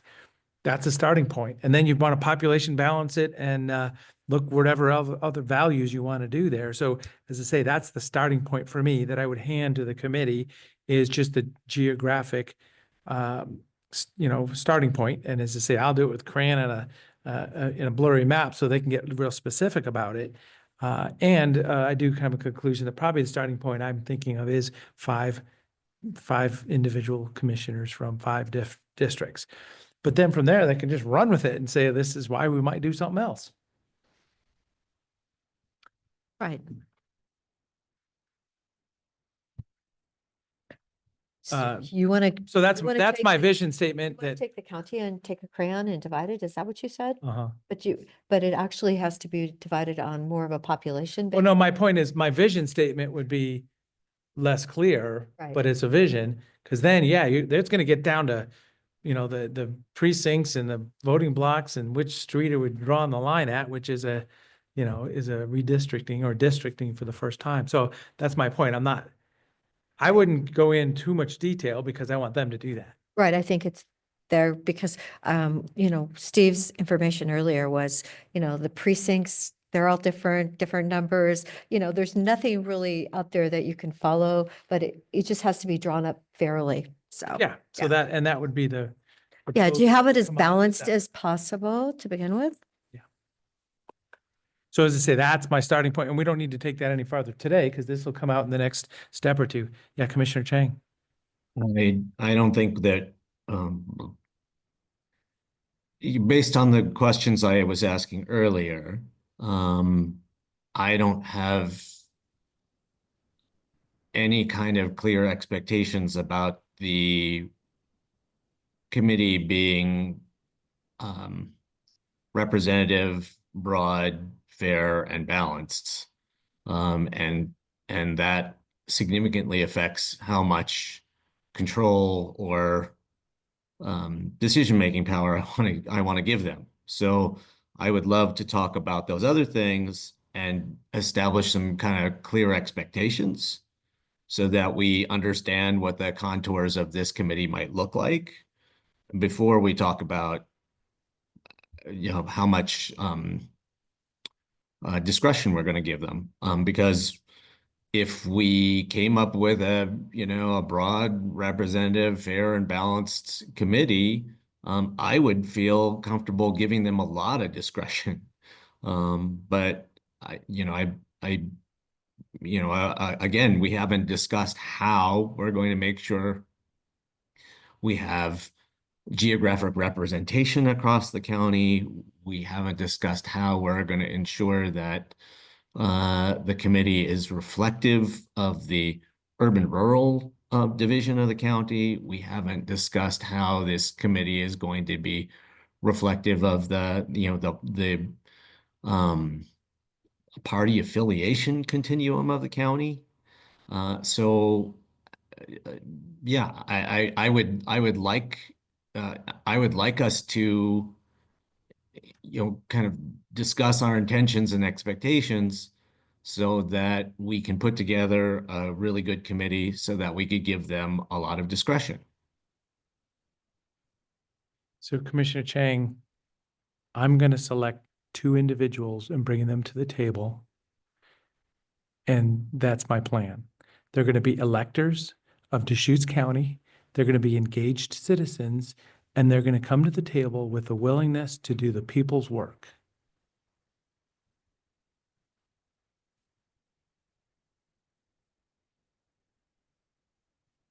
So how are we gonna ensure that we end up with geographic representation across the county? Well, we could all pick an attorney and wouldn't that be wonderful? We could have 7 attorneys battling out. No, I mean, No. I think this is just, That doesn't I answer the think question. we're all going to choose someone that we feel is incredibly fair and wants to do a great job because this is for the citizens, the entire county citizens. And I feel that anyone that I appoint, I want that to be really clear with them that they've got to think about all sides of the story. So I'm just waiting for some feedback from some people that I've talked to about this because I think it's a great opportunity and it's definitely, there's always the unintended consequences of something. And, I feel like we're going to select engaged citizens. So somebody's not going to take this responsibility on that doesn't understand the impact for all 2008 people that live here. 208,000.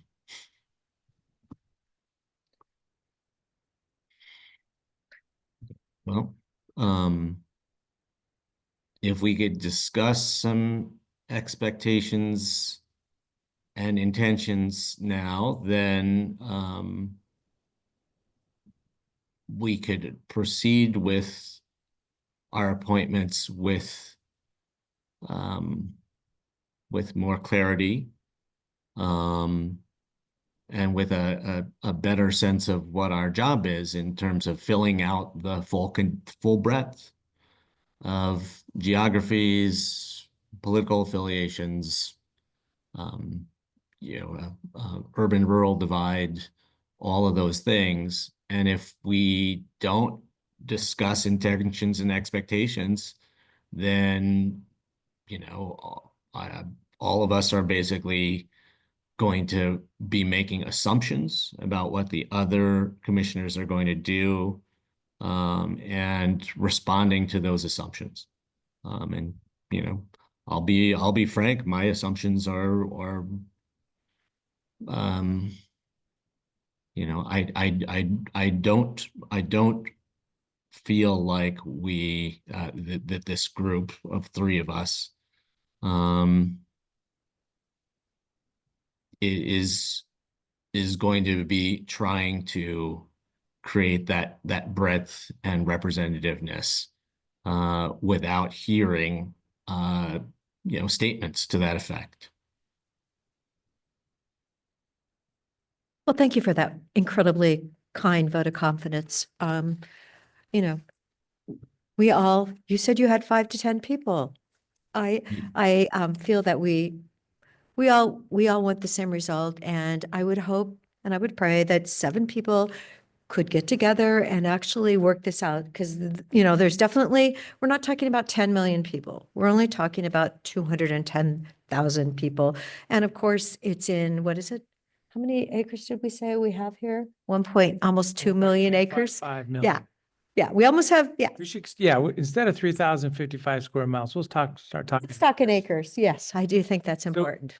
So, I mean, I feel this is, it's definitely a win-win. 7 people can clearly get together and do a great job, and our county can go forward with the decisions that they make. And we could give the people of Deschutes County the assurance that they're going to get a representative and broad committee by setting some expectations and parameters around that. You have your 3 votes. I have 2 votes. Commissioner DeBonne has 2 votes. I do believe that we will be selecting a representation of the county. So it's not like we're talking about the state of Oregon. We're talking about Deschutes County. It's pretty big. Even though it is almost complex 2 county. million acres. It's a very large geography. There are many different perspectives and populations within our county, and it would really be nice to assure people that we're going to capture that breadth and provide everybody with representation. So facilitation is kind of the last topic that we would talk about, Yes. what's the vision for getting through this topic? I'm envisioning a process. It's just kind of businesslike and political, but we do it in a public, open setting. You get down to the numbers and you acknowledge the political dynamics of it. And then a recommendation is to come to this board. So it could be a wild ride for a facilitator. It could be. We could issue an RFP. I mean, if the board is supportive of a facilitator, we would issue an RFP. Although given the amount, Okay. we would still do something to solicit, or not, or we put it in the hands of the committee and staff. We aim to do it. One example that worked well with a facilitator, for example, was the Marijuana Advisory Committee, the MAC. That was a different outcome. They were coming up with recommendations on a whole series of standards, et cetera. This is different. This is, it's 1 map or 2 maps that are going to be considered by the board.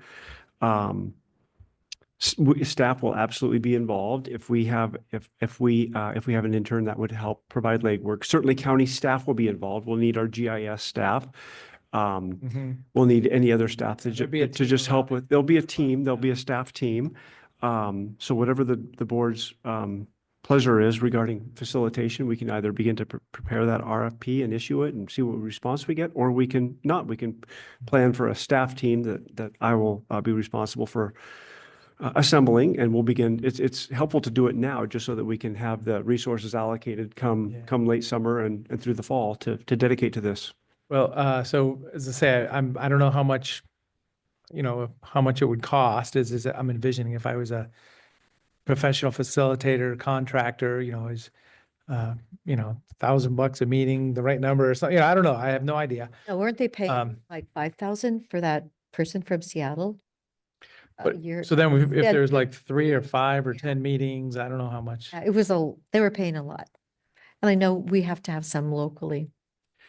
But my point is, for a facilitator, it would be wonderful to have that kind of professional point person that says, my job is to work with the committee, create the recommendation and officially stamp it as this is the committee's recommendation to hand it to us. Because if we had staff do it, it'd be kind of awkward. If we have our close friends do it, it's kind of awkward. So just somebody that has that hat on is what I'm envisioning. It would certainly provide additional resources for us at the staff level Mhm. to help us through the process. And I think you're right. It's, call it $1,000 a meeting. That's what we were estimating to prepare for it, to conduct it, to recap it. Then you turn the corner and immediately begin to prepare for the next meeting.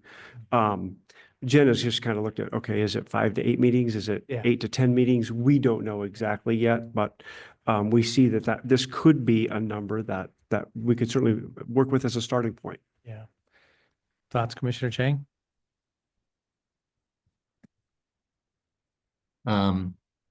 If we don't provide clear direction and expectations, then a good facilitator isn't going to save this process.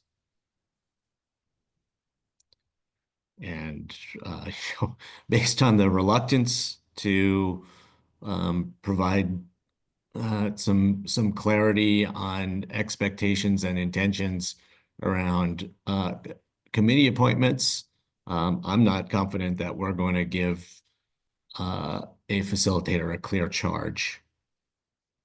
So,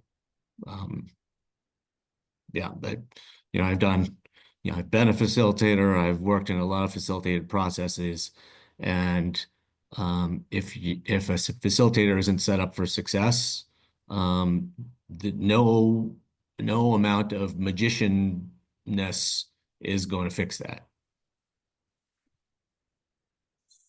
So it sounds like you're writing off the process before we get started. From my point of view, that was a pretty negative statement. No. I'm asking for us to do this process right. That's all.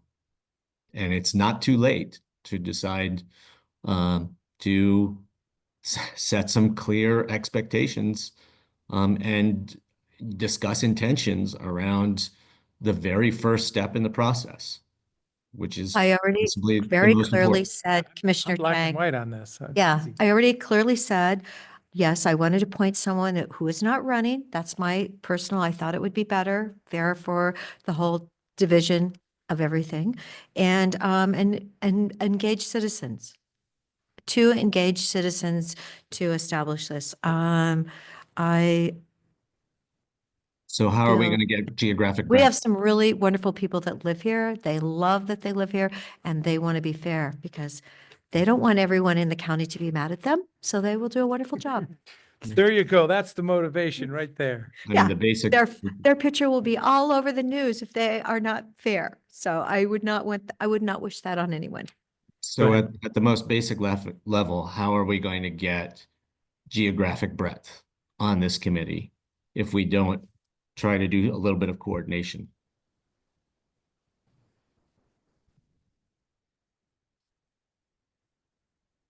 I bet you'll be surprised.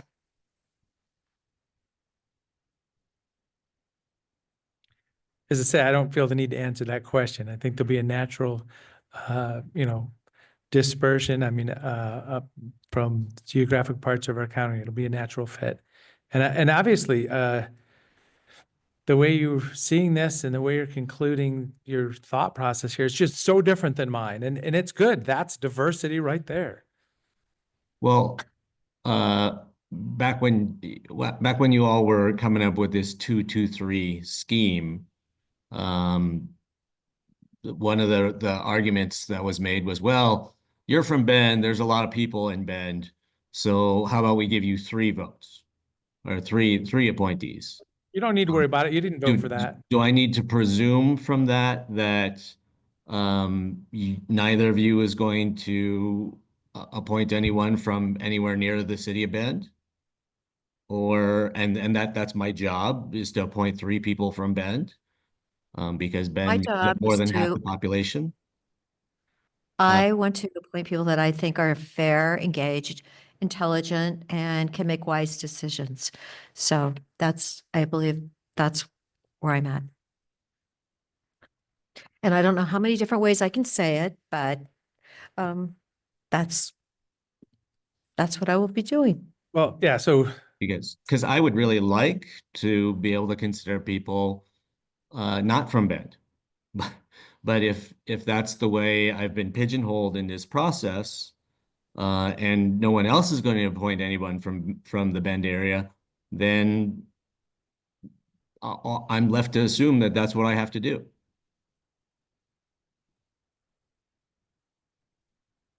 I don't have any guidance for you there. I'm not going to engage in that one. Okay.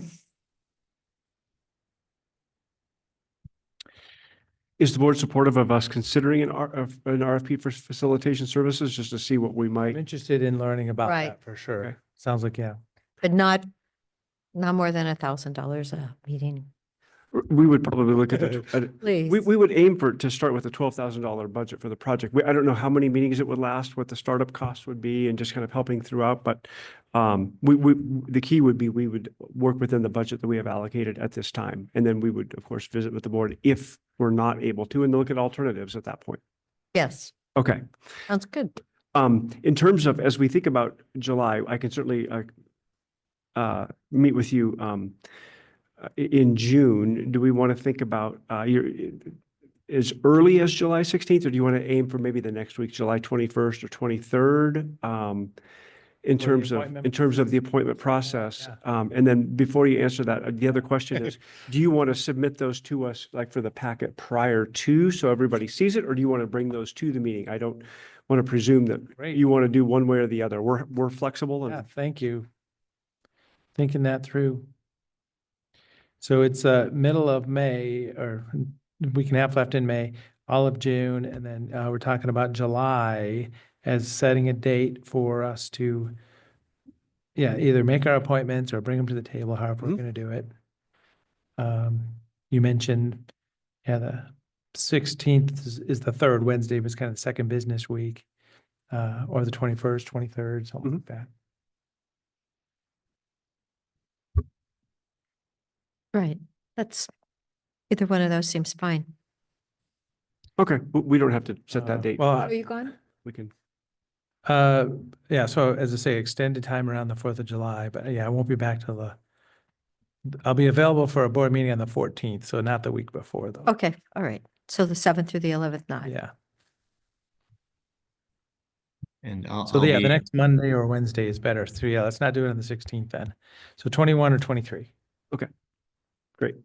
And so how about we just leave it that far, and then we can talk about it in one-on-ones about how, if we want to put any more direction to that specifically, just like your question of, are we just going to put names on an agenda for appointment, or are we going to maybe lay it out at a board meeting? So Perfect.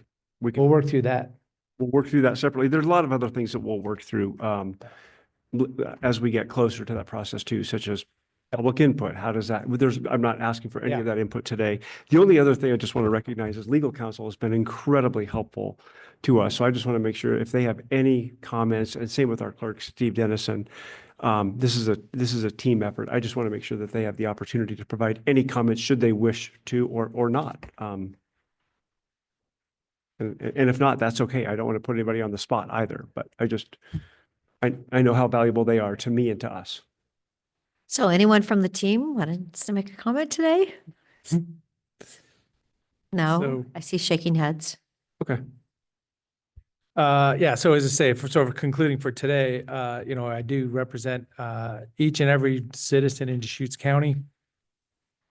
And we'll work through a process of figuring out, representative group between the three of us.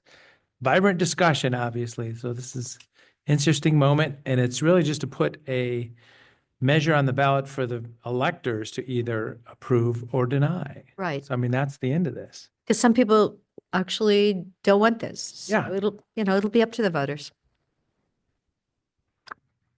Commissioner Chang, anything else? No. Okay. Thank you very much. Put a little more direction to that. Thank you. At this time, item number 19, consideration of administrative policy for a temporary safe stay area. Guidelines, rules, and enforcement.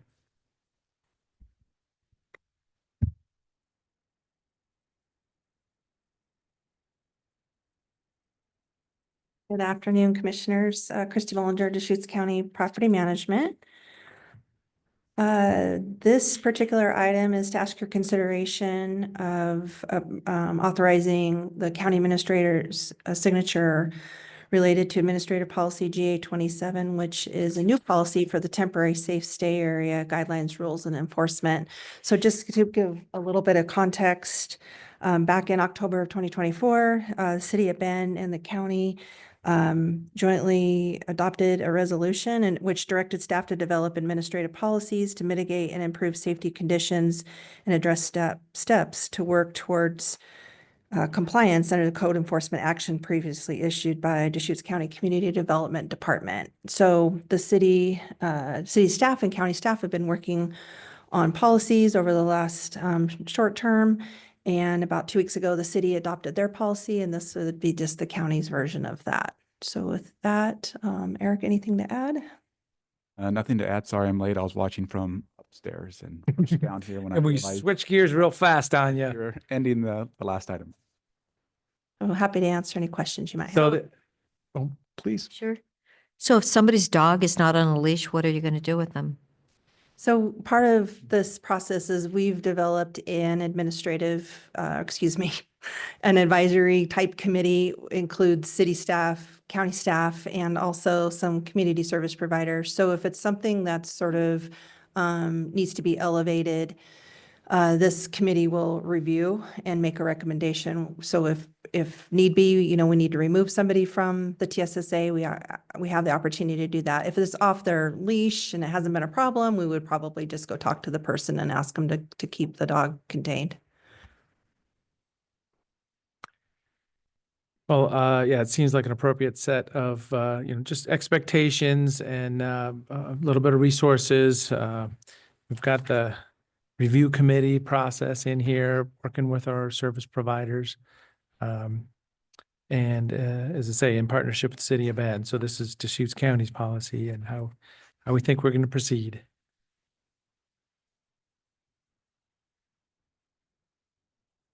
Any other comments? Maybe it's as simple as that today. So we put a administrative policy in place, and we also already have like the personal belongings and asking people to move policy or something. So that kind of relies on other policies already. I guess I didn't prepare for that, but kind of the state law for when somebody's moved and personal belongings, it's in the storage area. Do we have another policy in place already? Yeah, if we need to remove an encampment, we have procedures and policies in place to address that. What about the people that started the fire at the dumpster? What was it, 2 months ago or something? Did anybody get in trouble for that?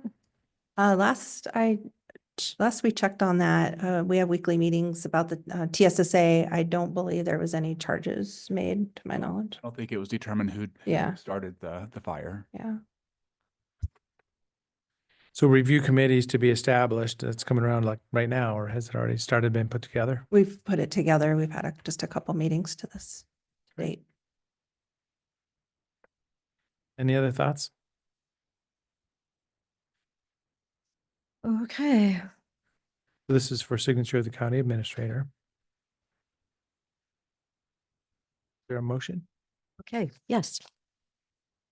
A move approval of the county administrator's signature of General Administrative Policy GA 27, Temporary Safe Stay Area Guidelines, Rules, and Enforcement. Second. I didn't hear you. I saw your mouth moving there, so I think that was a second. Second. There we go. Okay, thank you. And any other discussion? Seeing none, Commissioner Dare, Yes. Commissioner Chang, Yes. and Chair will vote yes also. Thank you so much. Thank you.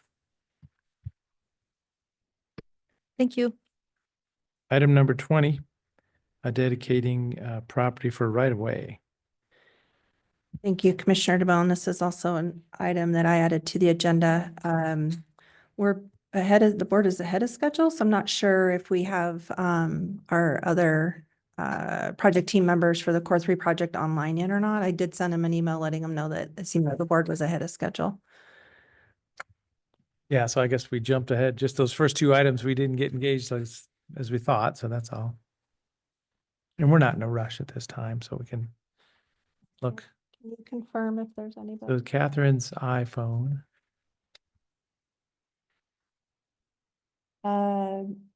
George Hager, Jesse Witterode, and Summers Taylor.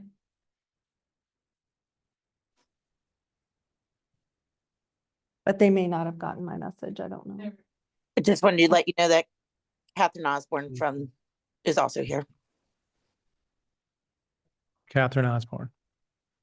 Great. Is everybody? And it's Jesse. Okay. I was trying to do that. Has everybody been brought forward? Okay, thank you. So we'll go ahead and just have our online guests go ahead and introduce themselves. I can begin. I'm George Hager with Sarah Architects. Thank you for joining. Sorry, Commissioner. This is Summers Taylor, Program Coordinator at Central Oregon Intergovernmental Council. Great, thank you. And Catherine Osborne said she was there, City Councilor in Redmond. Okay. All right. So today, Commissioners, we're here to ask for your authorization to dedicate 15.05 acres of county-owned property to public right-of-way. And this is in East Redmond. This is associated with the Core 3 project. So back in June of 2023, the board authorized submitting a number of applications to the City of Redmond and also to Deschutes County Community Development for a number of land use actions. So this particular dedication would satisfy a condition of approval associated with the land use actions, including the partition, which would create a separate parcel for the Core 3 property, which would be about 300 acres. So of this 15.05 acres for dedication of right-of-way, 14.78 acres is from the Core 3 footprint. So it's not eating into additional county-owned property. And then 0.027 acres would come from the county's parent parcel, which would be a dedication for future development of 17th Street, which is basically along the western line of the county's larger parcel. So just basically west of Oasis Village, west of the Mountain View footprint, Mountain View Community Development footprint, and west of the managed camp. So with that, go ahead and pause, and we have a great team here to help answer any questions you might have. Well, thanks for getting it to this to this spot to be able to even get these discussions happening. 21st Street's the kind of the active design and plan, and people are expecting that turnoff of the highway there, 126. 17th Street was kind of a surprise for me. I'm like, oh, I guess the other side of the property. And then also Evergreen, cutting across at some future date, there may be a road on the north edge of that Core 3 type property. But it's all good work to be able to get there, put it on the map. When we do these partitioning efforts, we'll have it kind of the grid laid out in that area, even though we don't have connections on all of them yet.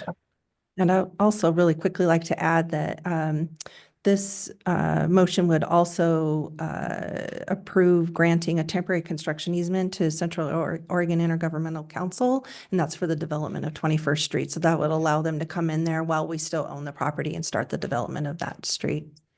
So just, yeah, being able to back up the excavator off of the right of way and work on the right of way. Any other questions or thoughts or? So as you just said, Christy, 14.78 was already part of the 300. Correct. So it's really only an additional 0.27 acres that the county is putting in. That's correct. Okay. Thank you for that, those details. You're welcome.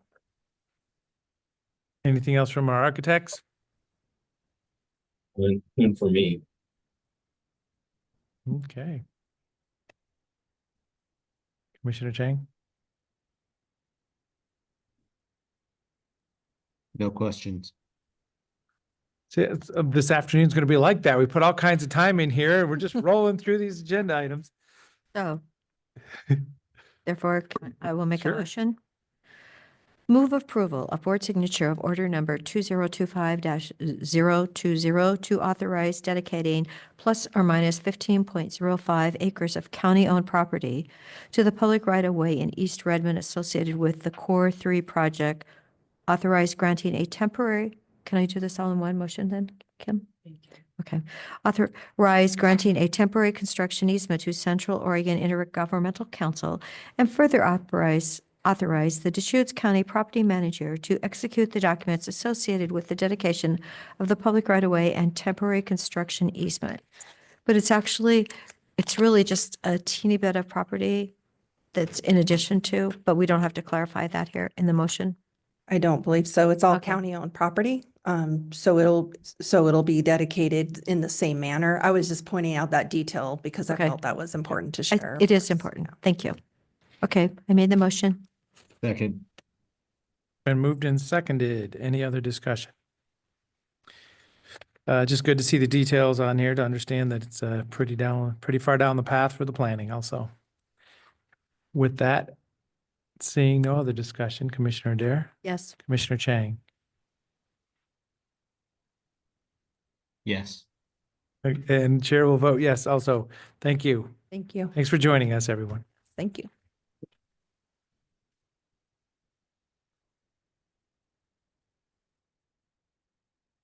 Okay, so our 3:10 item's going to be almost an hour early. And he's available online. Oh, online. Okay, great. Yeah. So item number 21, Treasury Report, April. So Bill Kuhn may be online for us. Coming in now. Okay. Yep, not a problem.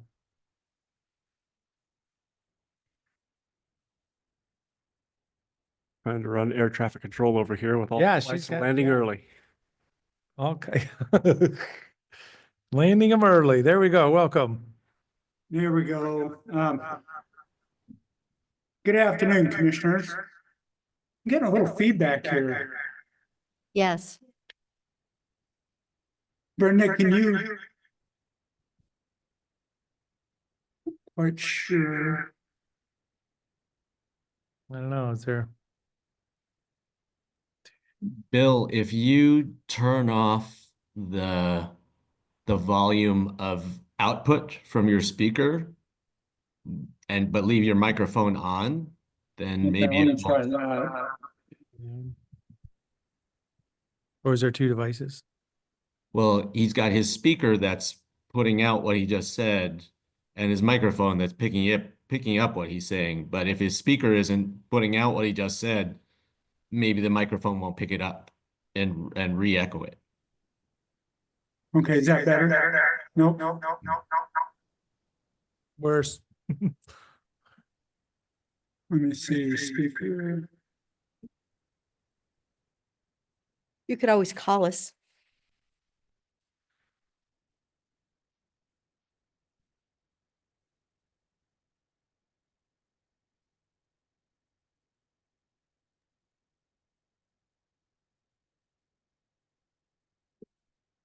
Let's try that.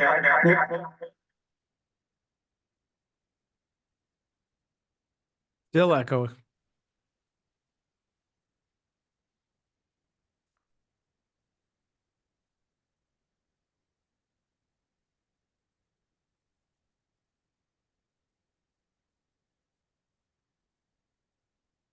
We'll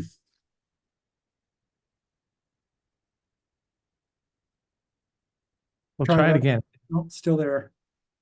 Oh, no, I think it's gone from here. Okay, good, perfect. My apologies. And I'm attending remotely. I'm a little under the weather right now, and I didn't feel I could be right to be in the room with everybody else. So here, Round. for the record. Okay, well, hopefully you're feeling better. Thanks for joining us. Sure, you're very welcome. Deschutes County Treasurer, and have the opportunity to present the April Treasurer's Report here. And as I usually do, I'll take a few minutes and provide some high-level recent economic updates. Probably the most recent thing I wanted to talk about was on Friday, Moody's became the third and final major credit reporting agency to downgrade U.S. government debt from the highest AAA rating to a rating of AA+. This rating downgrade is due to, according to the news release, Congress's inability to agree on measures to reverse a worrying trend of large annual fiscal deficits and growing interest costs. Annual debt servicing now exceeds $1 trillion, and the rating had already been downgraded in prior years by both S&P and Fitch Ratings, which are the other major credit rating agencies. Along the same lines, over the weekend, the House committee advanced a bill that would add an estimated $2.5 trillion in federal deficits that have now reached $36 trillion in total. U.S. debt has roughly doubled in the last 10 years alone. I would note that this rating downgrade, it is a lagging indicator based in part on past fiscal decisions that have led to significant debt levels that we face today. On a related note, Moody's, in addition to downgrading U.S. government debt, they also downgraded other government-sponsored entities, which are called GSEs, including Fannie Mae, Freddie Mac, Federal Home Loan Bank, Federal Farm Credit Bank, as well as the largest banks in the U.S., including J.P. Morgan Chase, B of A, and Wells Fargo. The other lead story, and this is what I would have been leading with before Friday's events, was a much cooler than expected CPI report, with inflation dropping to 2.4% on an annual basis, which was followed by a producer price index report that dropped to 0.5% in April. Year over year, the PPI increased only 2.4%. So both of those indexes have cooled from the prior month. What's also interesting in this latest data release is that it appears that many businesses are absorbing higher costs associated with the tariffs as opposed to passing them on to the customer. And that's not sustainable for very long. So it'll remain to see what happens over the next several months. Other data suggests that consumers reeled in spending in April due to the uncertain outlook with tariffs and also the economy. So a lot of the demand that was expected to occur in April and beyond was actually pushed into March and February to avoid tariff-related price increases. And on a related note, the U.S. dollar, again, is at roughly a 3-year low over global concerns with U.S. fiscal policy, as the greenback is widely viewed as a global reserve currency.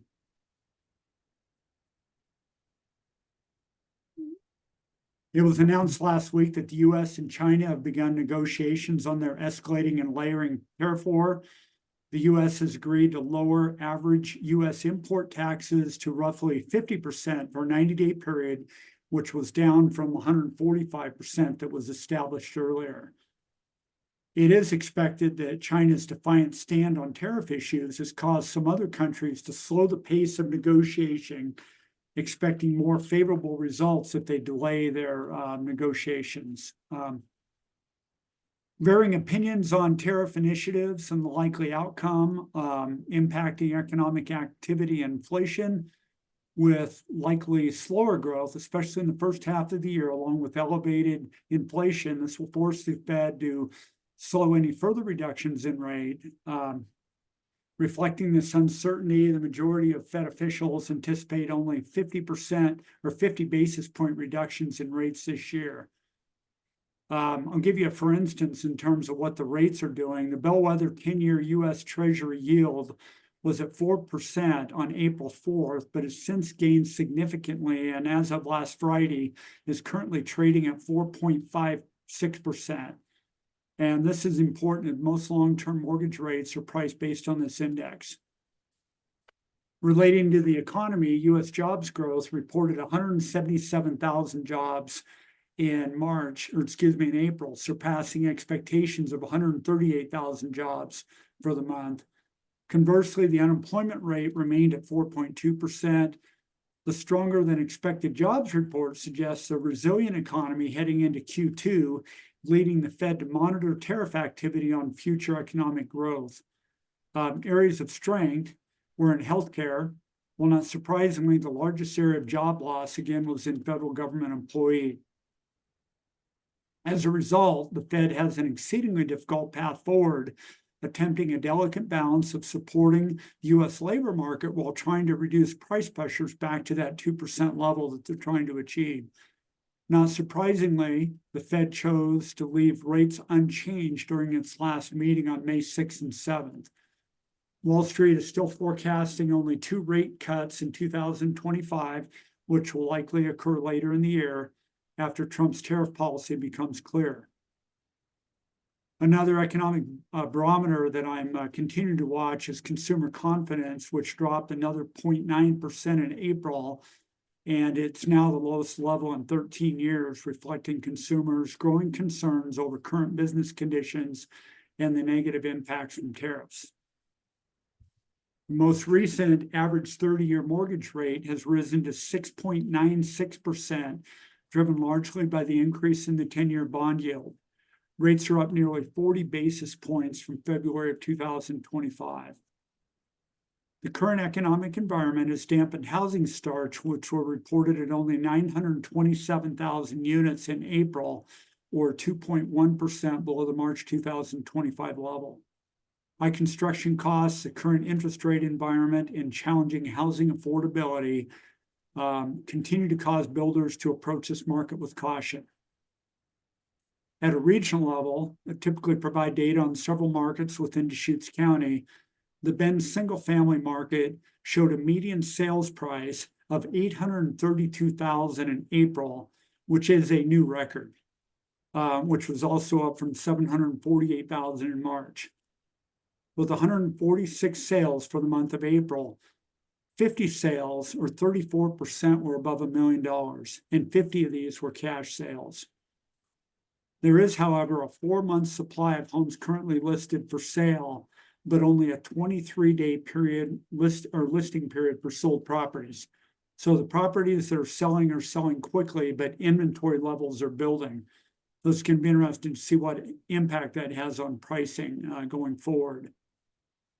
Of note, the Bend area single-family building permits jumped to 78 in April, which was up sharply from 31 in March. Redmond statistics saw a stable median price of $540,000 in April compared to $523,000 in March. Redmond area permits were up to 25 for the month of April, which was a rise from 15 in the prior month. And sales in the Redmond area continued to increase over the past several months, which likely correlates with increasing economic growth and activity in the area. Looking at some other markets within Deschutes County, Sisters Market had a median sales price of $771,000 on 6 sales. Sun River had a median price of $810,000, and Lapine had a median price of $442,000. Do we have any questions on economic activity? 2 observations or 2 kind of thoughts. So Amazon's coming to Redmond, so that's a big commercial play that was announced this huge week. So boost. that'll sure spur some activity. Yeah, that'll be interesting. And then also, when I always hear the Lapine numbers being down, the flip side to that is there are some 1-acre properties with an aged manufacturer home on the property that are just huge opportunities still. Low cost of energy, put a new home on that 1 acre. And there's some really great opportunities in southern Deschutes County. And none of those are high priced. They're pretty rough right now. But, you know, for that flipping opportunity, there's some interesting plays out there. Well, there's your tip for the day. There you go. I will. So Bill, you following- didn't mention that the federal government actually lowered the jobs numbers from the prior year significantly. I believe The they prior month. might have done that twice last year. Yeah, they have. And I take these job numbers with a grain of salt. Typically, they lead with the job number and then it's revised a month or two after the fact. So it's kind of I don't know. I don't place a lot of credence on the initial jobs report because they try to get the information out quicker than maybe they're prepared to do so. So that's a great point. To follow up on Commissioner DeBone's 2 points, Redmond has a tremendous supply of industrial land and it's shovel ready. So I think what we're going to see is we're going to see an increased importance and reliance upon industrial growth in the Redmond market because they do have that land ready and available to build on. And Bend is simply, they're just about out of developable industrial land. And also Lapine with their business park down there, they've got shovel-ready land, ready to build, and it's very affordably priced. So I do believe that both of those two communities will benefit by that factor going forward. So I'll go ahead and move into the April Treasurers Report. The portfolio balance was $342.6 million at month end, which was an increase of $1.4 million from March. And this increase is primarily due to just simple, kind of cash flow requirements and needs. So we did process the small tax turnover for the month. It did have an impact there as well. Net investment earnings were $1,076,000 for the month, which was 47.9 thousand lower than the previous month, but 169.9 thousand higher than a year ago. We are starting to see the impact of the reduction in short-term rates in both our short-term LGIP pool and also the FIB rates, but they have remained flat over the last, 45 to 60 days. All portfolio category balances are well within policy guidelines. As mentioned, the LGIP rate remained at 4.6% for the month, and the FIB rate is also staying at that 4.25% rate. And what I'm doing on that report is now showing a blended average rate under the yield percentage line item to account for the two different rates. Overall portfolio yields increased slightly to 4% in April, which was up from 3.96% in March. And this is also being impacted by the redemption of lower yielding aged investments in the portfolio. And I want to make note that the report that you have in front of you, the portfolio detail report, based on recent discussions at the Investment Advisory Committee meeting, I'm now providing that portfolio detail sorted by earliest maturity for each investment type within the report. Commissioner Adair, thank you very much for that suggestion. I think it's a little bit more readable. You can actually look at it by investment type and actually see earliest to latest, the redemption, the maturity schedule within that investment category. A little bit more detail in that report. We have roughly 30 million in investments that are currently yielding a sub 1% yield that will mature before the end of 2025. Many of these investments were made in 2020, so they were invested for a 5-year term at a sub 1% yield.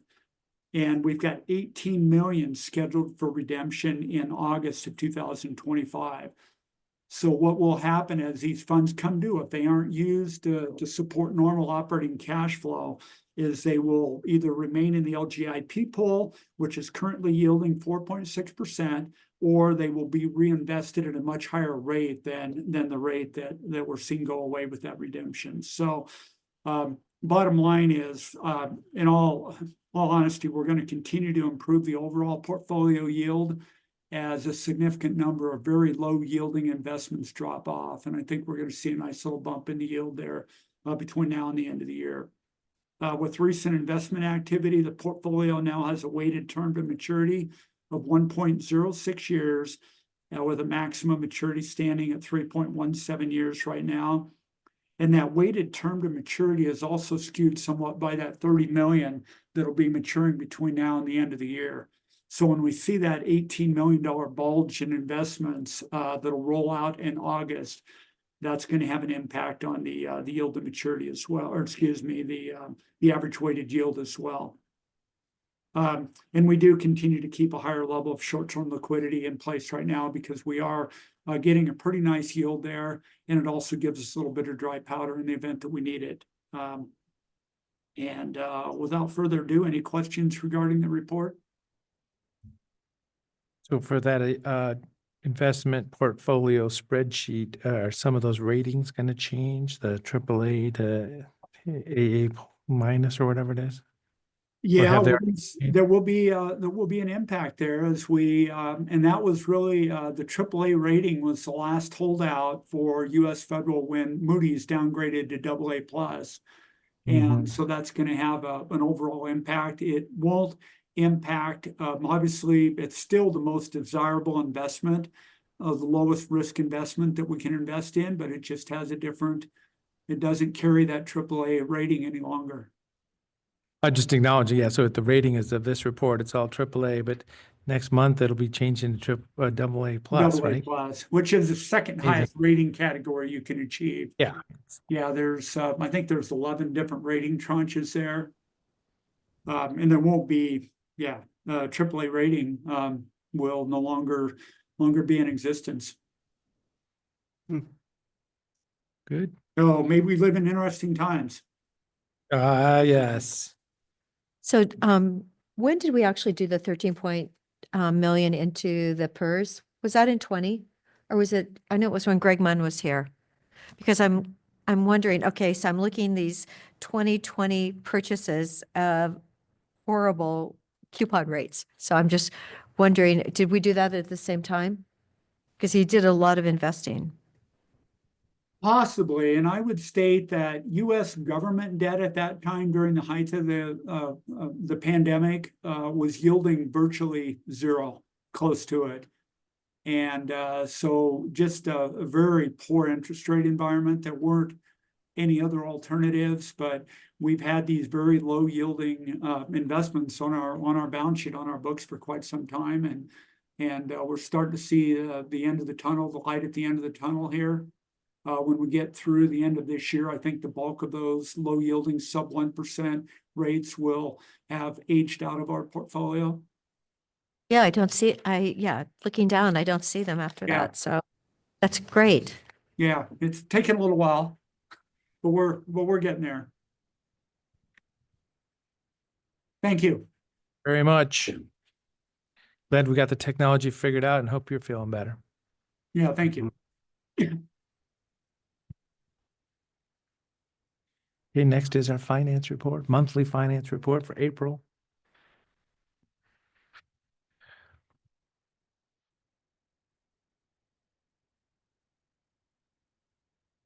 Afternoon, Commissioners. Glad I could be here at the beginning of your meeting and near the end as well. Lucky day, isn't it? You are so lucky. The day just got a little shorter, though. We're almost an hour early. That's the good news. For the record, Robert Tintle, Chief Financial Officer.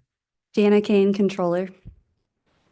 We're here. We're both going to present, actually the majority of this presentation today on the April 2025 unaudited monthly financial report will take place by Jana. She'll be given that information today. And so with that, I will turn it over to her. Okay. So page 382 of your packet, we have our overall memo on the financial statements. And so I actually can't believe we're already 83% through the year. We always like to highlight how far through the year, so you know, like when you're looking at the percentages where we should be versus where we're at. So revenues are already looking solid, 51.7 million, 99% of budget for our general fund. So I think that's a good thing. At the same time last year, we were about 96% of our budgeted figures. If you turn the page to our position control summary, we had one decrease in FTE from last month, a community health specialist 2 in health services. And then our vacancies a little bit higher than last month, 10.2%, but still sitting below the last 2 years. Fiscal year 23, 10.43%, fiscal year 24, 10.55%. So pretty in line with this time of year. Any questions? Just, yeah, it's always amazing watching the numbers pop around a little bit, jump out at me. 911 went from 1 to 4 to 5, and it's like they were on it a few months ago, and then they're going back, but it's just people coming and going. No, but 2 weeks in February, it was Yes. perfect, Yeah. right? Isn't that what Sarah's had? 2 weeks. I So always tell people when they say, "Oh, you're fully staffed," it's like, don't jinx it. I know. not jinx it. They were such great weeks. Yeah, they were. Yeah. 2 weeks. Well, and then this is the opportunity. There's career opportunities at Deschutes County, all kinds of things to be able to do. So on to page 384, we have our total personnel and overtime report. So currently, no funds are over budget and total personnel cost as of April 30th. As Robert mentioned before, projected overages are mostly due to not increasing the budget for additional health insurance costs that weren't budgeted originally last year. 4 funds will need budget adjustments before year end if projections come to fruition. And then 5 small funds are over budget in their overtime, but still well within their personnel budgets.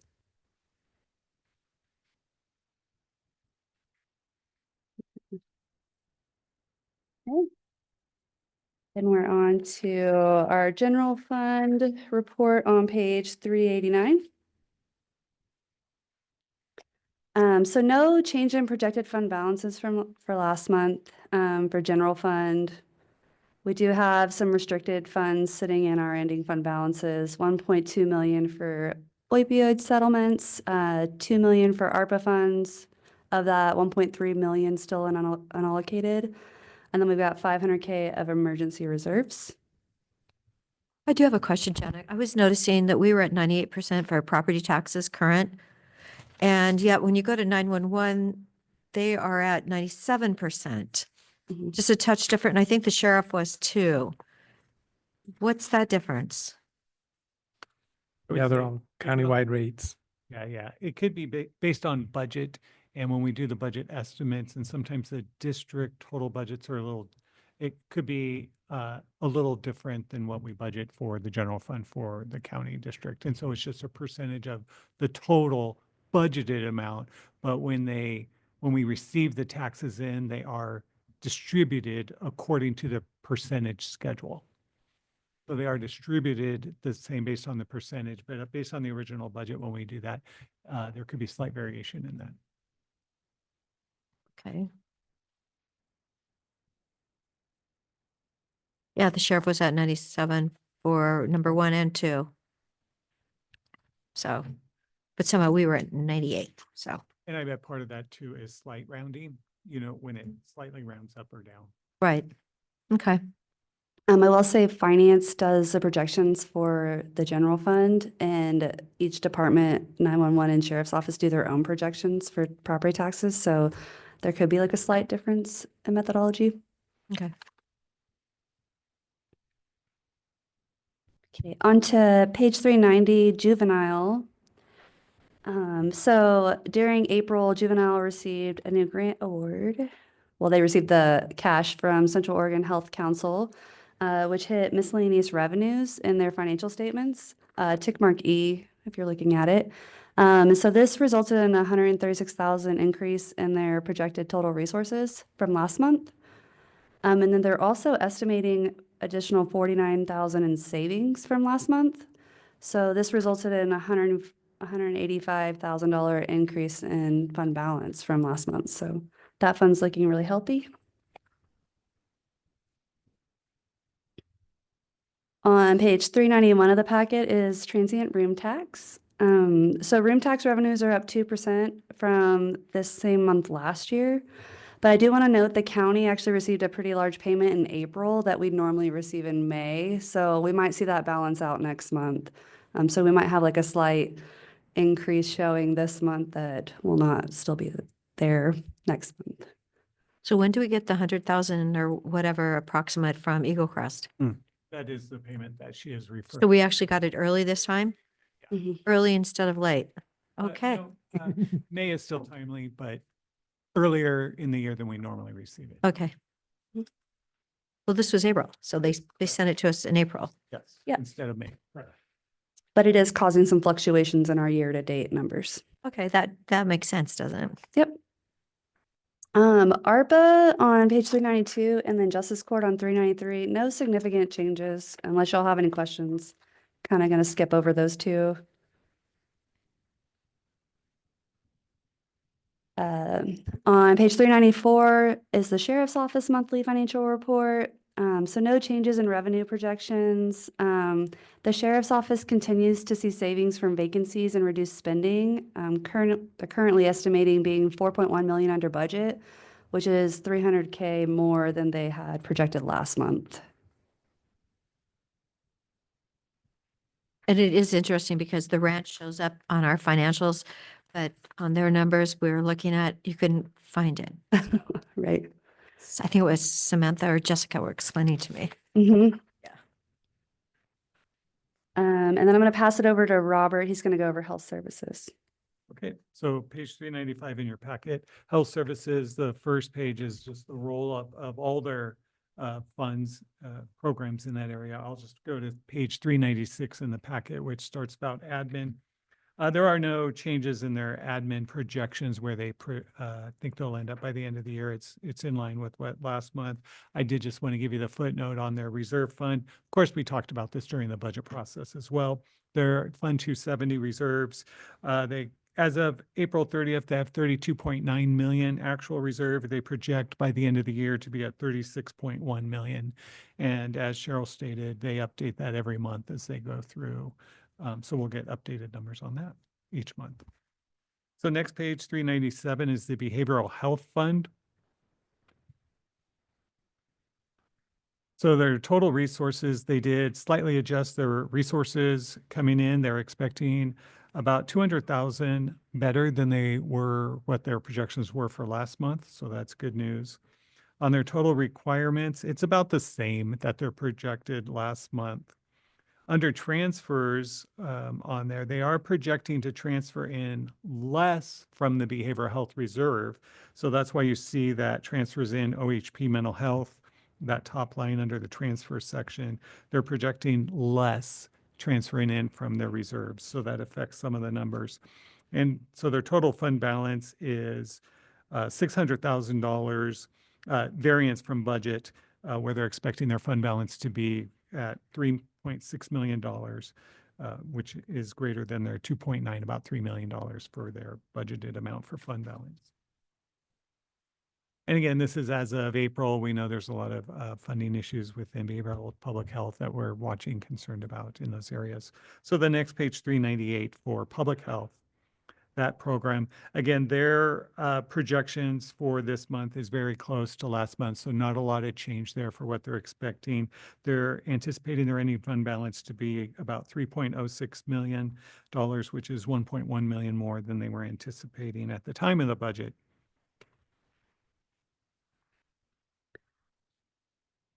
So next up, we have community development.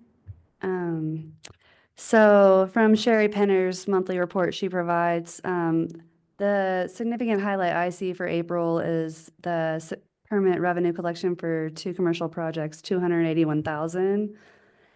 Their fund balance is still on target, coming in right around 1 million, in alignment with their year-end projections. So on to the next page, sorry. Road on page 400, and then the road CIP fund, which is 402, skip a page. Both of those had no major changes from last month. So I'm gonna go back to adult parole and probation on 401. So they're showing an additional 96,000 in fund balance, like their projected fund balance. This is mostly due to an $88,000 increase in projected revenues. And then just slight savings on the requirement side. And then I'm going to flip over to solid waste on page 404. And they also had no significant changes from last month's projections. So either everybody's doing a stellar job projecting, or they were all busy with budget last week. So Next time it'll be a little bit more changes. For Fair and Expo on page 405, so they're projecting an additional 100,000 in revenues and 41,000 of expenditures. This was a net impact of $85,000 increase to their projected ending fund balance. The annual county fair reports on pages 406 and 407 didn't have any significant changes from last month. And then the RV park on page 409. I do have a question. Oh, yeah, go ahead. Okay, so on page 407, where it says Fair 2024, which was last year's fair, right? Yes. Because it was after whatever tax year. Yep. Okay, so the gate receipts say 926,552. But then when you turn the page back to this one, the gate receipts show 923,260. The difference is the page 406 in your packet, that's based on the fiscal year basis. And so that's based from July 1st. First, right. And they prepare this separate report on page 407. It's the calendar year.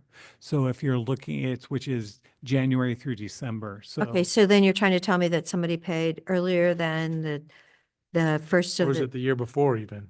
well, that's what I was right. I mean, implying. technically, that's where the difference is. Somebody would actually buy their tickets early. Well, Yes, it would have to be earlier, right? right, before June or July 1st. Okay, because I was like going, why is that a yes, different number? Calendar year versus Yep. Oh, and the state grant. When do we normally get that 53,167? Do we know? And I believe that legislation is still alive this year in order to take that cap off, which could be really helpful for all 36 counties. I'm not sure. We'll get back. We'll have to get back. to you. Yeah, Because, right. I was just, it shows that we've already gotten it, actuals to date. Yes. So we've already received it for this year's fair. Yep.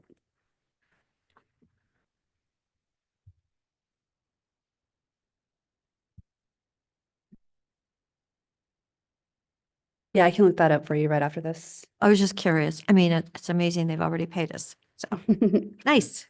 Even in the fiscal year, you can see in the current year on page 408, we receive the actuals has a 53,802 in the current year, which is different than the 53,167 in the last fiscal year, which shows up on the calendar year report. You can see the correlation to the numbers there. Right. We did receive it for the fiscal year already.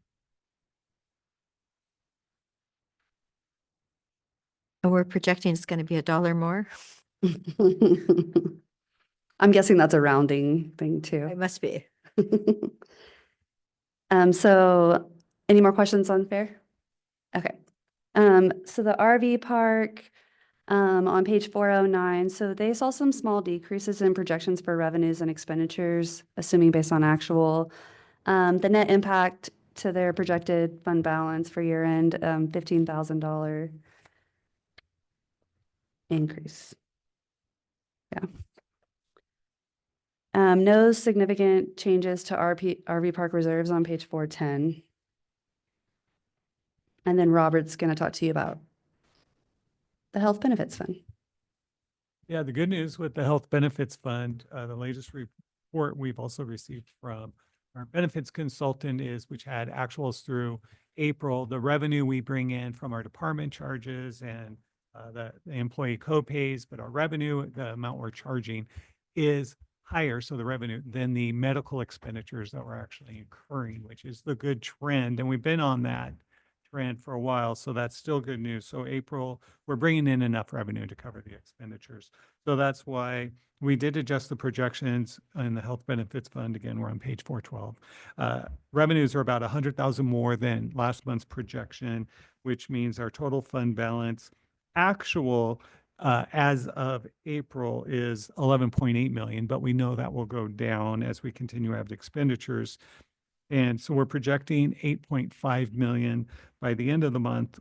We're still optimistic that that's a very conservative number, but at minimum 8.5 million. So $600,000 greater variance than the original budget is what we're projecting. And so the fund balance is $100,000 greater than we were anticipating last month. So slowly but surely ticking up. And again, as we see more actuals now for May and June, that's really going to help us as Jana mentioned at the beginning, we're in the home stretch here for the fiscal year. So so far, our health benefits fund is doing what we were hoping it would be doing based on the revenues and the expenditures.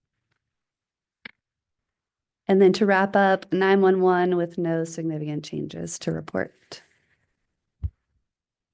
Great. Thank you very much. Thank you, guys. Great to see you. Yep. I'll see you in a little bit. Okay, so that's the end of our agenda. Any other items? Then we do have executive session also today. We have a letter. Want me to start with that? Sure. Okay, the first is, I provided a draft letter for your consideration, based on the board's legislative meeting on Friday morning, to identify our, primarily our funding priorities for the end of the 2025 legislative session. So in coordination with Doug Riggs and departments, I have a draft letter before you this morning identifying, and just very, very at the highest level snapshots of each of those requests. In addition, and they're not in priority order, so we can order them however you wish, change whatever you wish. And Commissioner Chang sent an email with a couple of additional priorities. So I just want to make sure that I have those before me. I have not had a chance to pass those out, but just to turn it over to the board to get reactions, thoughts, perspectives, changes, however you would like to proceed. Yeah, so I was able to review a draft yesterday, and just as a few items jumped out as just maybe changing the order, but that's the only thing. I'm real supportive of what does it look like from Deschutes County point of view for our legislators as they're starting to kind of aim at closing up the big budget discussion. So you have another item from Commissioner Chang other than the ones that are on here also? I can either summarize those, or Commissioner Yeah, Chang is Commissioner here and he Chang, yeah. can, whichever, Commissioner Chang, whichever you prefer. I'd be happy to add. So 3 other bills or funding decisions that I think are pretty relevant to Deschutes County that I would like us to add to this letter are House Bill 2954, which was primary addiction prevention. You know, we talk a lot about trying to prevent kids from substance abuse and becoming addicts. This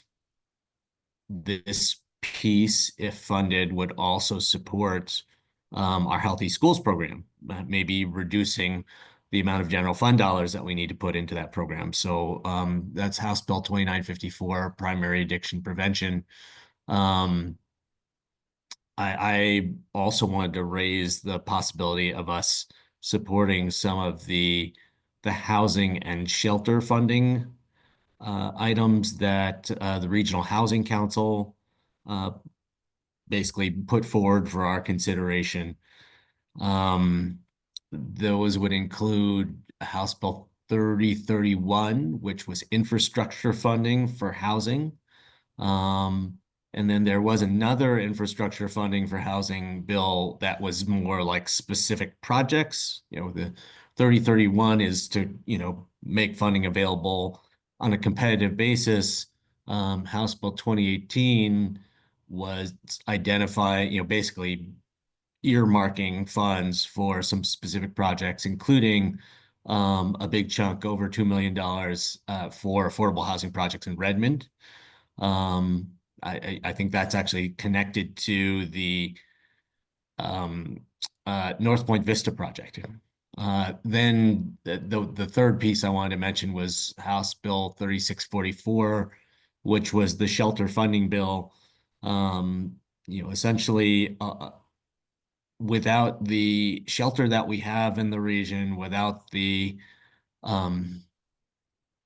supportive services that we have in the region, homelessness would be a lot worse here. And you know, it's not great, but it would be much worse. And for us to be able to accomplish some of the things that we want to do in the future, clear out the TSSA, clear out the 137 acres in East Redmond, we need to have shelter capacity for you know, so that people have places to go, besides just relocating to other unauthorized camping locations. And we've seen how how even with the shelter capacity that we had, there was still a lot of spill of people from China Hat into other unauthorized locations.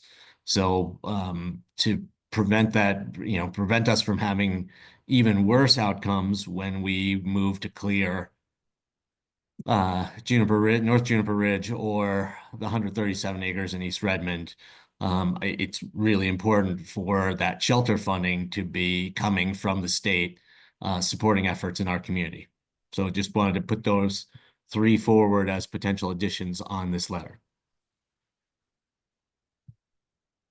So the second item you mentioned, infrastructure funding for housing. Yeah, I'm envisioning, you know, the bold words here that may jump right out at you. So, you know, infrastructure funding for housing, and then those bill numbers would be a way to go. You know, addiction prevention and shelter funding.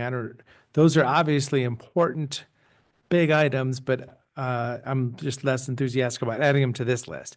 You know, this list, it'll get watered down after about 15 or 20. All of a sudden you're like, oh my goodness, they want everything. So that's my only thought process. So infrastructure funding for housing, I absolutely support. Maybe we keep it to 15.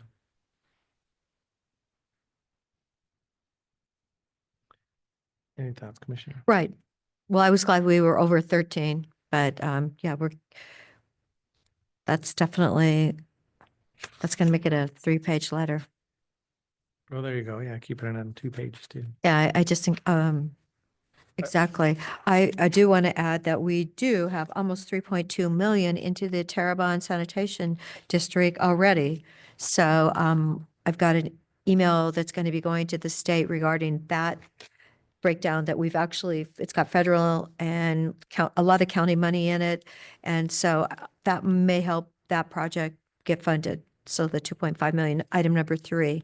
And then item number 7, I've actually still waiting on Wheeler County, but all the other counties involved in that, there's 5 other counties plus Wheeler. They've all put their names on a letter supporting that. So I'm hoping that we will be successful there because according to the comments made 7 a.m. in the morning from Senator McLean, who is part of this, said, you know, having letters at this point in time this week, this is when we have to get it done. This is the time. I'm confident I can get the infrastructure funding for housing with the support for House Bill 3031 and House Bill 2018 to keep it on 2 pages. I can format that. So if you want to, Right. if there's support to include that, I can certainly do that. Right. But then Use a smaller font or something. yeah, I can figure out the font. And then so we'll include that, but I'm not hearing necessarily for the other 2 for at this point, at this time, or Just because it's getting so busy. okay. Addiction prevention. And in fact, for infrastructure for housing, funding for housing, maybe put it, number right up in the middle of the first page, right? I don't, Okay. doesn't matter which number, I guess, but Yeah. middle of the first page would be good. And I think that is valuable around the whole state. You know, if there can be some of the crossroad towns, some of the older urbanized, you know, small crossroad town areas, they can get some infrastructure funding. All of a sudden, there's housing opportunities diversified around the whole state. So is House Bill, I'm trying to read it on my phone, House Bill 3644 shelter funding, but is that low barrier? Because I'm hearing Commissioner Timmons from Milton Freewater said that she's been on several meetings lately and they're actually acknowledged that low barrier is not working. And that was her comment Tuesday morning. So is 3644 more low barrier shelter funding? Do you know, Commissioner Chang? I would assume so. I don't have the bill pulled up in front of me.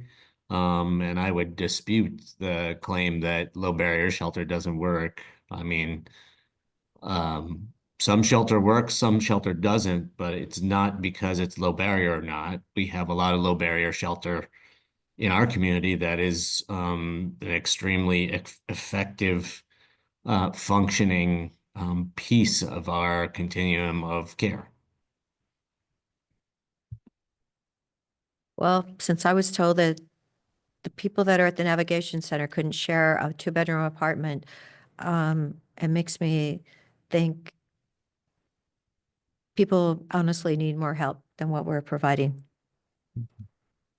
Well, low barrier shelter does not allow people to use substances in the shelter. But they use it outside the door. Well, it's not jail. Yeah, and And we're having a spending place. millions of dollars, and so it's really like there are Mhm. there are places that actually can help people that have substance use disorder addictions. Yeah, there are a lot of people who go into low barrier shelter, struggling with substance use disorders, who are able to, in that environment where you're not allowed to use substances, make progress on their challenges and move forward. So, that's just the way it is. So you don't support putting in the letter this time? Well, I need to read it on something besides my phone. It's okay to leave it at this moment in time, see what the letter looks like, and So just I'll add pull it. one for Yes. infrastructure funding for housing. Just to kind of make it a complete 2-page letter. Okay. I would Good. just say I again will do that that as soon as we're completed with all of our topics today, and then coordinate with Kim or Brenda to get that to our legislative delegation today, or I can do it as well. So as agenda's in transit, because I heard this week is critical. So great. Thank you. Thank you. And other items.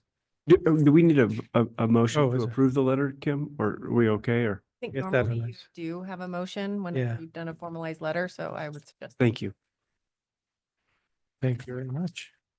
Okay, so I need to make a motion that we will have a letter to our Central Oregon delegation. And actually, I would send the letter also to Ways and Means and copy our Central Oregon delegation. Unless Doug thinks something differently, but I was told that that might help. Can't ever do too much, right?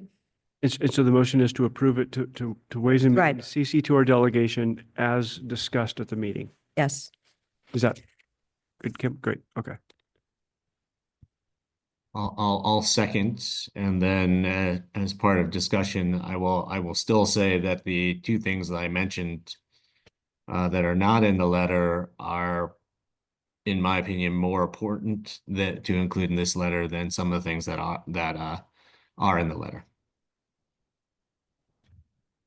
Thank you very much. Been moved and seconded. Anything else? Seeing none, Commissioner Dare, Yes. Commissioner Chang, Yes. and I'll vote yes also. Thank you. Okay, other items. I was actually signed up to testify this morning, but unfortunately our meeting started and I wasn't able to testify on Senate Bill 702-3 amendment. Something that I had been working with Tom Kuhn for several years now. So apparently it's going to be a revenue loss because they are going to put the products in, if it passes in OLCC and Department of Revenue sales buildings anyway. So I'm not sure. It was a lot of testimony, a lot of stories from pediatric doctors and pediatric dentists and all the issues with the youth in Oregon and getting addicted so young.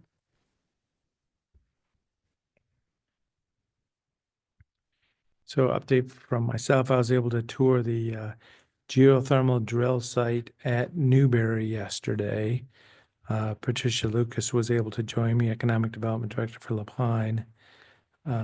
Megan from COIC and my wife Kathy also involved with the Newberry Regional Partnership. And they're just looking for people to understand what they're doing and feel confident and comfortable about it.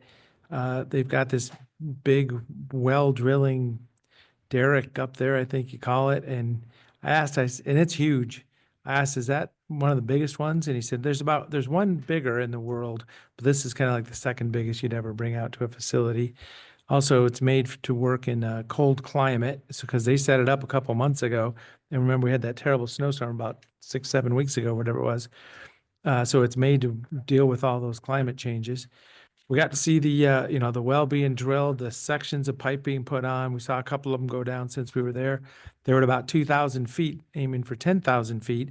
And it's just about 25 yards from the existing wellhead that's already 10,000 feet deep. So they're trying to connect two.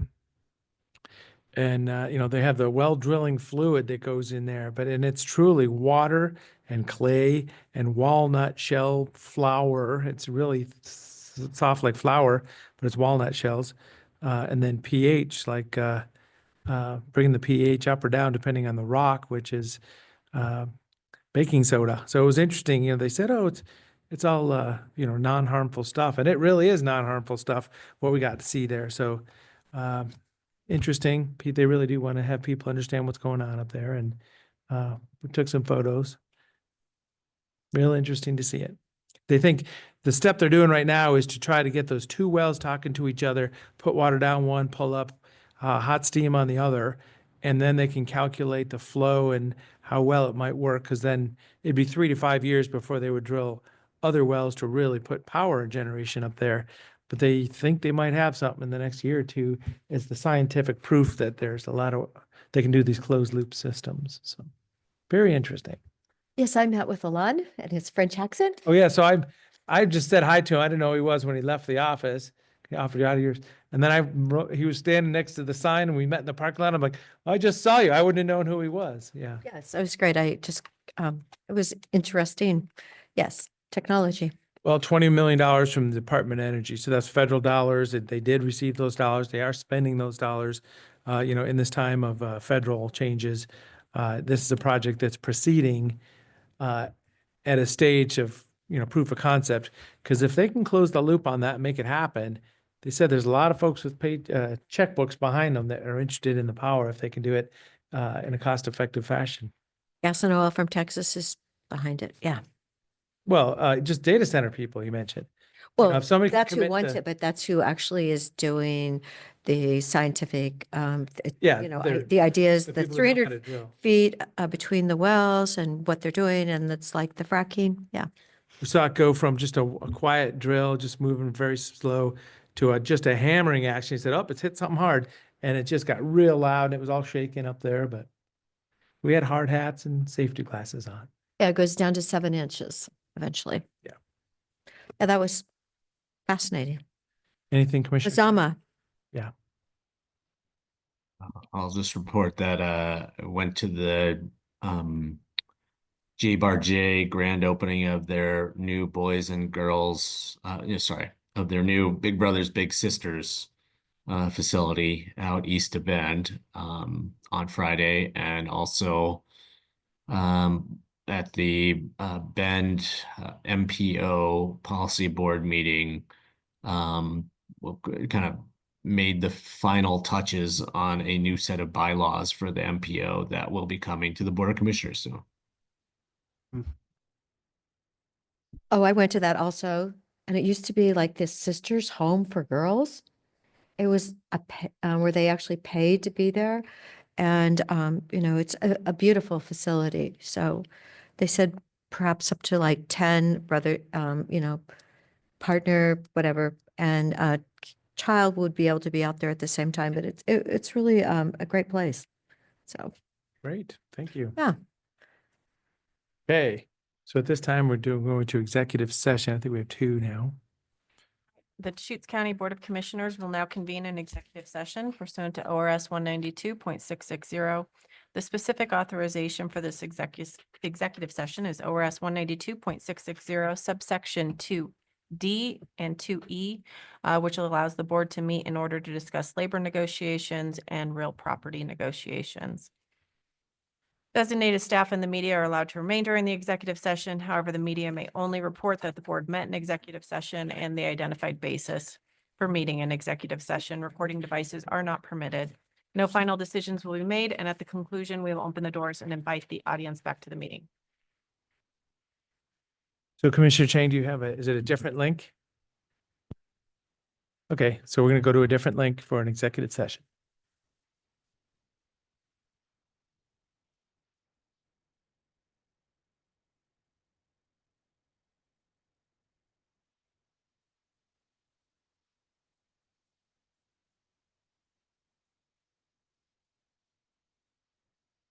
From